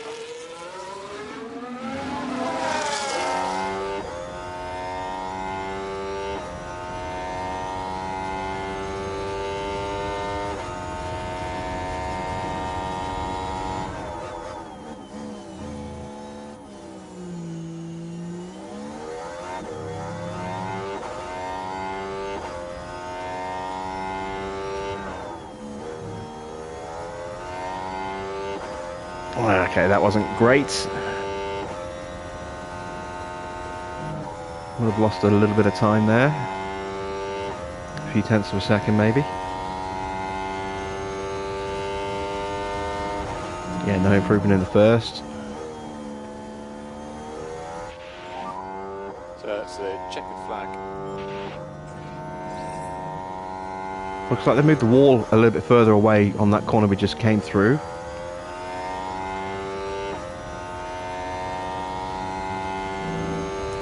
So this is the corner coming up that's been reprofiled in real life. Let's see if they've reprofiled it here. Which I couldn't really tell from that angle. Probably should have gone. Should have gone with a better angle to check. We'll check in FP3. In Q3. But Russell is through. No improvement. But he is definitely into the next session. Stroll's ahead of us, but has a penalty. Got very high confidence going into the third qualifying session. That's good. We are going to gamble, and we're going to wait until the end of the session. Actually, no, wait. What's the predicted strategy for this time?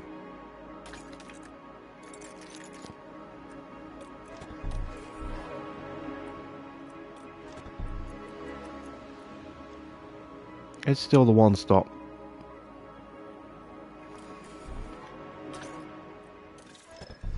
I've still got 1, 2, 3 sets of brand new softs. So we'll do 2 runs. We'll do a run now. And then another run on new tyres at the end.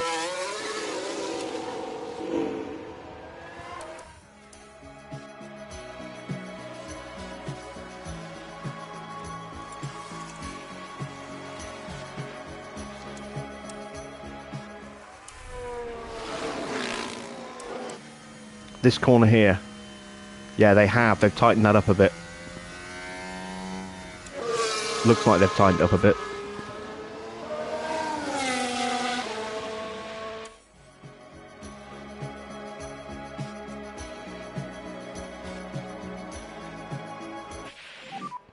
So we'll just get that delta negative. Alright, not a bad first run for Lewis. Close to Alonso. Russell is definitely lacking to Lewis in this So that's weekend. So we're happy with that lap.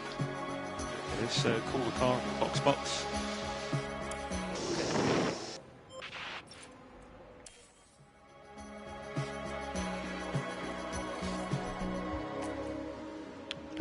Do I go with a brand new set of tyres?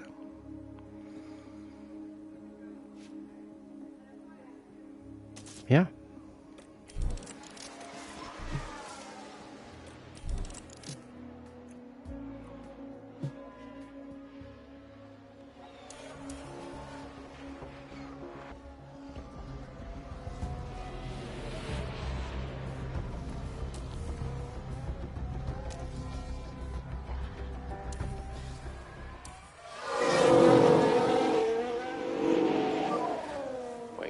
Rear brakes. Yeah, Roger. So yeah, it should be well, they're not in the same order this year, but Bahrain, Jeddah, Melbourne, Imola, Miami, Barcelona, Monaco, Baku, Montreal, Silverstone, Spielberg, Paul Ricard's gone, the Hungaroring, Spa, Zandvoort, Monza, Marina Bay, Suzuka, Kota, Mexico, Sao Paulo and the Yas Marina, and of course with Las Vegas and Qatar in there as well. That should be the full list of tracks.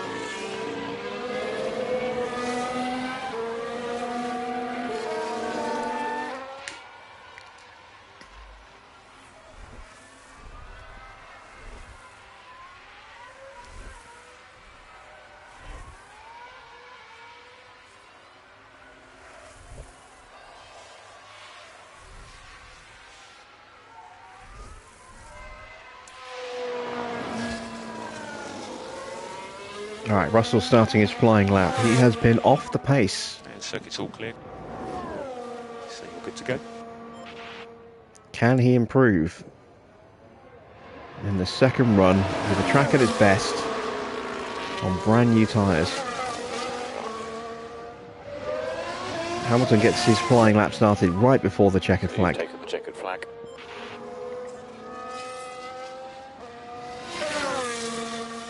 He's actually got a chance of getting third here and pipping Alonso if he can tie it together.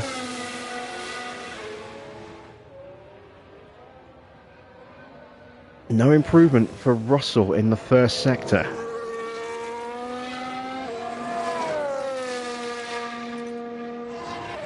Or Hamilton, for that matter.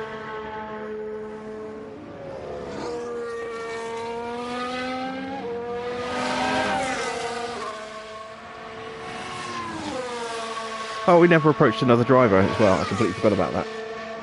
Well, if I forget again at the end of the night, which I probably will do, we'll do that tomorrow. Remind me at the start of the stream tomorrow, and we'll do that. Alright, Russell improves in the middle sector, and so does Lewis. Russell down in 10th right now. Desperately needs an improvement.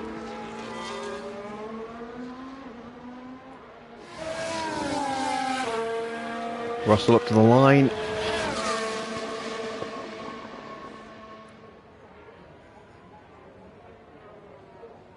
Does not improve overall. Hamilton does. He jumps Alonso. Beautiful. Onto the second row. Russell really struggling.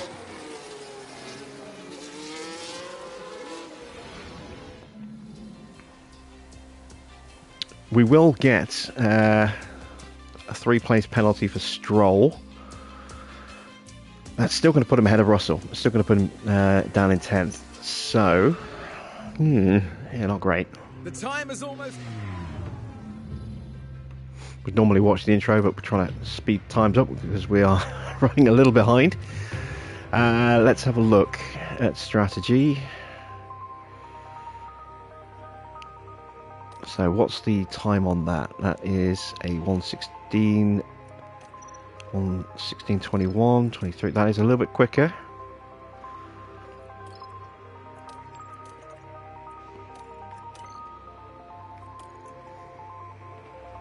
I don't like they've moved this over here as well.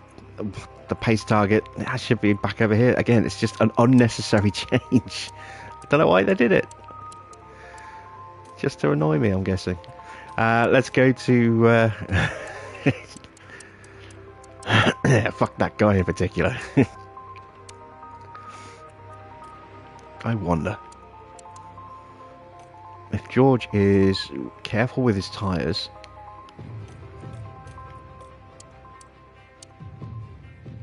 Could we make that work?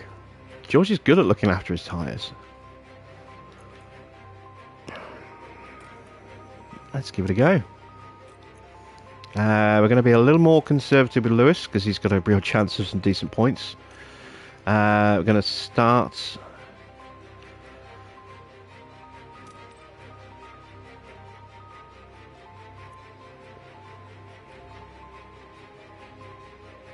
on the mediums, I think.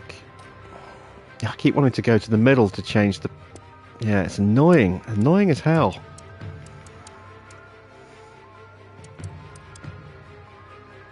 Actually, you know, I'm gonna do the same with Lewis.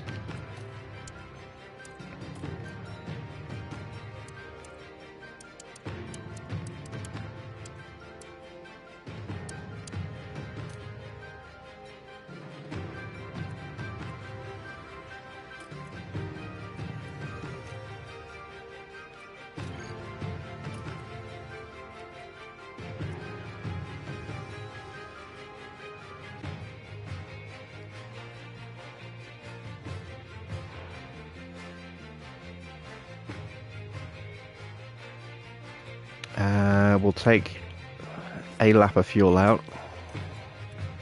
Might need to do some fuel saving, but that'll help with our tyre life anyway. So,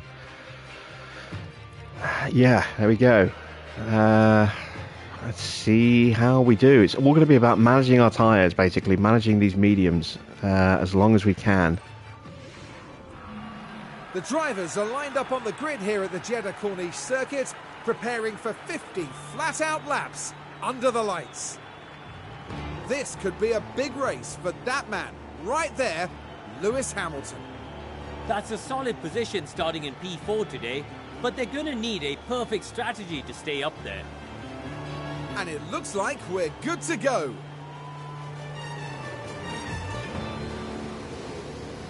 It's almost time for the Saudi Arabian Grand Prix.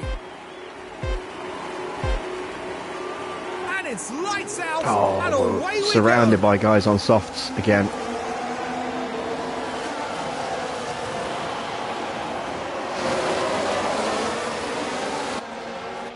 Actually, no, we're not going to fight. Overtake press. Overtake press. Understood.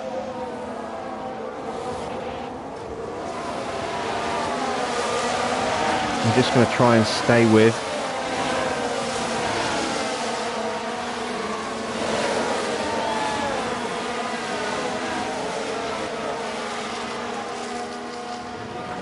Oh, heat haze has been added, as you can see. That's a new effect they've added into the game.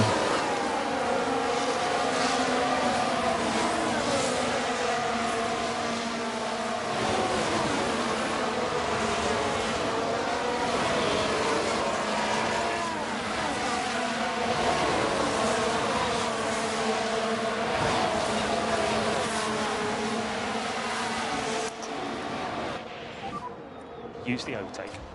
Yep.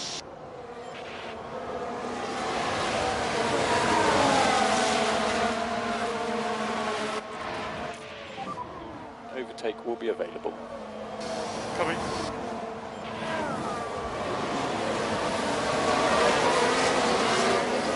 Alonso up to third. Good start for Alonso.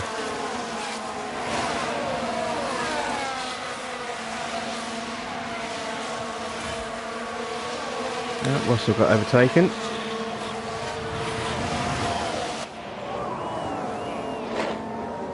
He's chasing guys on better tyres, so it's going to be tough.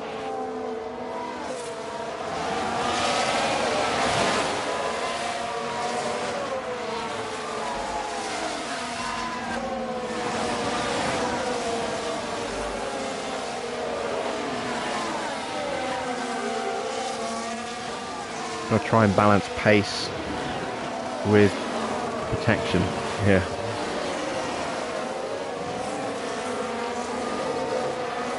And already it looks like we're dropping off the back of the cars in front.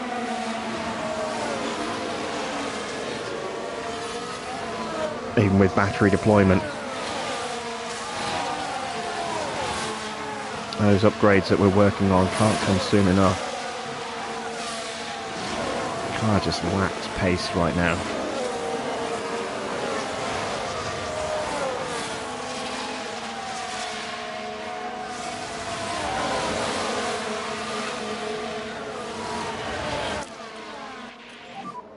Push and hold at overtake. Covering. Right, Gasly's out of DRS range, which is about to kick in. We won't get the benefit until halfway around the lap, but as long as we stay within range. Hamilton's just been dropped. So Yeah. happy P5. Let's go to the top up. Sainz now car behind. Just charge the pack. If Sainz gets through, he gets through, and then we'll try and hang on to him.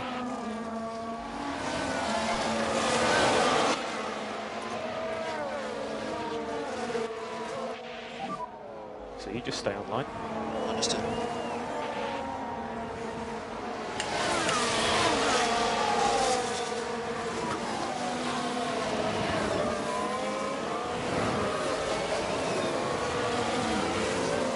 And the longer we can frustrate Sainz like this as well, the more it's going to overheat his tyres, the quicker his performance is going to drop off.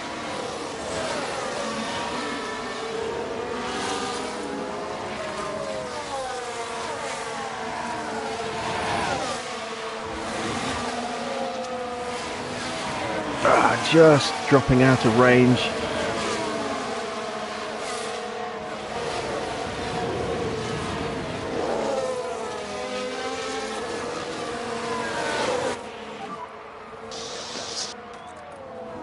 Pace is still good, let's just keep it up. Right, so we'll get DRS on Sainz here, but I'm still expecting him to hold the position.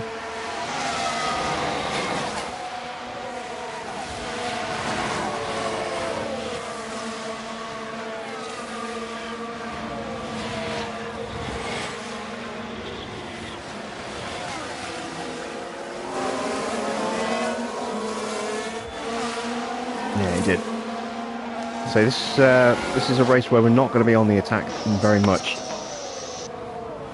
Just do the best you can. We're just going to be kind of looking after our tyres where we can. We have caught back up to Gasly, so let's go into top up in just a moment. Make sure we're getting nice and close, so we can get into that triple DRS.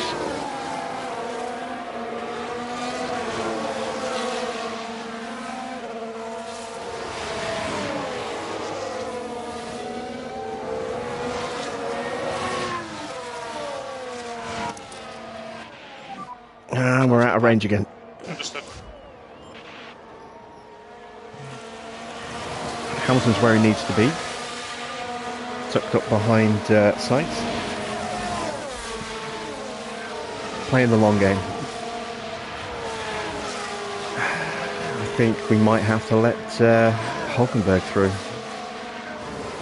Just don't think we've got the pace to stay with Gasly or get back onto Gasly at the moment.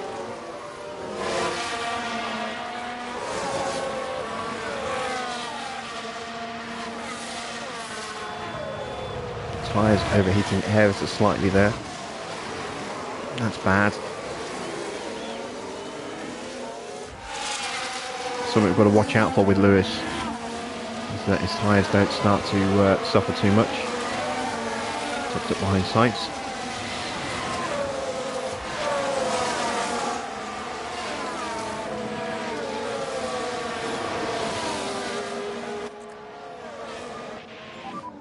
Be careful with the car. Covering.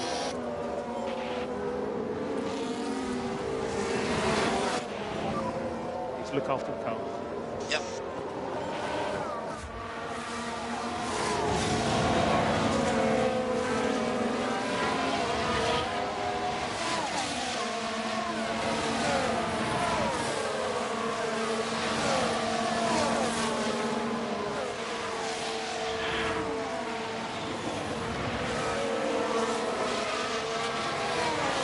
Yeah, science is keeping us alive right now.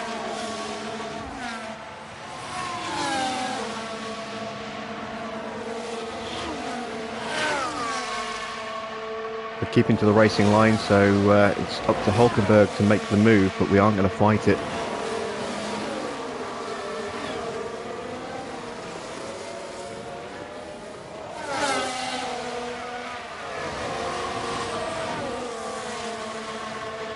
Well, not that hard anyway.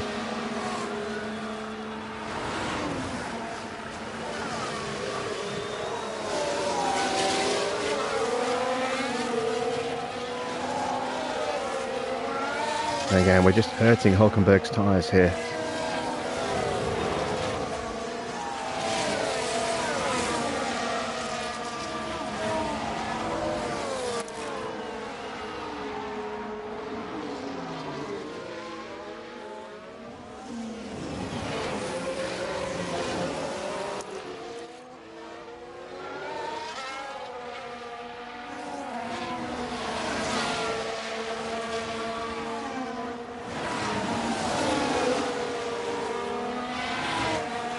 See if I can get back onto the back of sights.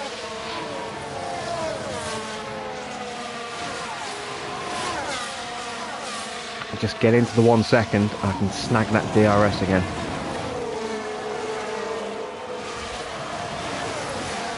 Hulkenberg has dropped back. He's obviously overheated his tyres and has had to ease off to cool them down a touch.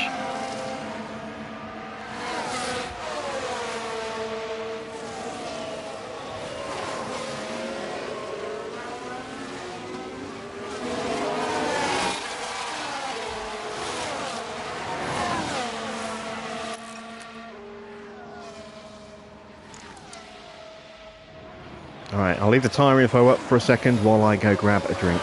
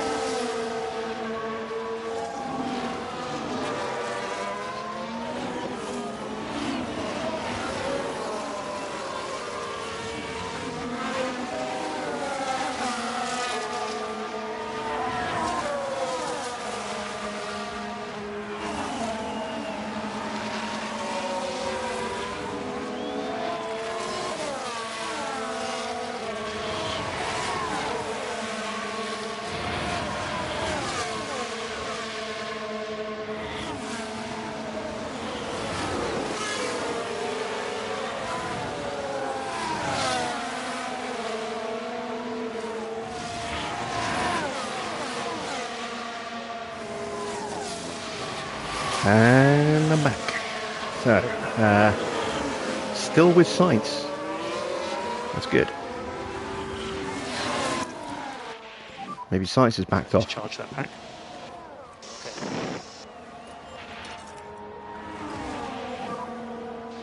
Midfield keep these tyres in good nick. Still got Hulkenberg behind us. A little over a second and a half off of Gasly.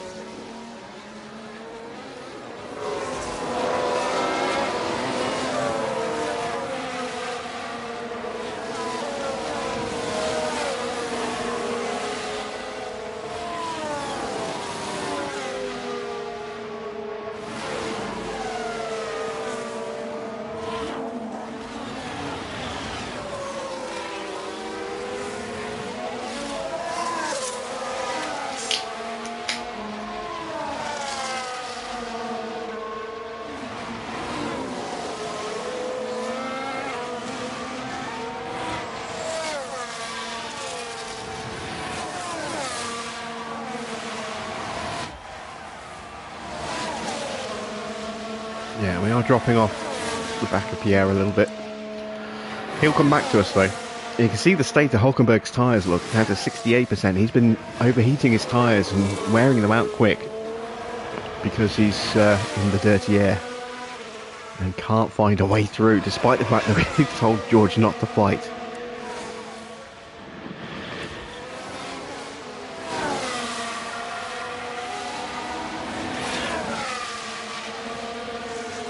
Do I feel they got the balance of the tyres right?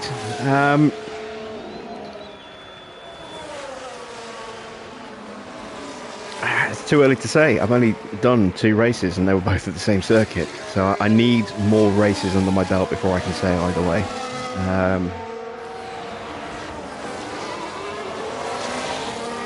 I'm still trying to figure everything out about the new tyre model with, you know, carcass temperature and surface temps. You know, I'm not sure. I'm not sure yet. I do like the fact that you can't push them for long before you obliterate them. That I do like. As to the various levels of competitiveness, like I said, it's too early for me to say.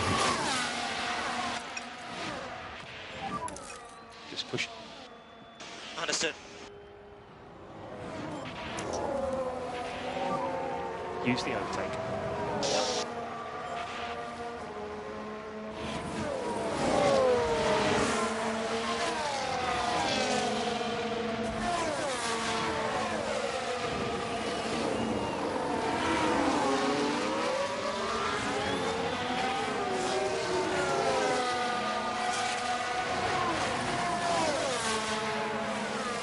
Oh, do I feel they got a balance of the tyres right last year? Not quite. I mean, it was a big improvement over what we had at launch when they did the big tyre patch. But it still wasn't perfect. There were times when tyres that were really worn shouldn't have been able to be as competitive as they were. And just have a think about getting the pack back up. Understood. So, not 100% certain. It's a different tyre model this year, so it's not a copy and paste with a tweak. On that tyre. You know, it is a new model.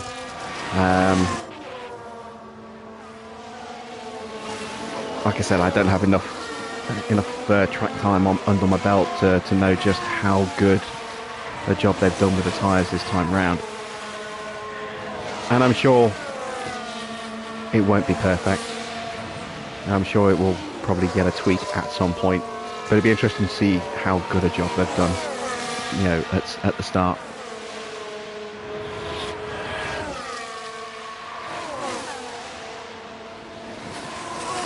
Right, we are 20% of the way through the race already.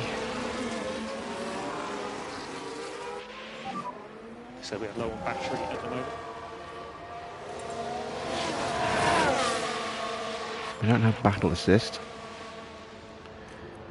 We are on top up. Let's go to harvest.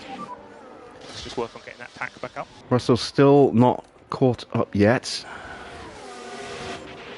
Let's go to neutral. His confidence is going up because he's defending. He's at high confidence right now. Hamilton at high confidence.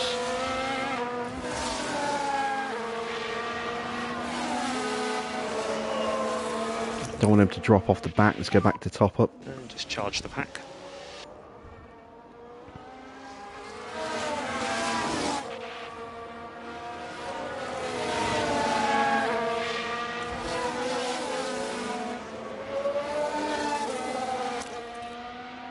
See if we can Push and hold it, overtake. get Russell back into range again.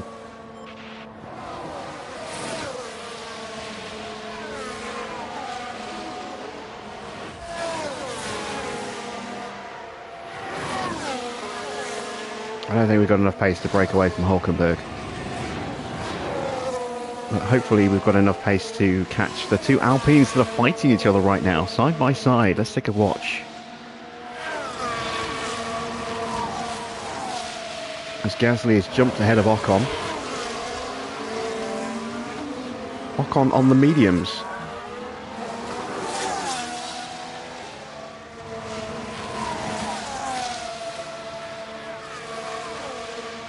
Tyres starting to get a little warm again. Close the gap. The longer these two fight, the better for us as well. Because that will slow them down.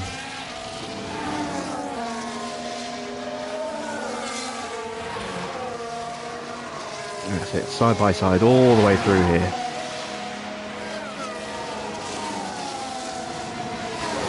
Take each other's lap times. Let good old Uncle George sneak up on the back here.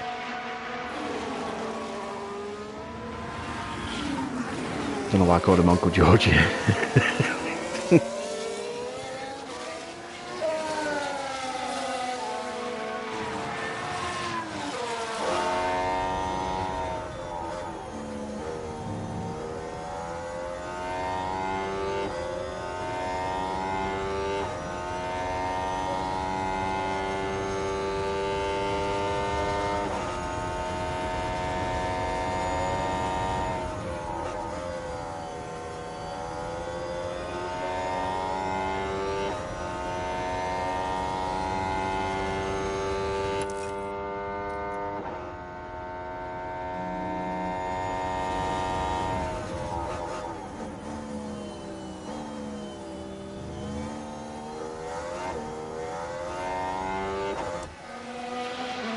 I am really liking that new view.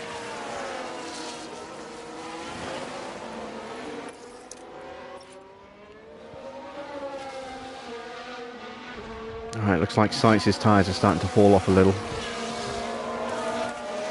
Oh yeah, 54%. Absolutely starting to fall off. Russell's tyres still in better condition than Ocon's.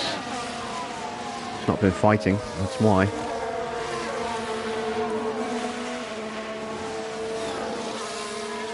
Tyres are a little hot. I would like to cool them down. Just try and take a sting out of the those temps just a touch. Oh, Hamilton is out of range. See if we can let him close back up naturally. Don't want to have to burn battery again.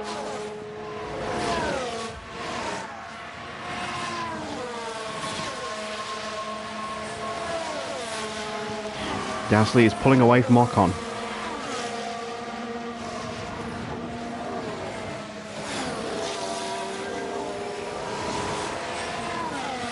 And we are closing in on Ocon.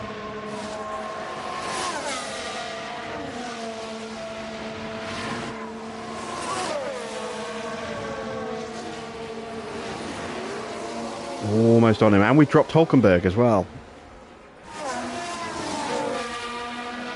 I wonder if he had to back off again.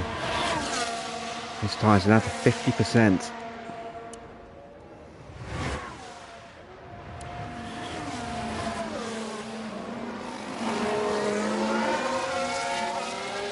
How many new views are there? Just that one, but I think they've changed some of the broadcast angles. You know, not every angle. Most of them are still the same, but I think they've added one or two new ones. And obviously there's going to be new ones for LaSalle and Las Vegas, they're all going to be completely new, based on actual positions that have been marked for TV broadcast cameras.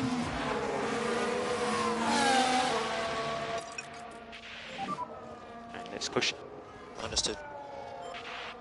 Those tyres are starting to get a little cool. Don't want them to drop out of the window.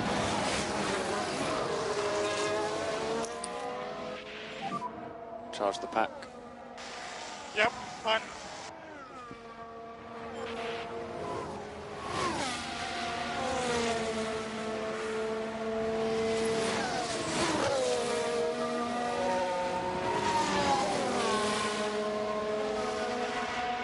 So there's something I haven't really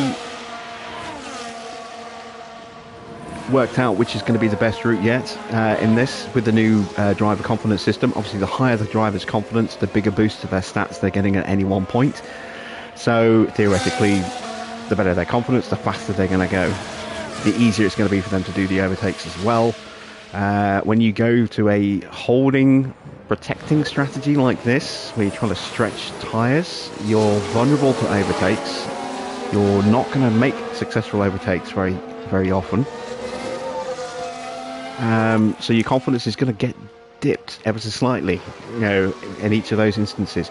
So looking after the tyres and going with something that on paper is quicker might not actually be quicker on paper if your driver's confidence dips too much because their pace stats drop a little bit too much.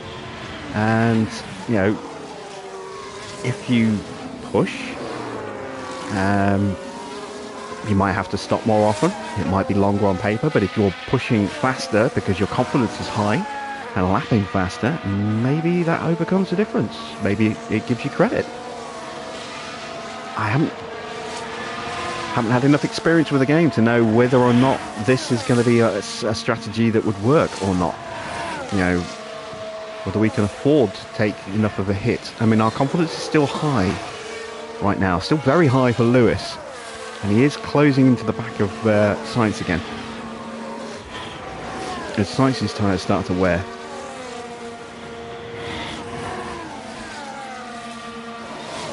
So yeah, it's an interesting conundrum to try and solve, I think.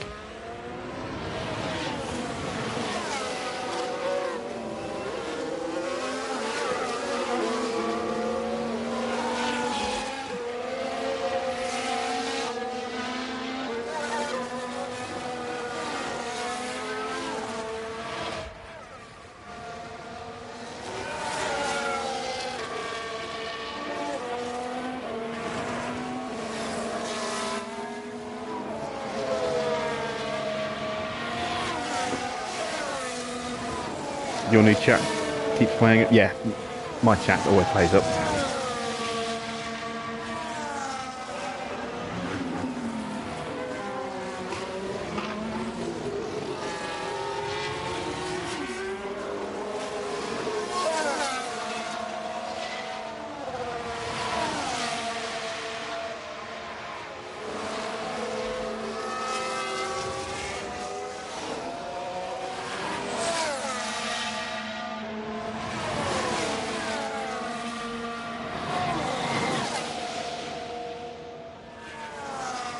Translation of that review is we haven't figured out what the meta is yet. As soon as we do, we'll spam the crap out of it.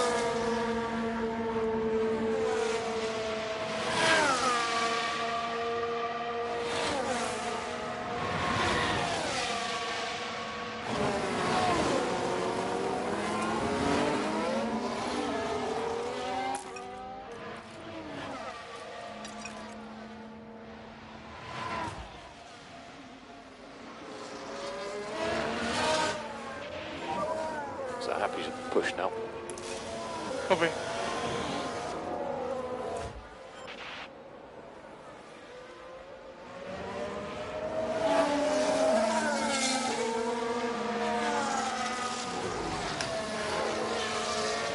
In my opinion, that breaks the game. You know, it's better not knowing. I saw someone asking for advice on Reddit, and a couple of people said, you know, first thing you want to do is don't watch videos on YouTube, don't You know, don't ask for advice on here, because as soon as you figure out how the game works, that's it. Your fun becomes extremely limited, unless you deliberately make things hard for yourself. As soon as you figure out how to beat the game, it becomes very easy. That was the case with the last one. I don't know if it's going to be the case with this one. I really hope not. I don't want to have to create a challenge mode again just to get extra enjoyment out of the game. I mean, it was fun, don't get me wrong. I really enjoyed that series. It was very, very satisfying to achieve the target, but like, yeah, even to get both titles in just 3 seasons with rookies and a team that was rubbish. Not the worst team, but second worst team. You know, that says it all.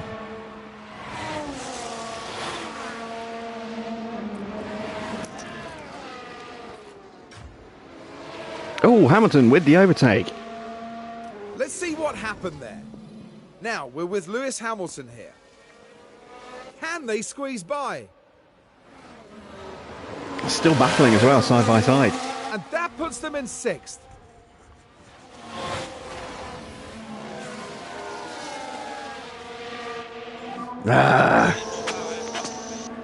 Sainz retakes the position. Keep your heads down.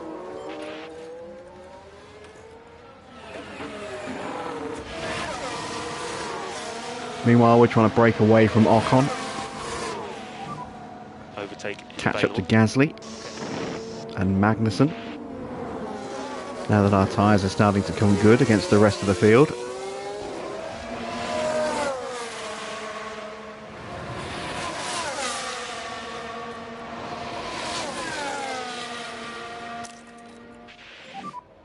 Use the overtake.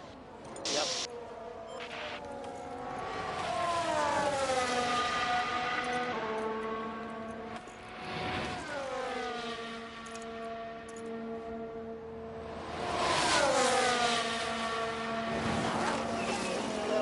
Oh, around the outside.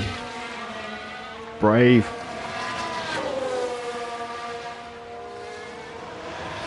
And we got the DRS as well. Beautiful. So, chance to break away from Sainz.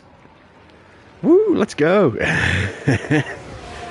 Let's see if we can close the gap down to Alonso, who is on soft tyres. In fact, Leclerc on mediums is the only car in front of us on the same tyres as us, but he'll be going on to hards. Well, everyone's going to go on to hards, but he'll be going on to hards and we'll be going on to softs.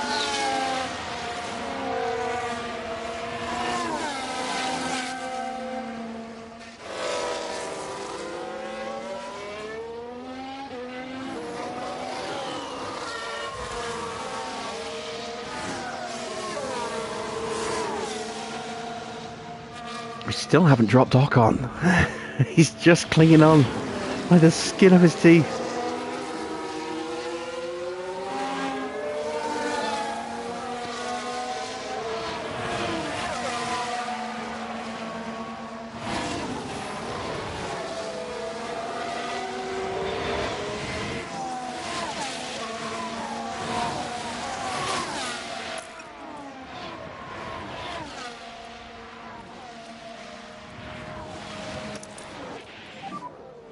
Charge that pack.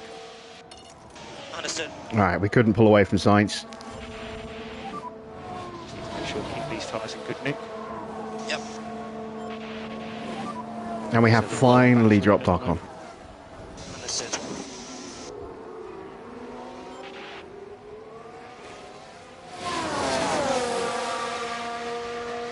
Sainz gets us.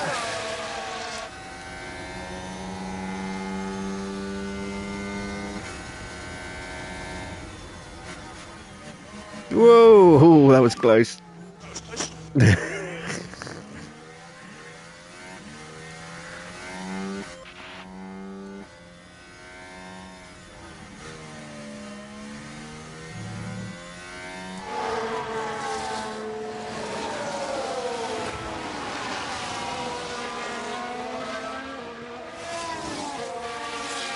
You are very welcome, Farah.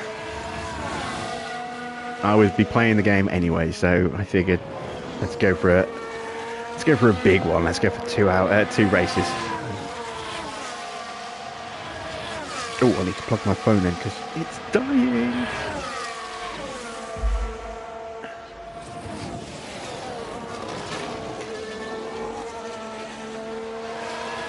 Oh yeah, I knew this would be probably a 6-hour stream, 5.5 to 6 hours. I was hoping we could get it down to about 5.5. I mean, this is a relatively short race in the grand scheme of things. It's only an hour and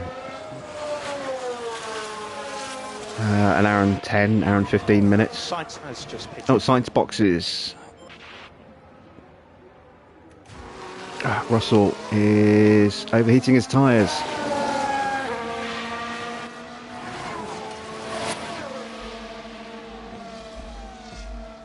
Right, there we go. That is Let's just manage these tyres. a box for Magnussen. Hulkenberg's in as well. So both of the Haas drivers boxing on the same lap.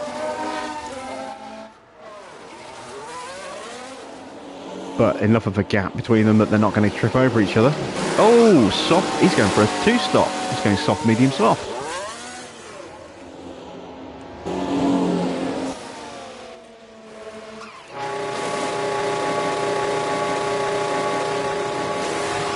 Oh, Tsunoda's getting held. Tsunoda lost a load of time there. So it looks like getting held in the pits is still a thing.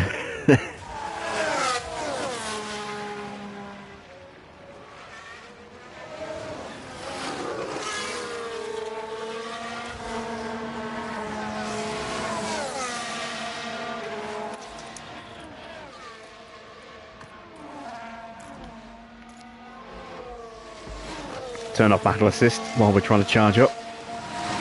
Last thing I want to do is go, I'm charging battery, and I'm immediately spending it all trying to overtake. Well, I don't want to overtake. So we've got pit stops for both of the Red Bulls. Oh, it's a problem stop for Perez. Gas is just boxed. Karin Chandok, talk us through this one. The Red Bull team waiting.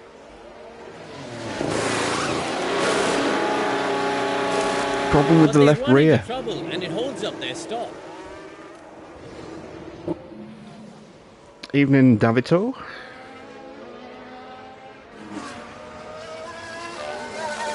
Yes, the fact that you can see temps under the percentage is nice. I like the way you can actually see the little arrows indicating whether temps are rising or falling as well.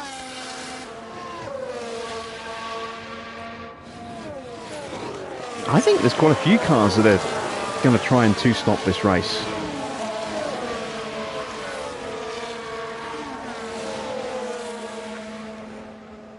Maybe, I don't know, maybe they are going to try and one-stop it. It's possible. Right, Hamilton's tyres are almost out of the window, so let's up the pace again.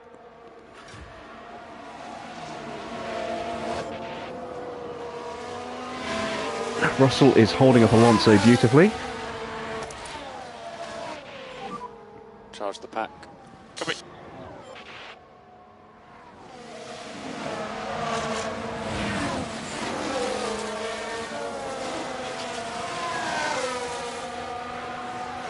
Again, this is just going to overheat Alonso's tyres while he's stuck behind us. He flies through, which is going to give us DRS on the start-finish straights. Stroll boxes.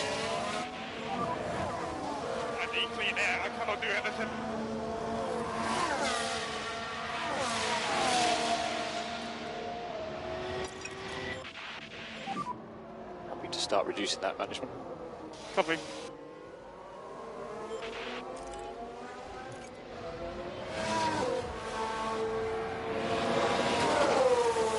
Right, how are we doing against Leclerc? We're slightly quicker than Leclerc, but it's close.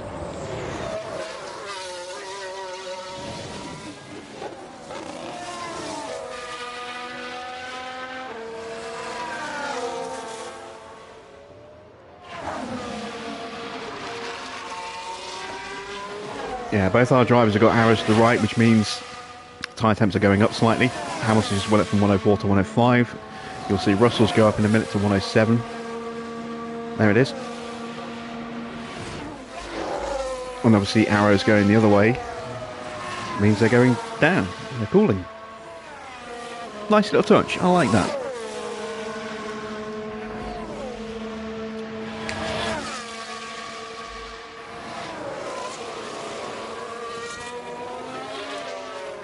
Okay, so Russell is swearing. He's been passed by Sainz, which is understandable. Sainz has just got fresh rubber on. We're still nursing our mediums, trying to stretch them out a little bit. Ooh, excuse me. But we are keeping with him just about. He'll pull away from us before the next DRS zone. Hopefully he and Alonso will start scrapping, burning each other's tyres up a bit, losing some pace. Maybe we can hang on to the back of them. Don't really want to burn any battery yet. I don't see the point, because we'll close up and then we'll immediately drop out again and have to recharge the batteries all over again. Max is hunting down Lewis right now.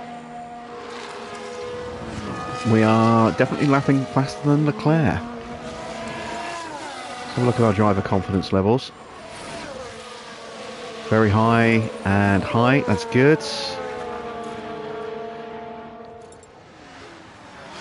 Had a solid race from Lewis so far.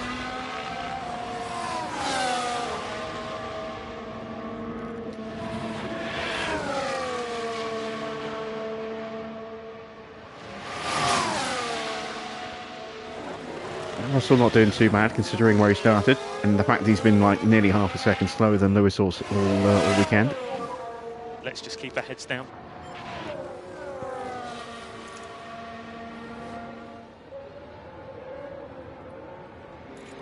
And we're getting close to the pit window. We'll stretch an extra lap or two if we can.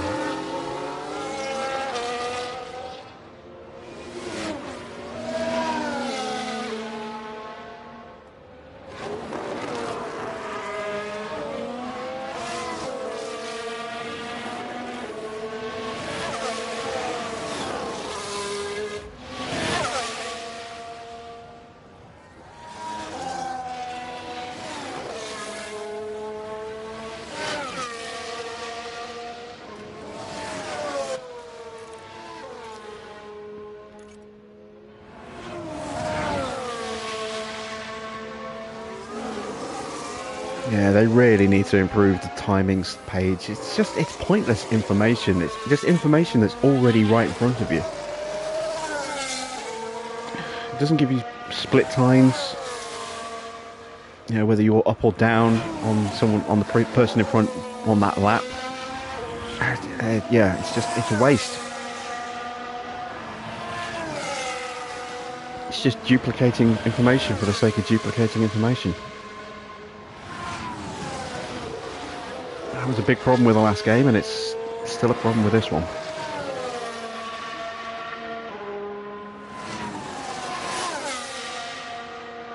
Let's ride the ham cam.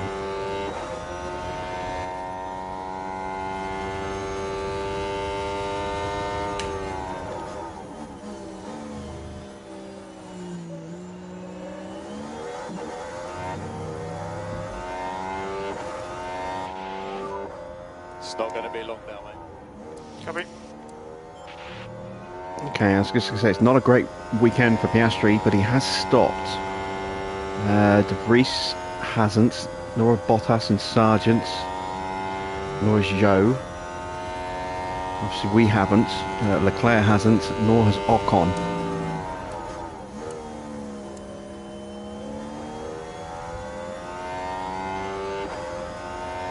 We're definitely bleeding time against the guys who have stopped. For the guys who haven't stopped, we've got more pace than them, which is good.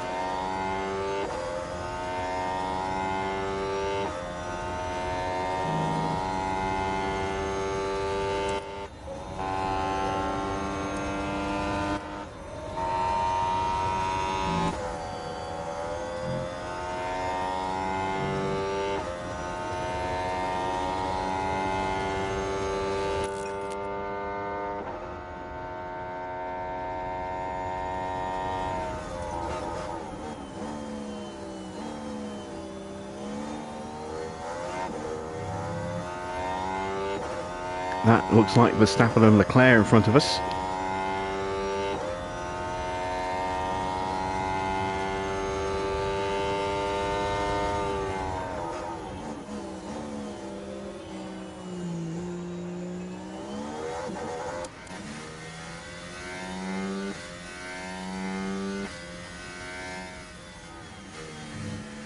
Switch to the T-cam.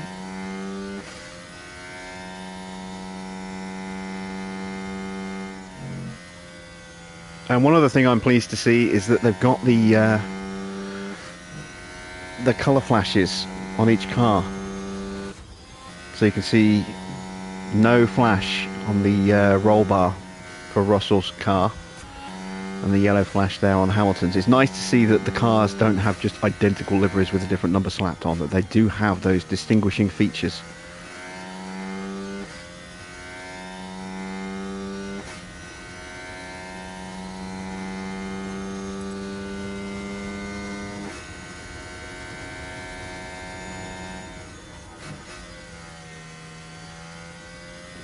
Yeah, I couldn't think of anything either. The closest I could come up with was the Russell review, which just sounds stupid. Oh, we've got a VSC. We're boxing this lap.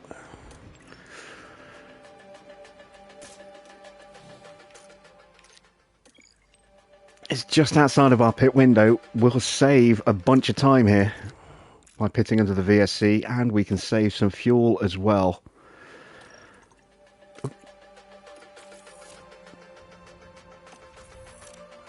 Did we not confirm the stop? No, we didn't. Change tyres, confirm the stop, there we go. Drop the tyres down to conserve. Put the battery into full harvest. Full harvest, fuel save, tyres into conserve. Pitting this lap. Pitting this lap. Oh, it's a red flag! Oh, wow, what happened? We've had a big crash here, so red flag. Alonso and Sainz are out!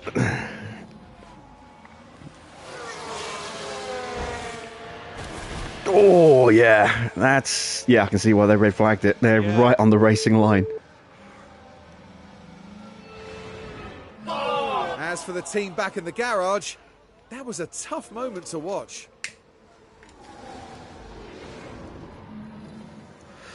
And now we're in great shape, as is Leclerc. Because now we get the whole field back in grid order. And we get to put brand new tyres on. Although actually the AI might change their tyres as well, if they've got new tyres available.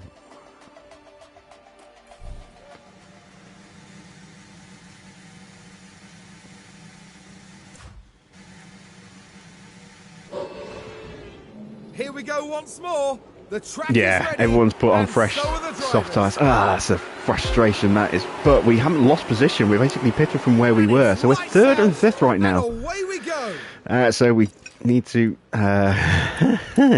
need to change that.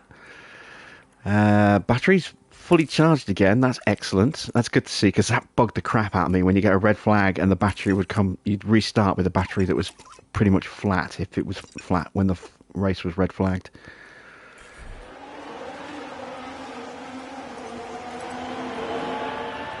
Battle assist. Battle assist. And we'll push. Understood. We are fourth and fifth. So Perez got us. Overtake is available. Copy. Didn't expect us to be able to hang on. Every chance here. Russell coming under immediate pressure from Stroll. Understood.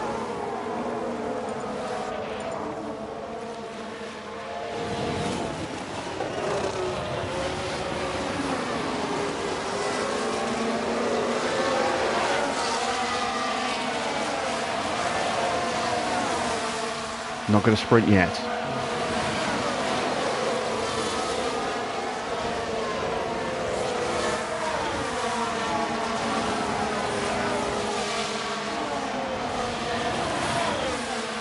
Now I'm going to sprint. Use the overtake.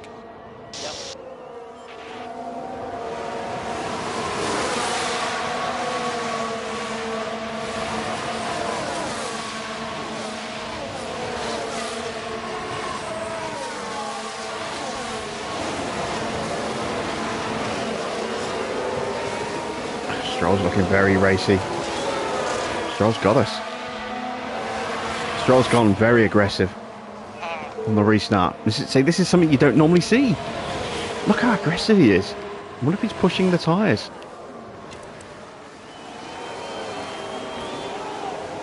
Oh wow, Hulkenberg's the only one on mediums. He's going to plummet like a stone.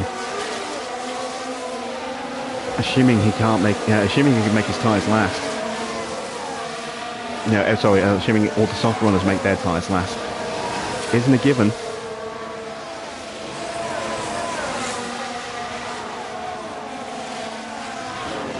We've got 21 laps, including this one.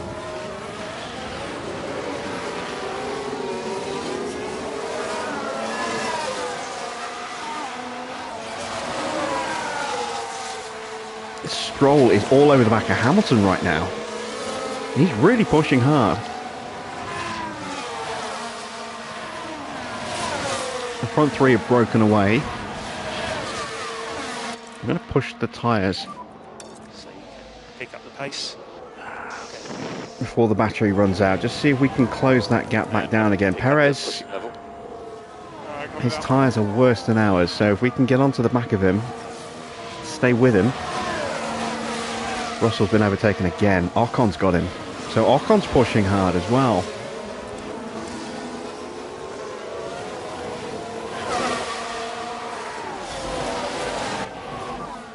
DRS has been enabled.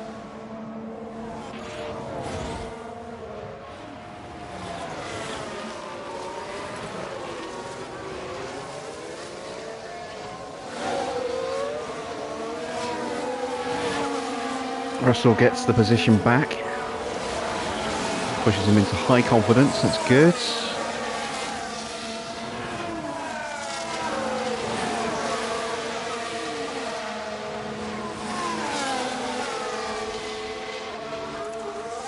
Tyre temp's getting a bit high already. Let's ease those down. Just reduce your Because we're speed. stuck behind Stroll. Okay. In fact, let's go into top up. Charge the pack. Yeah.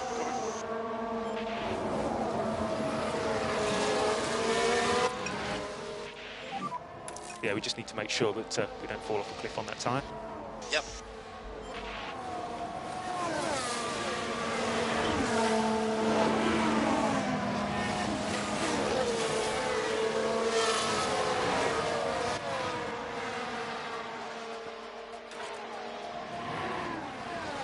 Yeah, I don't think we've got podium pace.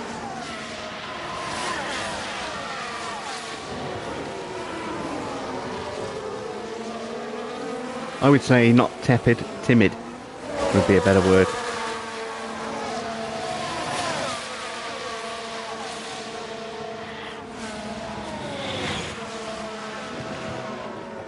They are a lot more aggressive this time around. We are defending well, that's good.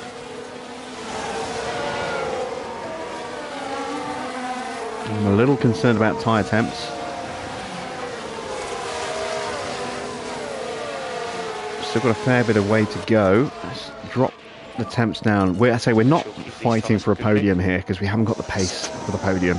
We're fighting for 4th and 5th, so that's what we want to try and protect. Just drop back a bit.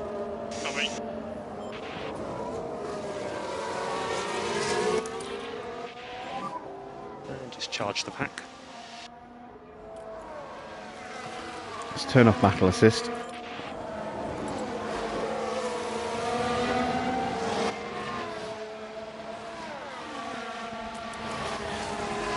We'll let Stroll do all the heavy lifting with his tyres.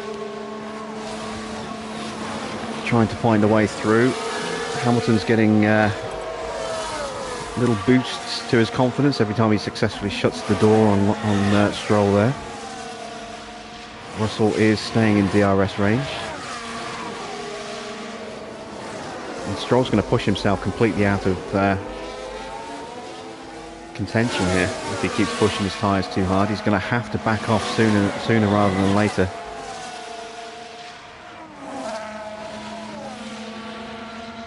Hamilton shuts him down again.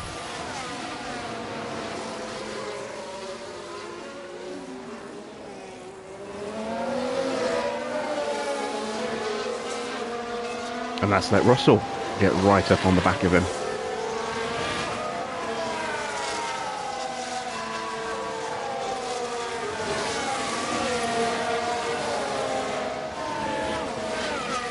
Yeah, only way we're going to get a podium here is if something happens to one of the front three. But I'm okay with that, given where our car is. 4th and 5th would be an excellent result.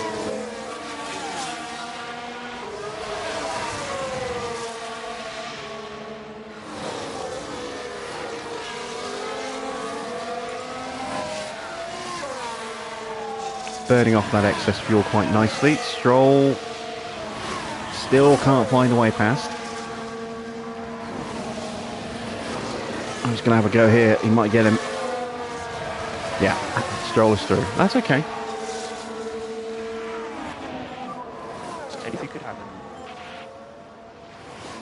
We've immediately got him back again. And then shut the door on him in the final corner. We'll have a whoop.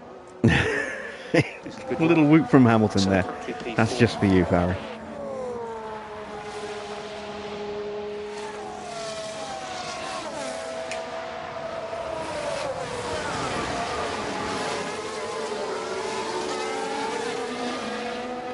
And another successful defence, shutting the door. Leclerc's burning his tyres out as well against Verstappen. So if Leclerc and Perez keep burning their tyres out, it's not beyond the realms of possibility that a late push could maybe do something.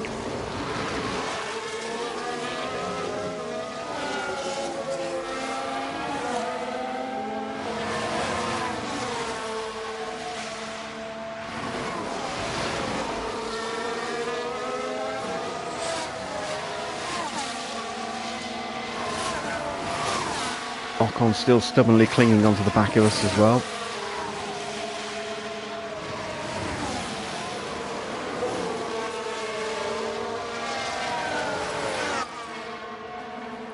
Tyres are still nicely in the window.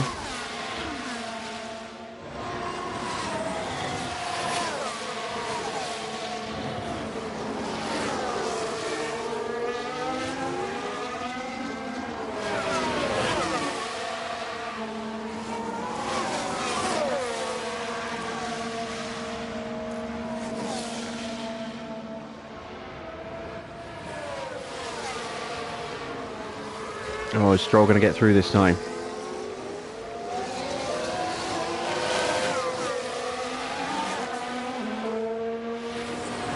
Now, you see there, that's an improvement from last season, because that would have been an automatic fallback for Stroll and drop in behind Hamilton, but they're still battling side by side.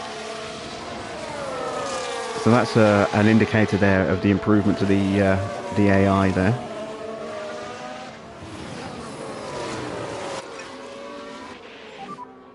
Just push.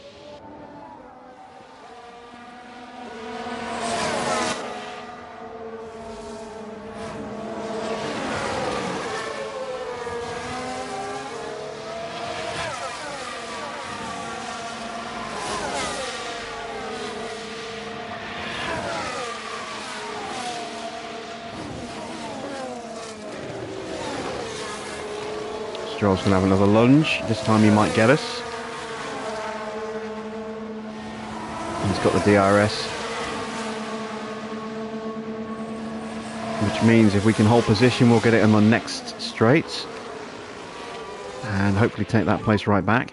So head down now.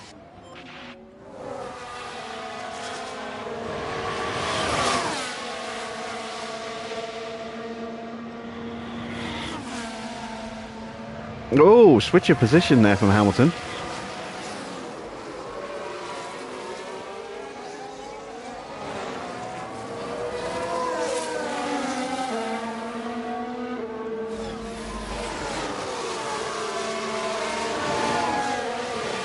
Got his nose in front. Can he hold the position?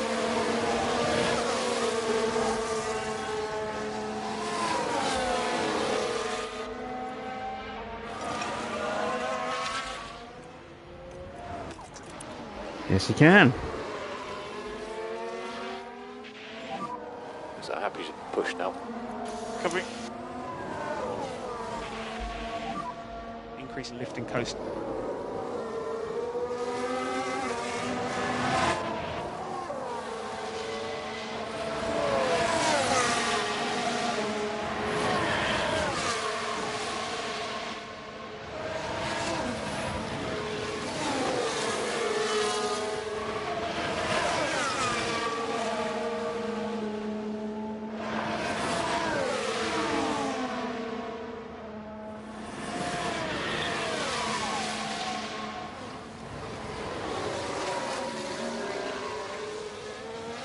Have another little look at tyres. 69% for Leclerc. He's definitely burning those tyres out. Perez seems to be looking after his tyres a bit better now. Stroll's tyres taking a real hammering. Trying to get past us and can't. Anyone with better tyres than us at the moment, Gasly and Norris. Oh, and Tsunoda, but yeah, they're so far off they don't count. Even Hulkenberg's tyres are barely better than ours. And he's on a much slower compound. I'm actually surprised he's held his position as well as he has. He's tucked up behind Bottas at the moment. Doesn't seem to have the pace to make any movement.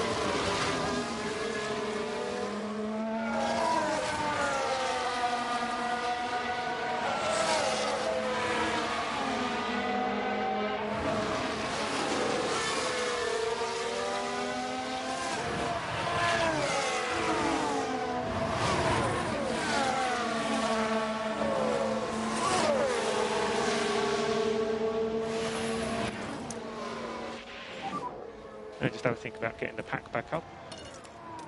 Yep.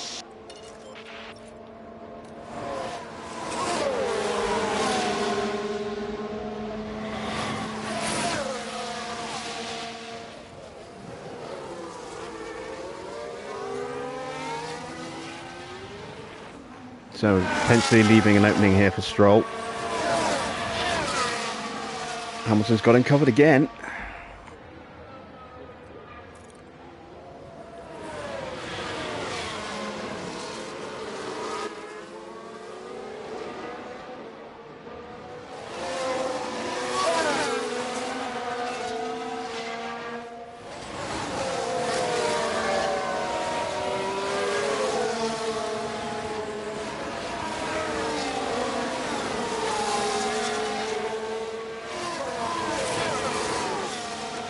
Gearing up for a fast push.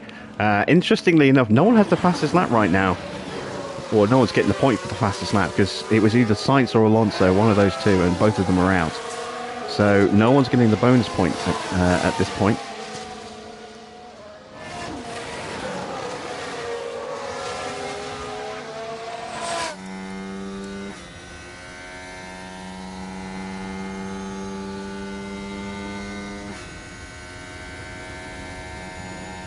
Here comes Stroll again.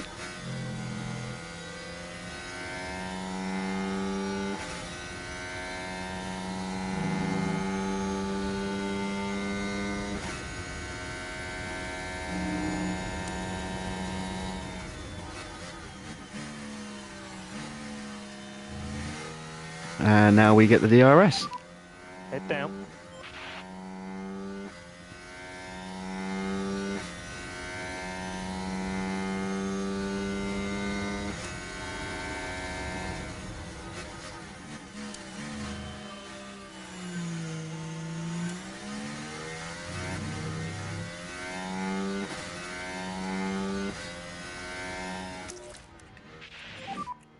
Need more power if possible, mate.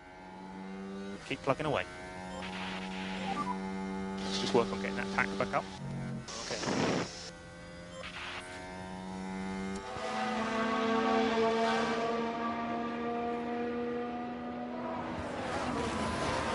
And we're going to sprint at the end of this lap.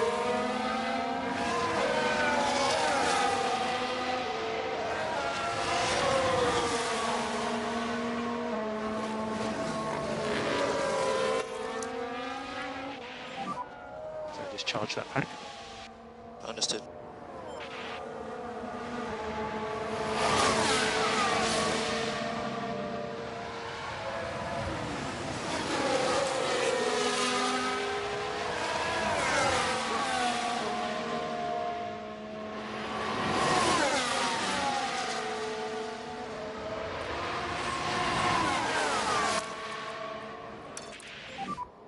use the overtake. Understood.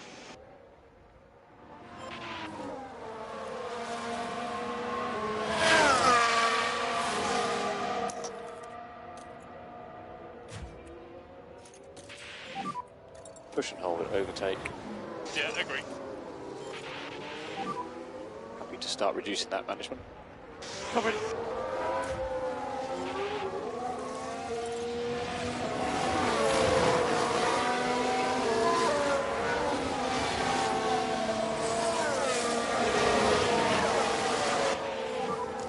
There seems to be some brain out of resistance.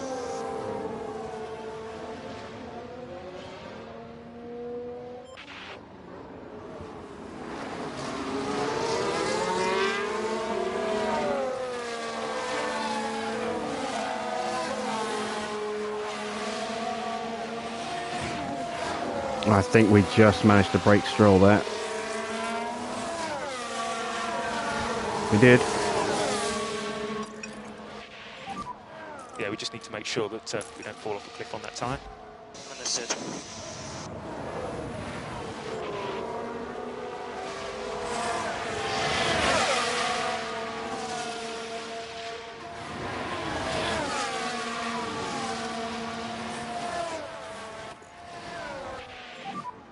Just show me what you've got then. Copy.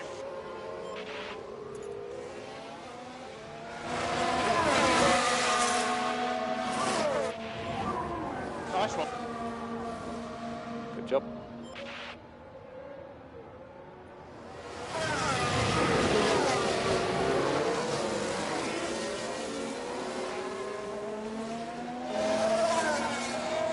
Alright, let's get Russell onto the back of Hamilton.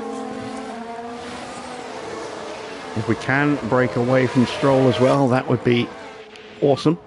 And happy to pick up the pushing level.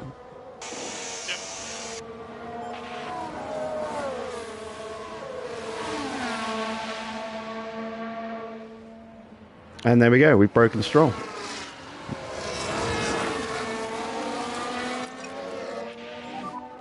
Let's just manage these tyres. Yeah, copy.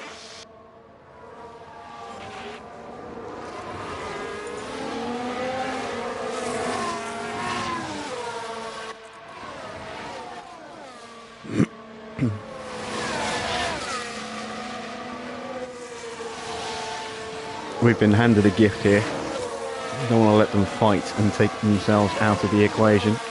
Might let them loose on the last lap or two. But for now, I just want to consolidate, pull away from Stroll and Ocon.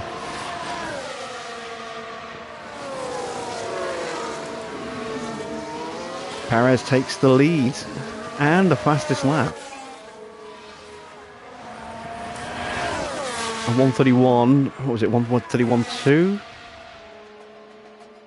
131.1. Ooh, okay.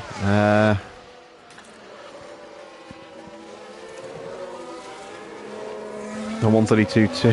Oh, wow. We're a second off. And the 131.7. Yeah.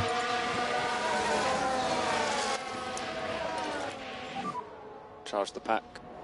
Copy.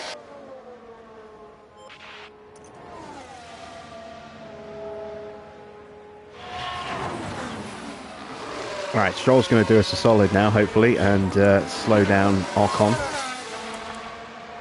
His tyres are not that much better than Stroll's. Leclerc has been dropped by the Red Bulls. What's he doing? He's doing 132.9s. We're doing 132.5 and 131.7, but that's because we had DRS overtaking and deployment as well.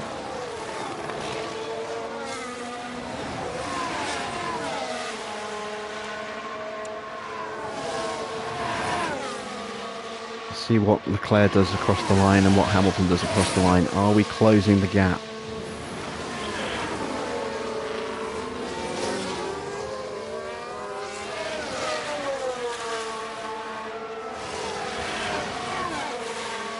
.133.0 or 132.5. We're half a second a lap faster. We've got 8 laps to go, including this one, and we are not going to do it on that pace. will get close. If Leclerc's tyres continue to fall apart, who knows? Maybe. Just maybe.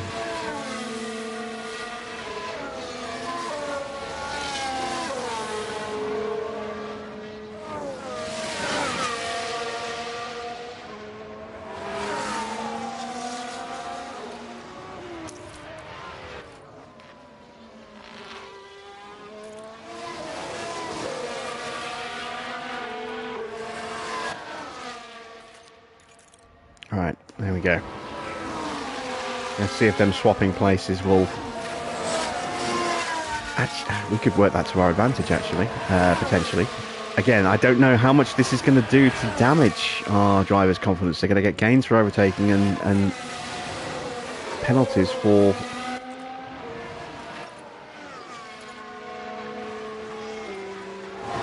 failing to defend.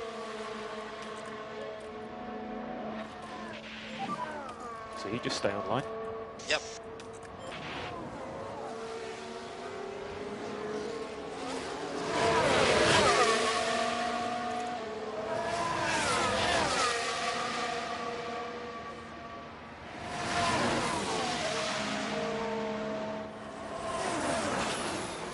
And that lap we were slower. Yeah. Maybe Leclerc just had a cooling lap. There's no traffic that I can see that would have got in the way. Oh no, there wouldn't be traffic. We had a restart.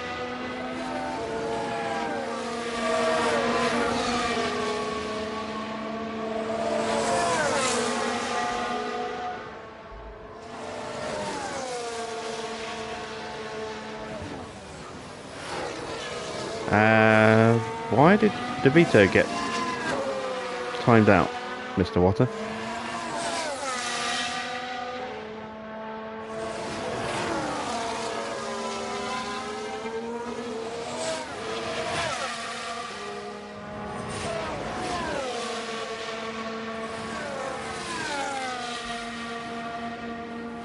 Yeah, I thought that might have been a mistake. I was just looking at the messages that got timed out and they were all fine.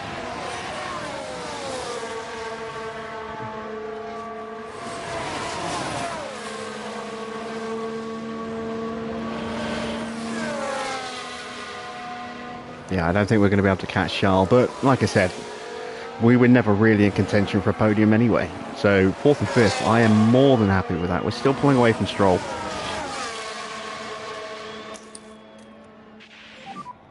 And just charge the pack.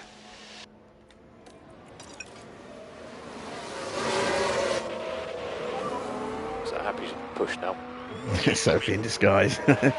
Yeah, the legend of Sophie. I've never encountered her, but you know, I've heard the stories. Laps. So should be 6 laps.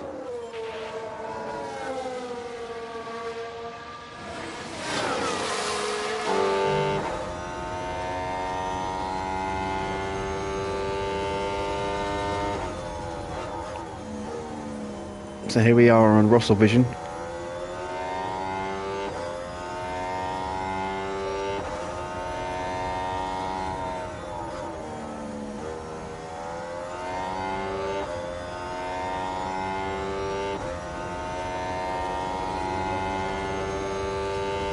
Could even appropriate a classic beloved TV theme. Russell Vision, Russell Vision, Russell Vision, do.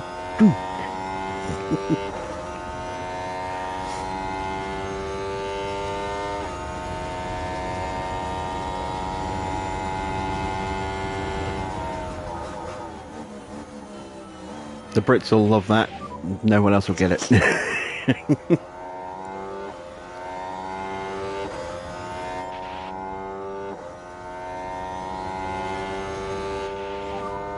5 laps.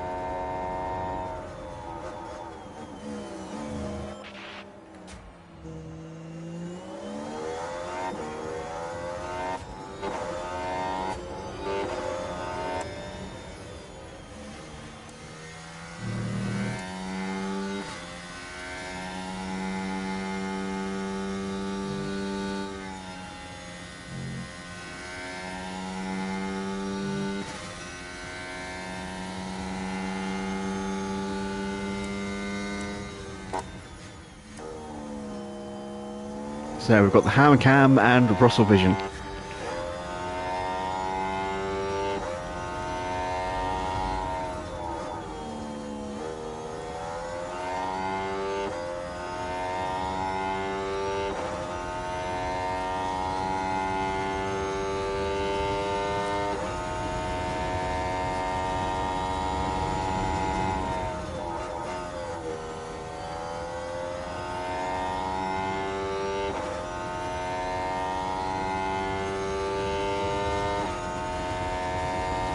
I do like how you can hear the wind buffeting as well. And let's cushion. Understood.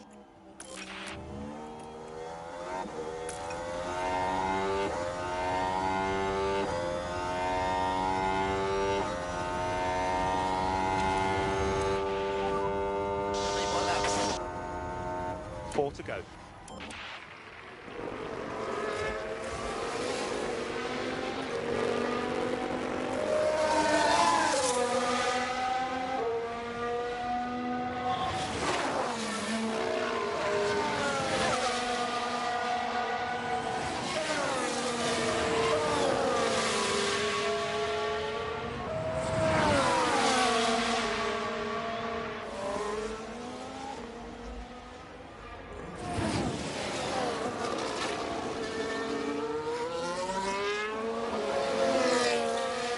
Tyre-wise, we're in really good shape.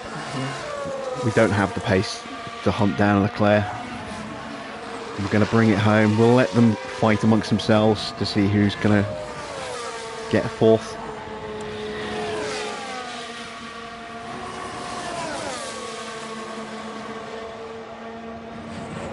I'm going to put my money on Hamilton keeping the position rather than Russell stealing it from him. He's just been quicker all weekend. He's got higher confidence. Tyres are less likely to overheat.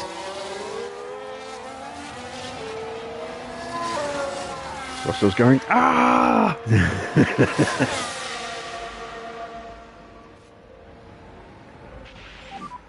many laps left, mate? 3 laps remaining. Understood.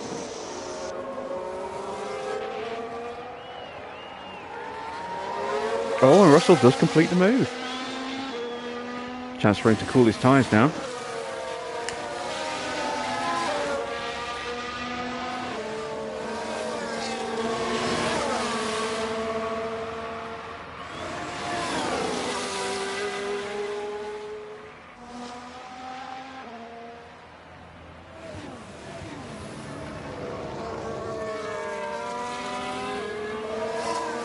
Oh, I forgot to change the defence settings.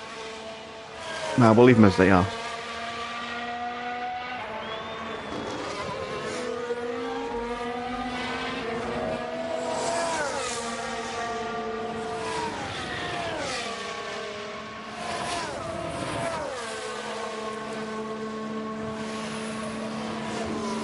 Yeah, still lapping about half a second quicker. It's not quick enough. Russell's actually pulling away.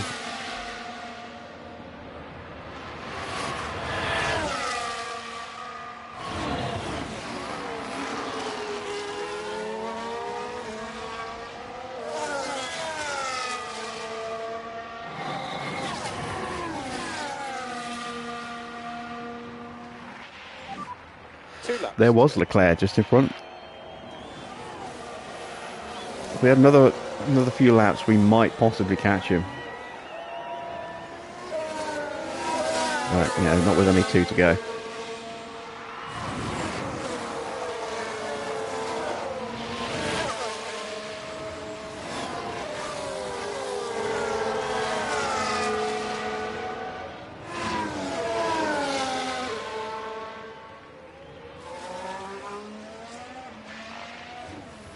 Yeah, Russell is going to hold on by the look of it. Hamilton doesn't seem to have an answer for this. In fact, I think he's about to drop out of DRS range.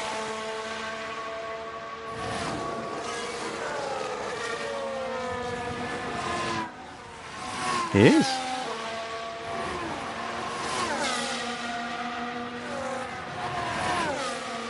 Huge cheers from Farah. I can hear them from here.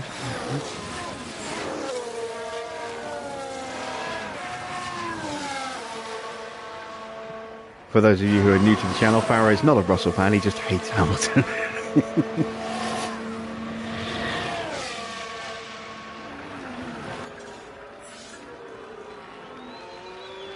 There we go, final lap.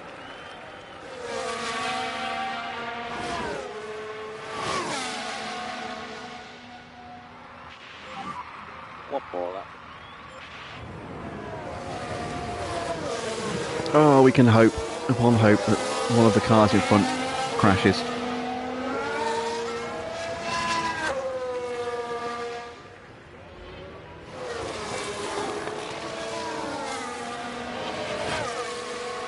Or spins, or locks up.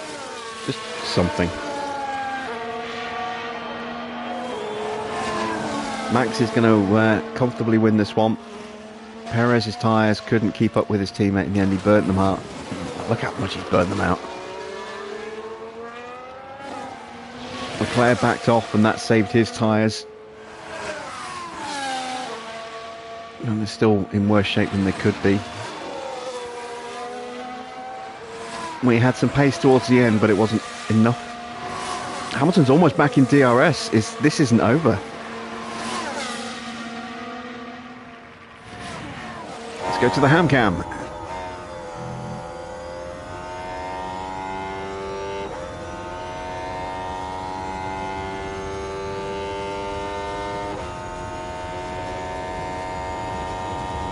He's inside DRS for the final turn. Has he got enough to get a run to the line? I don't think so, but you never know. Max Verstappen over the finish line and today's winner. No, he doesn't. Russell hangs on and takes fourth. It's fifth for Lewis. But given the pace of our car, that's an excellent result. I mean, aided by the fact that both Sainz and Alonso failed to finish, or else we would probably be 6th and 7th. Well done. But I will take 4th and 5th. Long way to go, but let's keep pushing, guys. I believe in you. Well done, guys.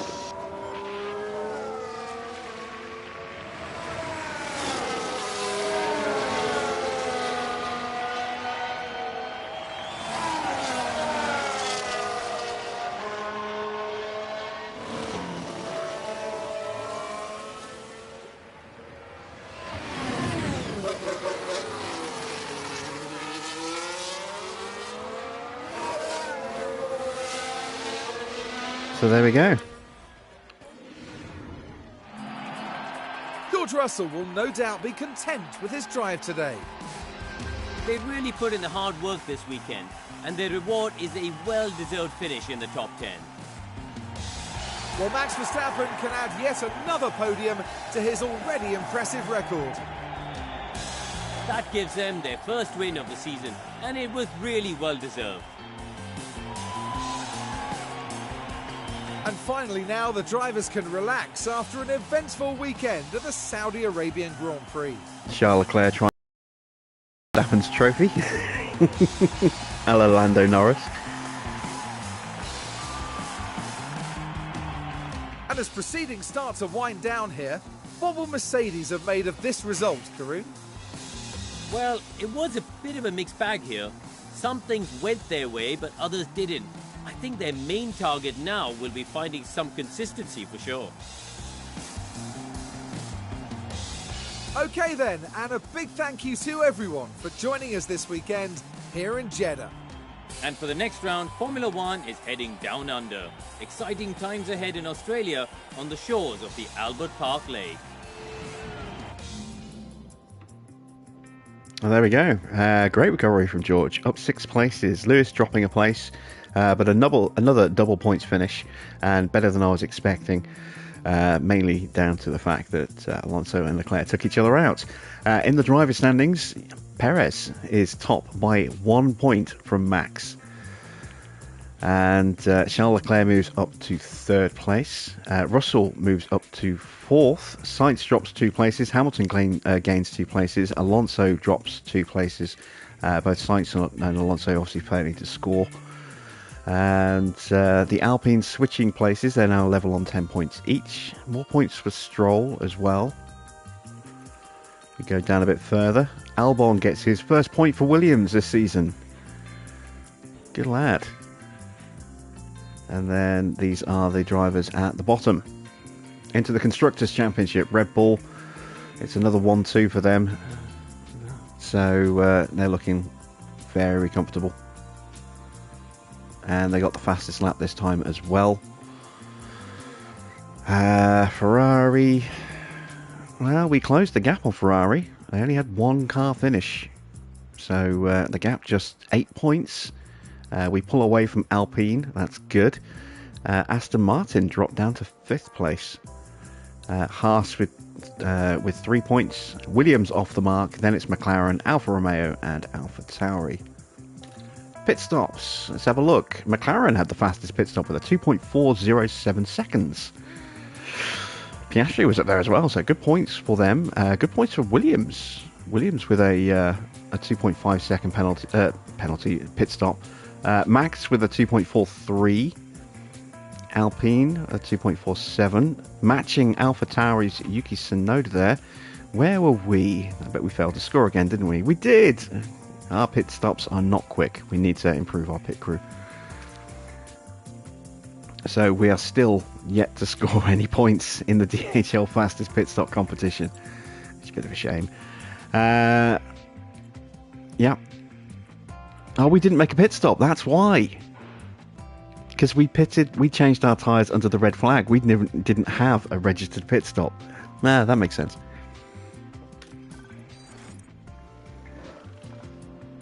So there we go. A breakdown. We started in 10th, finished 4th, started 4th and finished 5th. Not bad. 3 successful overtakes, 7 failed overtakes, 20 successful defences. Hamilton was brutal at shutting the door on Stroll for so long there. As for George, 5 successful overtakes, 11 failed. We did tell him to hold back, as well as Lewis at the beginning, so they weren't pushing their tyres.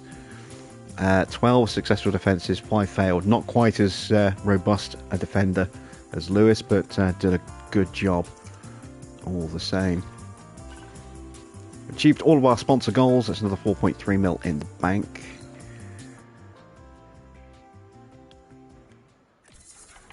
And our boardroom is now upgraded. So let's take a look at the inbox. Car parts all pass inspection. Our engine's down to 73% already. Ooh. 75% for Lewis's car, 76% on the ERS, 78% for Lewis, and slightly better on the gearbox as well. Oh, here we go. A response required. Just to let you know, it seems attention has improved. Good. Your intervention clearly helped the situation, so thanks for getting involved. I think a final meeting with them to talk it through would get everything back to normal. Excellent. And that will boost their affinity, as well as George's morale, and reduce his aggression. Let's arrange the meeting. That's a nice little extra bit that they've added in. I know that they said that they were adding in a lot more dilemma emails, and it's nice to see not just a dilemma, but then a follow-up resolution to that as well. That's really nice, rather than just, would you like to take a stop all experience gain for a week to go and earn $100,000 for teaching kids in school about F1? No, and that's it. Would you like to arrange a party at the start of the season? No. That's it. It's or maybe yes. That was it. That was all of my choices. So it's nice to actually have a little bit more interaction with the inbox this time. And that is where we're going to end tonight's stream. So we have 11 days to go until the next Grand Prix. We've got some stuff to do tomorrow to get us there, and we've got some new upgrades coming for Australia as well. It's been a long one tonight. But we got the first 2 rounds of our career underway and complete. And then round 3 tomorrow night, normal time of 9 PM UK time. And then all next week, Monday to Friday, 9 PM. We're doing that 5 days a week. And so enjoy the weekend. Actually, no, we've still got tomorrow's race first, haven't we? I'm telling you to enjoy the weekend before we even get to the weekend. I'm tired. I'm babbling. That's it from me. Thanks for watching. I am Jim Bob, and I'll be back with some more F1 Manager 23 tomorrow.